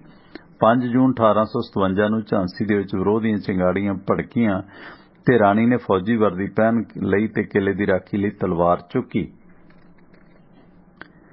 ਤੇ ਅੰਗਰੇਜ਼ ਫੌਜਾਂ ਦੇ ਨਾਲ ਯੁੱਧ ਲੜਿਆ ਤੇ ਅਖੀਰ 27 ਜੁਲਾਈ 1857 ਨੂੰ ਜੰਗ ਦੇ ਵਿੱਚ ਜੂਝਦਿਆਂ ਉਹ ਸ਼ਹਾਦਤ ਨੂੰ ਪ੍ਰਾਪਤ ਹੋ ਗਈ 27 ਜੁਲਾਈ 1858 ਨੂੰ। ਤੇ ਇਸ ਕਰਕੇ ਭਾਰਤੀ ਔਰਤ ਦਾ ਜਿਹੜੇ ਵੱਖ-ਵੱਖ ਰੂਪ ਨੇ ਜਿਨ੍ਹਾਂ ਦੇ ਵਿੱਚ ਆਪਣੀ ਮਾਨ ਮਰਿਆਦਾ ਤੇ ਰੱਖਿਆ ਦੇ ਲਈ ਸਿੰਘਾਸਨ ਤੱਕ ਵੀ ਭਾਰਤੀ ਔਰਤਾਂ ਤਿਆਗਦੀਆਂ ਨੇ। ਉਹਨਾਂ ਦੇ ਵਿੱਚ ਮੁਸਲਮਾਨ ਬੇਗਮਾਂ ਵੀ ਸੀ ਤੇ ਹਿੰਦੂ ਰਾਣੀਆਂ ਵੀ ਸੀ ਜਿਨ੍ਹਾਂ ਨੇ ਆਪਣੇ ਤਿਆਗ ਦਾ ਇਹ ਸਬੂਤ ਦਿੱਤਾ। ਪ੍ਰਾਚੀਨ ਕਾਲ ਦੀਆਂ ਰਾਣੀਆਂ ਦ੍ਰੋਪਦੀ ਹੈ, ਸ਼ਕੁੰਤਲਾ, ਗੰਧਾਰੀ ਹੈ, ਕੁੰਤੀ ਹੈ, ਕੁਸ਼ਲਿਆ, ਸੁਮਿਤਰਾ, ਇਹਨਾਂ ਦੇ ਵੀ ਨਾਂ ਇਸ ਪ੍ਰਸੰਗ ਦੇ ਵਿੱਚ ਗਿਣੇ ਜਾਂਦੇ ਨੇ। ਪਰ 18ਵੀਂ ਤੇ 19ਵੀਂ ਸਦੀ ਦੇ ਵਿੱਚ ਵੀ ਅਜਿਹੀਆਂ ਔਰਤਾਂ ਸੀ ਜਿਨ੍ਹਾਂ ਨੇ ਸਾਡੇ ਭਾਰਤ ਦੇਸ਼ ਦੀ ਸੱਭਿਅਤਾ ਨੂੰ ਗੌਰਵ ਬਖਸ਼ਿਆ ਤੇ ਇਸ ਤਰ੍ਹਾਂ ਦੇ ਹਾਲਾਤ ਸਨ। ਤੇ ਇਸ ਦੇ ਨਾਲ ਫੇਸਬੁੱਕ ਤੇ ਜੁੜੇ ਨੇ ਬਾਈ ਜਗਤਾਰ ਸਿੰਘ, ਧੰਨਵਾਦ। ਤੇ ਕੁਝ comment, Nirmal Singh thank you, Sukhwinder Pangu Sarbrar Muktsar ਤੋਂ, Harwinder Singh thank you, doctor Samra Sahib thank you. ਇਸ ਦੇ ਨਾਲ ਬਲਦੇਵ ਸਿੰਘ ਬਠਿੰਡਾ ਤੋਂ, ਬਲਵਿੰਦਰ ਸਿੰਘ ਉਮੈਦਪੁਰੀ ਤੇ ਮਨਦੀਪ ਸਿੰਘ ਬਾਈ ਜੀ thank you, Pritpal Singh Sidhu advocate Dhuri ਤੋਂ, ਪਰਮਜੀਤ ਕੌਰ ਥੈਂਕ ਯੂ, ਰਣਵੀਰ ਸਿੰਘ ਜੁੜੇ ਨੇ YouTube ਤੇ ਗਿਆਨ ਸਿੰਘ, ਕਰਨਾਲ ਸਿੰਘ ਤੇ ਕੁਲਦੀਪ ਸਿੰਘ, ਸੁਖਦੀਪ ਪੰਧੇਰ, ਭੁੱਲਰ ਸਾਹਿਬ ਥੈਂਕ ਯੂ ਤੇ ਰਜਿੰਦਰ ਸਿੰਘ, ਮੈਜੀਤ ਸਿੰਘ ਰਾਏਕੋਟ ਤੋਂ, ਅਸਲੀ ਹੀਰੋ ਕਰਤਾਰ ਸਿੰਘ ਸਰਾਭਾ, ਹਾਂ ਸਲੂਟ ਹੈ ਜੀ ਉਸ ਮਹਾਨ ਰੂਹ ਨੂੰ, ਕੱਲ ਉਹਨਾਂ ਦਾ ਦਿਹਾੜਾ ਹੈ, ਜ਼ਰੂਰ ਉਸ ਮੁਤਲਕ ਗੱਲਬਾਤ ਕਰਾਂਗੇ। ਤੇ ਇਸ ਦੇ ਨਾਲ ਜਗਦੀਪ ਸਿੰਘ ਸਿੱਧੂ ਸਬਸਕ੍ਰਾਈਬਰ ਨੇ ਆਪਣੇ, ਧੰਨਵਾਦ। ਕਰਤਾਰ ਸਿੰਘ ਬਰਾੜ ਕਹਿੰਦੇ ਜੀ ਪ੍ਰੋਗਰਾਮ ਦੇ ਵਿੱਚ ਥੋੜੇ ਪੰਜਾਬ ਦੇ ਵਿੱਤੀ ਹਾਲਤਾਂ ਬਾਰੇ ਜ਼ਰੂਰ ਜਾਗਰੂਕ ਕੀਤਾ ਜਾ। ਹਾਂ ਬਿਲਕੁਲ, ਕੁਝ ਪਰਸਨੈਲਿਟੀਆਂ ਲਿਆ ਕਰਾਂਗੇ ਜੀ ਜ਼ਰੂਰ। ਤੇ ਇਸ ਦੇ ਨਾਲ ਬਲਵੀਰ ਸਿੰਘ ਨਾਗਰਾ, ਗੁਰਮੁਖ ਸਿੰਘ, ਗੁਰਦਿਆਲ ਸਿੰਘ, ਮਨਦੀਪ ਸਿੰਘ ਤੇ ਹਰਜਸ ਬਾਲਾ, ਕਰਨਲ ਗਦਾਫੀ, ਹਾਂ ਸੌਰੀ ਮੈਨੂੰ ਨਾਂ ਨਹੀਂ ਸੀ ਯਾਦ ਆ ਰਿਹਾ, ਥੈਂਕ ਯੂ ਹਰਜਸ ਬਾਲਾ ਜੀ। ਗਦਾਫੀ ਤੇ ਵੀ ਇਹ ਚਰਚਾ ਸੀ ਕਿ ਉਹ ਵੀ ਔਰਤ ਬਾਡੀਗਾਰਡ ਰੱਖਦਾ। ਸੋ ਇਹ ਜਾਣੀ ਭਾਰਤ ਦੇ ਸੱਭਿਆਚਾਰ ਦੇ ਵਿੱਚ ਜਾਣੀ ਉਸ ਵਕਤ ਹਿੰਦੂ ਸਟੇਟਾਂ 'ਚ ਸੀ, ਹਰਸ਼ਵਰਧਨ ਦੇ ਵਕਤ ਵੀ ਮਤਲਬ ਔਰਤ ਗਨਮੈਨ ਸੀ, ਅੰਦਰ ਰਾਜ ਮਹਿਲ ਦਾ ਸਾਰਾ ਪ੍ਰਬੰਧ ਔਰਤਾਂ ਕੋਲ ਸੀਗਾ। ਸੋ ਇਹ ਮਰਿਆਦਾ ਉਸ ਵਕਤ ਵੀ ਸੀਗੀ। ਇਹਨੂੰ ਅੱਜ ਕੱਲ ਤੁਸੀਂ ਉਹ ਸੈਕਸ ਜਾਂ ਉਸ ਪੱਖੋਂ ਕਈ ਲੋਕ ਪ੍ਰਚਾਰਦੇ ਨੇ। ਸੋ ਇਹ ਵੀ ਇਤਿਹਾਸ ਦੇ ਪੱਖ ਨੇ। ਤੇ ਇਸ ਦੇ ਨਾਲ ਬਾਈ ਰਘਵੀਰ ਸਿੰਘ UK ਤੋਂ ਆਪਣੇ ਸਬਸਕ੍ਰਾਈਬਰ ਨੇ, ਵਿੱਕੀ ਖੰਗੂੜਾ, ਗੋਲਡੀ ਜਸਵੀਰ ਬਟਾਰੀ ਤੋਂ, ਬਲਵਿੰਦਰ ਸਿੰਘ ਉਮੈਦਪੁਰੀ, ਜੋਰਾ ਸਿੰਘ ਸਿੱਧੂ, ਲਾਹੌਰਾ ਸਿੰਘ ਪੰਧੇਰ, ਭੈਣ ਰਾਣੀ ਹਰਵਿੰਦਰ ਜੌਲ ਸਪੋਰਟ ਕਰਦੇ ਨੇ ਆਪਾਂ ਨੂੰ, ਧੰਨਵਾਦ। ਬਲਾ ਸਿੰਘ ਚੱਜ, ਅਨਵਰ ਅੰਸਾਰੀ ਸਾਹਿਬ ਅਹਿਮਦਗੜ੍ਹ ਤੋਂ, ਇਹਨਾਂ ਦੇ ਦਾਦੀ ਮਾਂ ਫੌਤ ਹੋ ਗਏ ਪਿਛਲੇ ਦਿਨੀ। ਸੋ ਵੈਗਰੂ ਸਮਤ ਬਖਸ਼ੇ, ਪਰਿਵਾਰ ਨੂੰ ਸਮਰੱਥਾ ਬਖਸ਼ੇ, ਚੜ੍ਹਦੀ ਕਲਾ ਰਹੇ ਪਰਿਵਾਰ ਦੇ ਵਿੱਚ, ਭਾਣਾ ਮੰਨਣ ਦਾ ਬਲ ਬਖਸ਼ੇ, ਪਰਵਰਦਗਾਰ ਮਿਹਰ ਬਣਾਈ ਰੱਖੇ ਪਰਿਵਾਰ ਤੇ। ਬੜਾ ਮਿਹਨਤੀ ਪਰਿਵਾਰ ਹੈ। ਅੰਸਾਰੀ ਸਾਹਿਬ 17-18 ਸਾਲ ਦੇ ਲਿਸਨਰ ਨੇ, ਪੁਰਾਣੇ ਆਲ ਇੰਡੀਆ ਰੇਡੀਓ ਵਕਤ ਦੇ 2002 ਤੋਂ। Praveen Gupta ji thank you. ਕਲਿਆਣਕਾਰੀ ਰਾਜ ਦੇ ਵਿੱਚ ਸਰਕਾਰ ਨੇ ਲੋਕ ਭਲਾਈ ਲਈ ਕੰਮ ਕਰਨਾ ਹੁੰਦਾ ਹੈ, ਕਰੀ ਜਾਂਦੇ ਆ ਜੀ ਕਲਿਆਣ ਤਾਂ, ਹੁਣ ਵੇਖਦੇ ਜਾਇਓ, ਐਲਾਨ ਕਰਨ ਦੇ ਲੱਗੀਏ। ਇਸੇ ਕਰਕੇ ਤਾਂ ਪੁੱਛਿਆ ਪ੍ਰਵੀਨ ਗੁਪਤਾ ਜੀ, ਸਿੱਧੂ ਕਹਿੰਦਾ ਪੈਸੇ ਕਿੱਥੋਂ ਲਿਆਓਗੇ। ਹਾਂ ਇਹ ਆਪਣਾ ਭੈਣ ਹਰਵਿੰਦਰ ਜੌਲ ਨੇ ਪੁੱਛਿਆ। ਡਾਕਟਰ ਬਲਵਿੰਦਰ ਸਿੰਘ ਨੇ ਇਕਨੋਮਿਕਸ ਵਿਭਾਗ ਦੇ ਹੈਡ ਰਹੇ ਨੇ ਤੇ ਉੱਘੇ ਅਰਥ ਸ਼ਾਸਤਰੀ ਨੇ। ਬਹੁਤ ਸਾਰੇ ਆਰਟੀਕਲ ਇਹਨਾਂ ਦੇ ਅਖਬਾਰਾਂ 'ਚ ਤੁਸੀਂ ਪੜ੍ਹਦੇ ਹੋ। ਡੀਨ ਦੇ ਅਹੁਦਿਆਂ ਤੇ ਵੀ ਕੰਮ ਕੀਤਾ। ਕੰਟਰੋਲਰ ਪ੍ਰੀਖਿਆਵਾਂ ਦਾ ਬਹੁਤ ਵਧੀਆ ਕੰਮ ਇਹਨਾਂ ਨੇ ਕੀਤਾ। ਬੜੀ ਮਾਇਨਾਜ਼ ਸ਼ਖਸੀਅਤ ਨੇ, ਸਾਡੇ ਪਿੰਡਾਂ ਤੋਂ ਨੇ ਡਾਕਟਰ ਬਲਵਿੰਦਰ ਸਿੰਘ ਟਿਵਾਣਾ ਤੇ ਰਜਿੰਦਰ ਸਿੰਘ ਧਾਲੀਵਾਲ, ਮਨਜੀਤ ਚਹਿਲ। ਸੁਖਜੀਤ ਥੋੜਾ ਜਿਹਾ ਵੱਡੇ ਕੰਮ 'ਚ ਬਿਜੀ ਨੇ, ਮੇਰੀ ਗੱਲਬਾਤ ਹੁੰਦੀ ਰਹਿੰਦੀ ਹੈ ਸੁਖਜੀਤ ਹੋਰਾਂ ਨਾਲ। ਮੈਂ ਜੈਸਾ ਹੂੰ ਮੈਂ ਵੈਸਾ ਕਿਉਂ ਹੂੰ, ਜਿਨ੍ਹਾਂ ਨੇ ਨਾਮਧਾਰੀ ਦਰਬਾਰ ਬਾਰੇ ਕਈ ਚਰਚਾਵਾਂ ਸਾਹਮਣੇ ਲਿਆਂਦੀਆਂ ਨੇ, ਉਹ ਇੱਕ ਵੱਡੇ ਕੰਮ ਦੇ ਵਿੱਚ ਲੱਗੇ ਨੇ, ਪ੍ਰੋਜੈਕਟ ਦੇ ਵਿੱਚ, ਤੇ ਜ਼ਰੂਰ ਗੱਲਬਾਤ ਕਰਾਂਗੇ ਜਦੋਂ ਵੀ ਸਮਾਂ ਲੱਗਿਆ। ਤੇ ਇਸ ਦੌਰਾਨ ਸਰਸੇ ਵਾਲੇ ਨੇ ਵੀ ਕੁੜੀਆਂ ਬਾਡੀਗਾਰਡ ਰੱਖੀਆਂ ਸੀ, ਮਨਦੀਪ ਜੀ ਕਹਿੰਦੇ ਹਾਂ। ਤੇ ਅਸ਼ੋਕ ਪੁਰੀ ਖੂਬ ਥੈਂਕ ਯੂ ਜੀ। ਦਲਵੀਰ ਸਿੰਘ ਰੰਧਾਵਾ, ਵੈਸੇ ਤੁਹਾਡੇ ਚੋਂ ਬਹੁਤ ਸਾਰੇ ਵੀਰਾਂ ਨੂੰ ਸ਼ਾਇਦ ਇਸ ਗੱਲ ਦਾ ਜਾਣਕਾਰੀ ਨਹੀਂ ਹੋਣੀ ਕਿਉਂਕਿ ਇਹ ਹਰਸ਼ਵਰਧਨ ਸੁਣਿਆ ਬਹੁਤ ਆਪਾਂ, ਹੈ ਨਾ। ਸੋ ਉਸ ਤਰ੍ਹਾਂ ਮਤਲਬ ਉਸ ਰਾਜ ਦੇ ਵਿੱਚ ਵੀ ਵਿਮਨ ਗਨਮੈਨ ਹੁੰਦੇ ਸੀਗੇ, ਜ਼ਰੂਰੀ ਨਹੀਂ ਕਿ ਗਦਾਫੀ ਦੇ ਵਕਤ ਜਾਂ ਇਸ ਵਕਤ ਹੀ ਹੁੰਦਾ ਸੀ। ਸੋ ਇਹ ਚੀਜ਼ਾਂ ਕਈ ਵਾਰੀ ਹਾਈਲਾਈਟ ਨਹੀਂ ਹੁੰਦੀਆਂ ਨਾ, ਤੇ ਕਿਤੇ ਨਾ ਕਿਤੇ ਸਾਡੇ ਹਿਸਟੋਰੀਅਨ, ਇਤਿਹਾਸਕਾਰ ਉਹੀ ਚੀਜ਼ ਹਾਈਲਾਈਟ ਕਰਦੇ ਨੇ ਜਿਹਦੇ ਤੇ ਕੋਈ ਵਿਵਾਦ ਨਾ ਉੱਠੇ ਜਾਂ ਜਿਹਦੇ ਨਾਲ ਕਿਸੇ ਚੀਜ਼ ਨੂੰ ਪੋਲਿਸ਼ ਕਰਨਾ। सो इस करके हालांकि ये कोई बॉडीगार्ड रखना या करना कोई बुरा भी नहीं है, पर किते ना किते भी इस तरह का भी सभ्याचार सी कि राज महल का सारा सिक्योरिटी का प्रबंध हर्ष के राज के वक्त भी औरतों कोल हुंदा सी। ये जरूरी नहीं कि गद्दाफी बॉडीगार्ड रखदा सी, ते इस करके इन्हां नूं प्रतिहारियां कहा जांदा सी राजा हर्ष के काल दे विच। तुसीं वेखो है ना। सो इसी तरह भाई लाहौरा सिंह पंधेर साहब ते जोरा सिंह सिद्धू, बल्ला झज्ज साहब ते इस दे नाल धर्म सिंह गंढे, रजिंदर सिंह धालीवाल बाई जी, अशोकपुरी ते दलवीर सिंह रंधावा गोबिंदगढ़िया। थैंक यू जसलाम वालिओ, जिउंदे वसदे रहो। लो दोस्तो, ये सी तुहाडी शमूलीयत। साडे इन्हां प्रोग्रामां नूं सपोर्ट कीता बाई बलबीर सिंह उस्मानपुर परिवार ने, जिन्हां दे अमेरिका दे विच कई सारे कारोबार ने, ते वाशिंगटन दे विच है इन्हां दा Arlington fuel stop 1801 Pioneer east highway exit 208 ते। इस लोकेशन ते फ्री कॉफी, ईमेल फैक्स करने की सुविधा ते ट्रक पार्किंग फ्री है। नाल इत्थे तुसीं ट्रकां दा समान समग्री खरीद सकदे हो। बीबा गजल शर्मा जुड़े ने, थैंक यू। ते दूसरी लोकेशन है इन्हां दी कैलीफोर्निया दे विच, वो है लॉस्टहिल ट्रैवल सेंटर 1414 लोमा स्ट्रीट लॉस्टहिल एग्जिट 278 ते। इस लोकेशन ते फ्री चाह, शावर, लॉन्ड्री ते ओवरनाइट ट्रक पार्किंग फ्री है। नाल ट्रक इत्थे तुसीं लिकर शॉप है, फ्री नहीं है, सद उपयोग करो। बलबीर सिंह उस्मानपुर होरां दा फ्यूल कंपनी का कारोबार है, मसलन डेल्टा फ्यूल कंपनी ते मोबाइल एक्शन मैराथन फ्यूल कंपनियां ने, जिन्हां तों गैस स्टेशनां वाले सज्जन फ्यूल फ्रैंचाइज ब्रांडेड ते अनब्रांडेड डीजल खरीद सकते हैं। कोई डील बनानी है, बलबीर सिंह उस्मानपुर होरां दे भरा शाह हरजाप सिंह का नंबर है 425 232 84 13 4252328413। अमेरिकन टैक्स फर्मां दे विच 5 साल काम करने दे तजर्बे याफ्ता साथ तरसेम सिंह गिल सीपी, जिन्हां कोलों तुसीं इंडिविजुअल बिजनेस व्यापार कारोबार की हर तरह की रिटर्न भरवा सकते हो। किसी साख संबंधी नूं अमेरिका सदना, green card, work permit, spouse case दी पेपर फाइलिंग दी सेवावां भी सीपी तरसेम सिंह गिल तो लै सकते हो, जो न्यूजर्सी दे लागे ईस्टर्न सिटी पेंसिल्वेनिया दे विच वसदे ने। साडा जिक्र करन ते होर राहत मिलेगी अपने पुराने सोते हरबंस सिंह गिल दे बेटे ने सीपी तरसेम सिंह गिल, जिन्हां दा नंबर है 484 764 9861 484 764 9861। इसी तरह यूनियन विलेज ट्रक स्टॉप ते इंडियन रेस्टोरेंट बेकर्सफील्ड इलाके च विचरे मारो ब्रेक नाल इंडियन रेस्टोरेंट ते देसी घो दे परौंठियां दा दही नाल लो लुत्फ। ये इन्हां दी खासियत है ते होर भारतीय विदेशी खाने उत्थे छको छकाओ। ट्रक तो आओ डीजल पाओ। जिथे ट्रक यूनियन स्कूल हुंदा सी उसे जगह ते है कारोबार। एड्रैस है 2201 union Avenue Bakersfield California zip code 93307। Roadways transport वाले सुखी घुम्मन होरां दा बिजनेस है, जिन्हां दा नंबर है 661 304 7500 661 304 7500।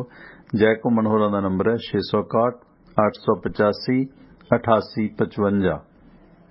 वाशिंगटन फ्रेट सर्विस ने अपने स्पॉन्सर सियाटल इलाके के लोकल लोड चाहते हो, लंबे रूटां ते आए हो, दिने दिने ट्रक चलाओ, शामां नूं घर आओ ते सांझ बनाओ वाशिंगटन फ्रेट सर्विस वाले नाल, जो तुहाडी सहूलत वास्ते डिस्पैच पंजाबी अंग्रेजी भाषा च दिंदे ने। तुहानूं ड्राइविंग की जॉब चाहिदी है तां भी तुसीं इन्हां कोलों लै सकदे हो। आवरली प्रति घंटा वेजेस दित्ते जांदे ने। सो ऑनर ऑपरेटर ड्राइवर वीर लोकल लोड वास्ते हमेशा याद रखण, वाशिंगटन फ्रेट सर्विस तो जगदेव सिंह संधू का नंबर है 253 266 6924 253 266 6924। गैरी धालीवाल का नंबर है 206 354 4060 206 354 4060। फेसबुक ते यूट्यूब ते जुड़े ने गजल शर्मा बीबरा ने, थैंक यू, ते बलविंदर सिंह जी थैंक यू। लो दोस्तों, सवेरे 7 बजे तो लैके 9 बजे तक ते शामां नूं 7:30 तो लैके 9:30 बजे तक, सोमवार तो शनिवार, मैं परमिंदर सिंह टवाणा लाइव तुहाडे नाल जुड़दा। नाल सियासत विरासत दीयां गल्लां होणगीਆਂ ते तुहाडी सहूलत वास्ते खास खबरां दा एक बुलेटिन शुरू कीता 10-15 मिनट दा, ते ਉਹ अपलोड करीदा। जे तुसी ਉਹ प्रोग्राम ते ਇਹ प्रोग्राम WhatsApp ग्रुप ते मंगवाना चाਹੁੰਦੇ हो ਤਾਂ 9876309655 अपना स्टूडियो लाइन ते WhatsApp ग्रुप है, उस ते जुड़िया जा सकदा। ते इनू प्लीज़ अगे जरूर अपने दोस्तों मित्रां तक साझा करो, शेयर कराया करो, मेरी बेनती है। जे प्रोग्राम नूं पसंद करदे हो तो सब्सक्रिप्शन लै सकदे हो, $20 मंथली है, अपनी इच्छा मुताबिक वध घट भी लै सकदे हो। ਸੋ ਆਪਣੀ ਵੈਬਸਾਈਟ tiwana.radio.com ਤੇ ਜਾ ਕੇ पेपाल ਦੇ ਰਾਹੀਂ ਪੇ ਕਰ ਸਕਦੇ ਹੋ ਜਾਂ ਵੈਸਟਰਨ ਯੂਨੀਅਨ ਜਾਂ ਮਨੀਗ੍ਰਾਮ ਦੇ ਰਾਹੀਂ ਵੀ ਇਹ ਸਬਸਕ੍ਰਿਪਸ਼ਨ ਲੈ ਸਕਦੇ ਹੋ ਜੇ ਤੁਹਾਨੂੰ ਲੱਗਦਾ ਕਿ ਅਸੀਂ ਕੁਝ ਬਿਹਤਰ ਕਰਦੇ ਹਾਂ। ਤੇ ਪ੍ਰੋਗਰਾਮ ਅੱਗੇ ਸ਼ੇਅਰ ਜ਼ਰੂਰ ਕਰਿਆ ਕਰੋ, ਇਹ ਤੁਹਾਨੂੰ ਨਿੱਜੀ ਤੌਰ ਤੇ ਗੁਜ਼ਾਰਿਸ਼ ਹੈ। ਤੇ ਆਪਣੀ ਵੈਬਸਾਈਟ tiwana.radio.com ਤੇ ਵੀ ਪ੍ਰੋਗਰਾਮ ਸੁਣ ਸਕਦੇ ਹੋ। ਜੇ ਕਿਤੇ ਦਿੱਕਤ ਆਉਂਦੀ ਹੈ ਉੱਥੇ ਲਾਈਵ ਪ੍ਰੋਗਰਾਮ ਚੱਲਦਾ ਹੈ ਤੇ ਉੱਥੇ ਸਾਰੇ ਪ੍ਰੋਗਰਾਮ ਵੀ YouTube ਦਾ ਖਬਰਾਂ ਦੇ ਬੁਲੇਟਿਨ ਲਾਈਵ ਪਏ ਹੁੰਦੇ ਨੇ, ਉਹ ਸੁਣ ਸਕਦੇ ਹੋ। ਉੱਥੇ ਆਪਣੇ ਫੋਨ ਨੰਬਰ ਤੁਹਾਨੂੰ ਮਿਲਣਗੇ। ਅਮਰੀਕਾ ਦੇ ਵਿੱਚ ਜਿਹੜਾ ਕਾਲ ਟੂ ਲਿਸਨ ਨੰਬਰ ਹੈ 667 930 9260, ਉਸ ਨੰਬਰ ਤੇ ਡਾਇਲ ਕਰਕੇ ਪੂਰੇ ਅਮਰੀਕਾ 'ਚ ਪ੍ਰੋਗਰਾਮ ਸੁਣ ਸਕਦੇ ਹੋ। ਇਹ ਸਨ ਬੇਨਤੀਆਂ ਕੁਲਜੀਤ ਸਿੰਘ ਤਖਾਨਬਾਦ ਤੋਂ, ਹਾਂਗਕਾਂਗ ਤੋਂ ਆਪਣੇ ਸਬਸਕ੍ਰਾਈਬਰ ਨੇ, ਉਹਨਾਂ ਦਾ ਵੀ ਧੰਨਵਾਦ। ਲਓ ਦੋਸਤੋ, ਸਵੇਰੇ 7 ਵਜੇ ਹੁੰਦੀ ਹੈ ਮੁਲਾਕਾਤ। ਤਦ ਤੱਕ ਤੁਹਾਡਾ ਤੇ ਸਾਡਾ ਰੱਬ ਰਾਖਾ। ਪਰਮਿੰਦਰ ਸਿੰਘ ਟਿਵਾਣਾ ਨੂੰ ਇੱਥੇ ਦਿਓ ਆਗਿਆ। ਸ਼ਬਾ ਖੈਰ, ਸਤਿ ਸ਼੍ਰੀ ਅਕਾਲ। ਜੁੜੇ ਰਹੋ ਟਿਵਾਣਾ ਰੇਡੀਓ ਦੇ ਨਾਲ।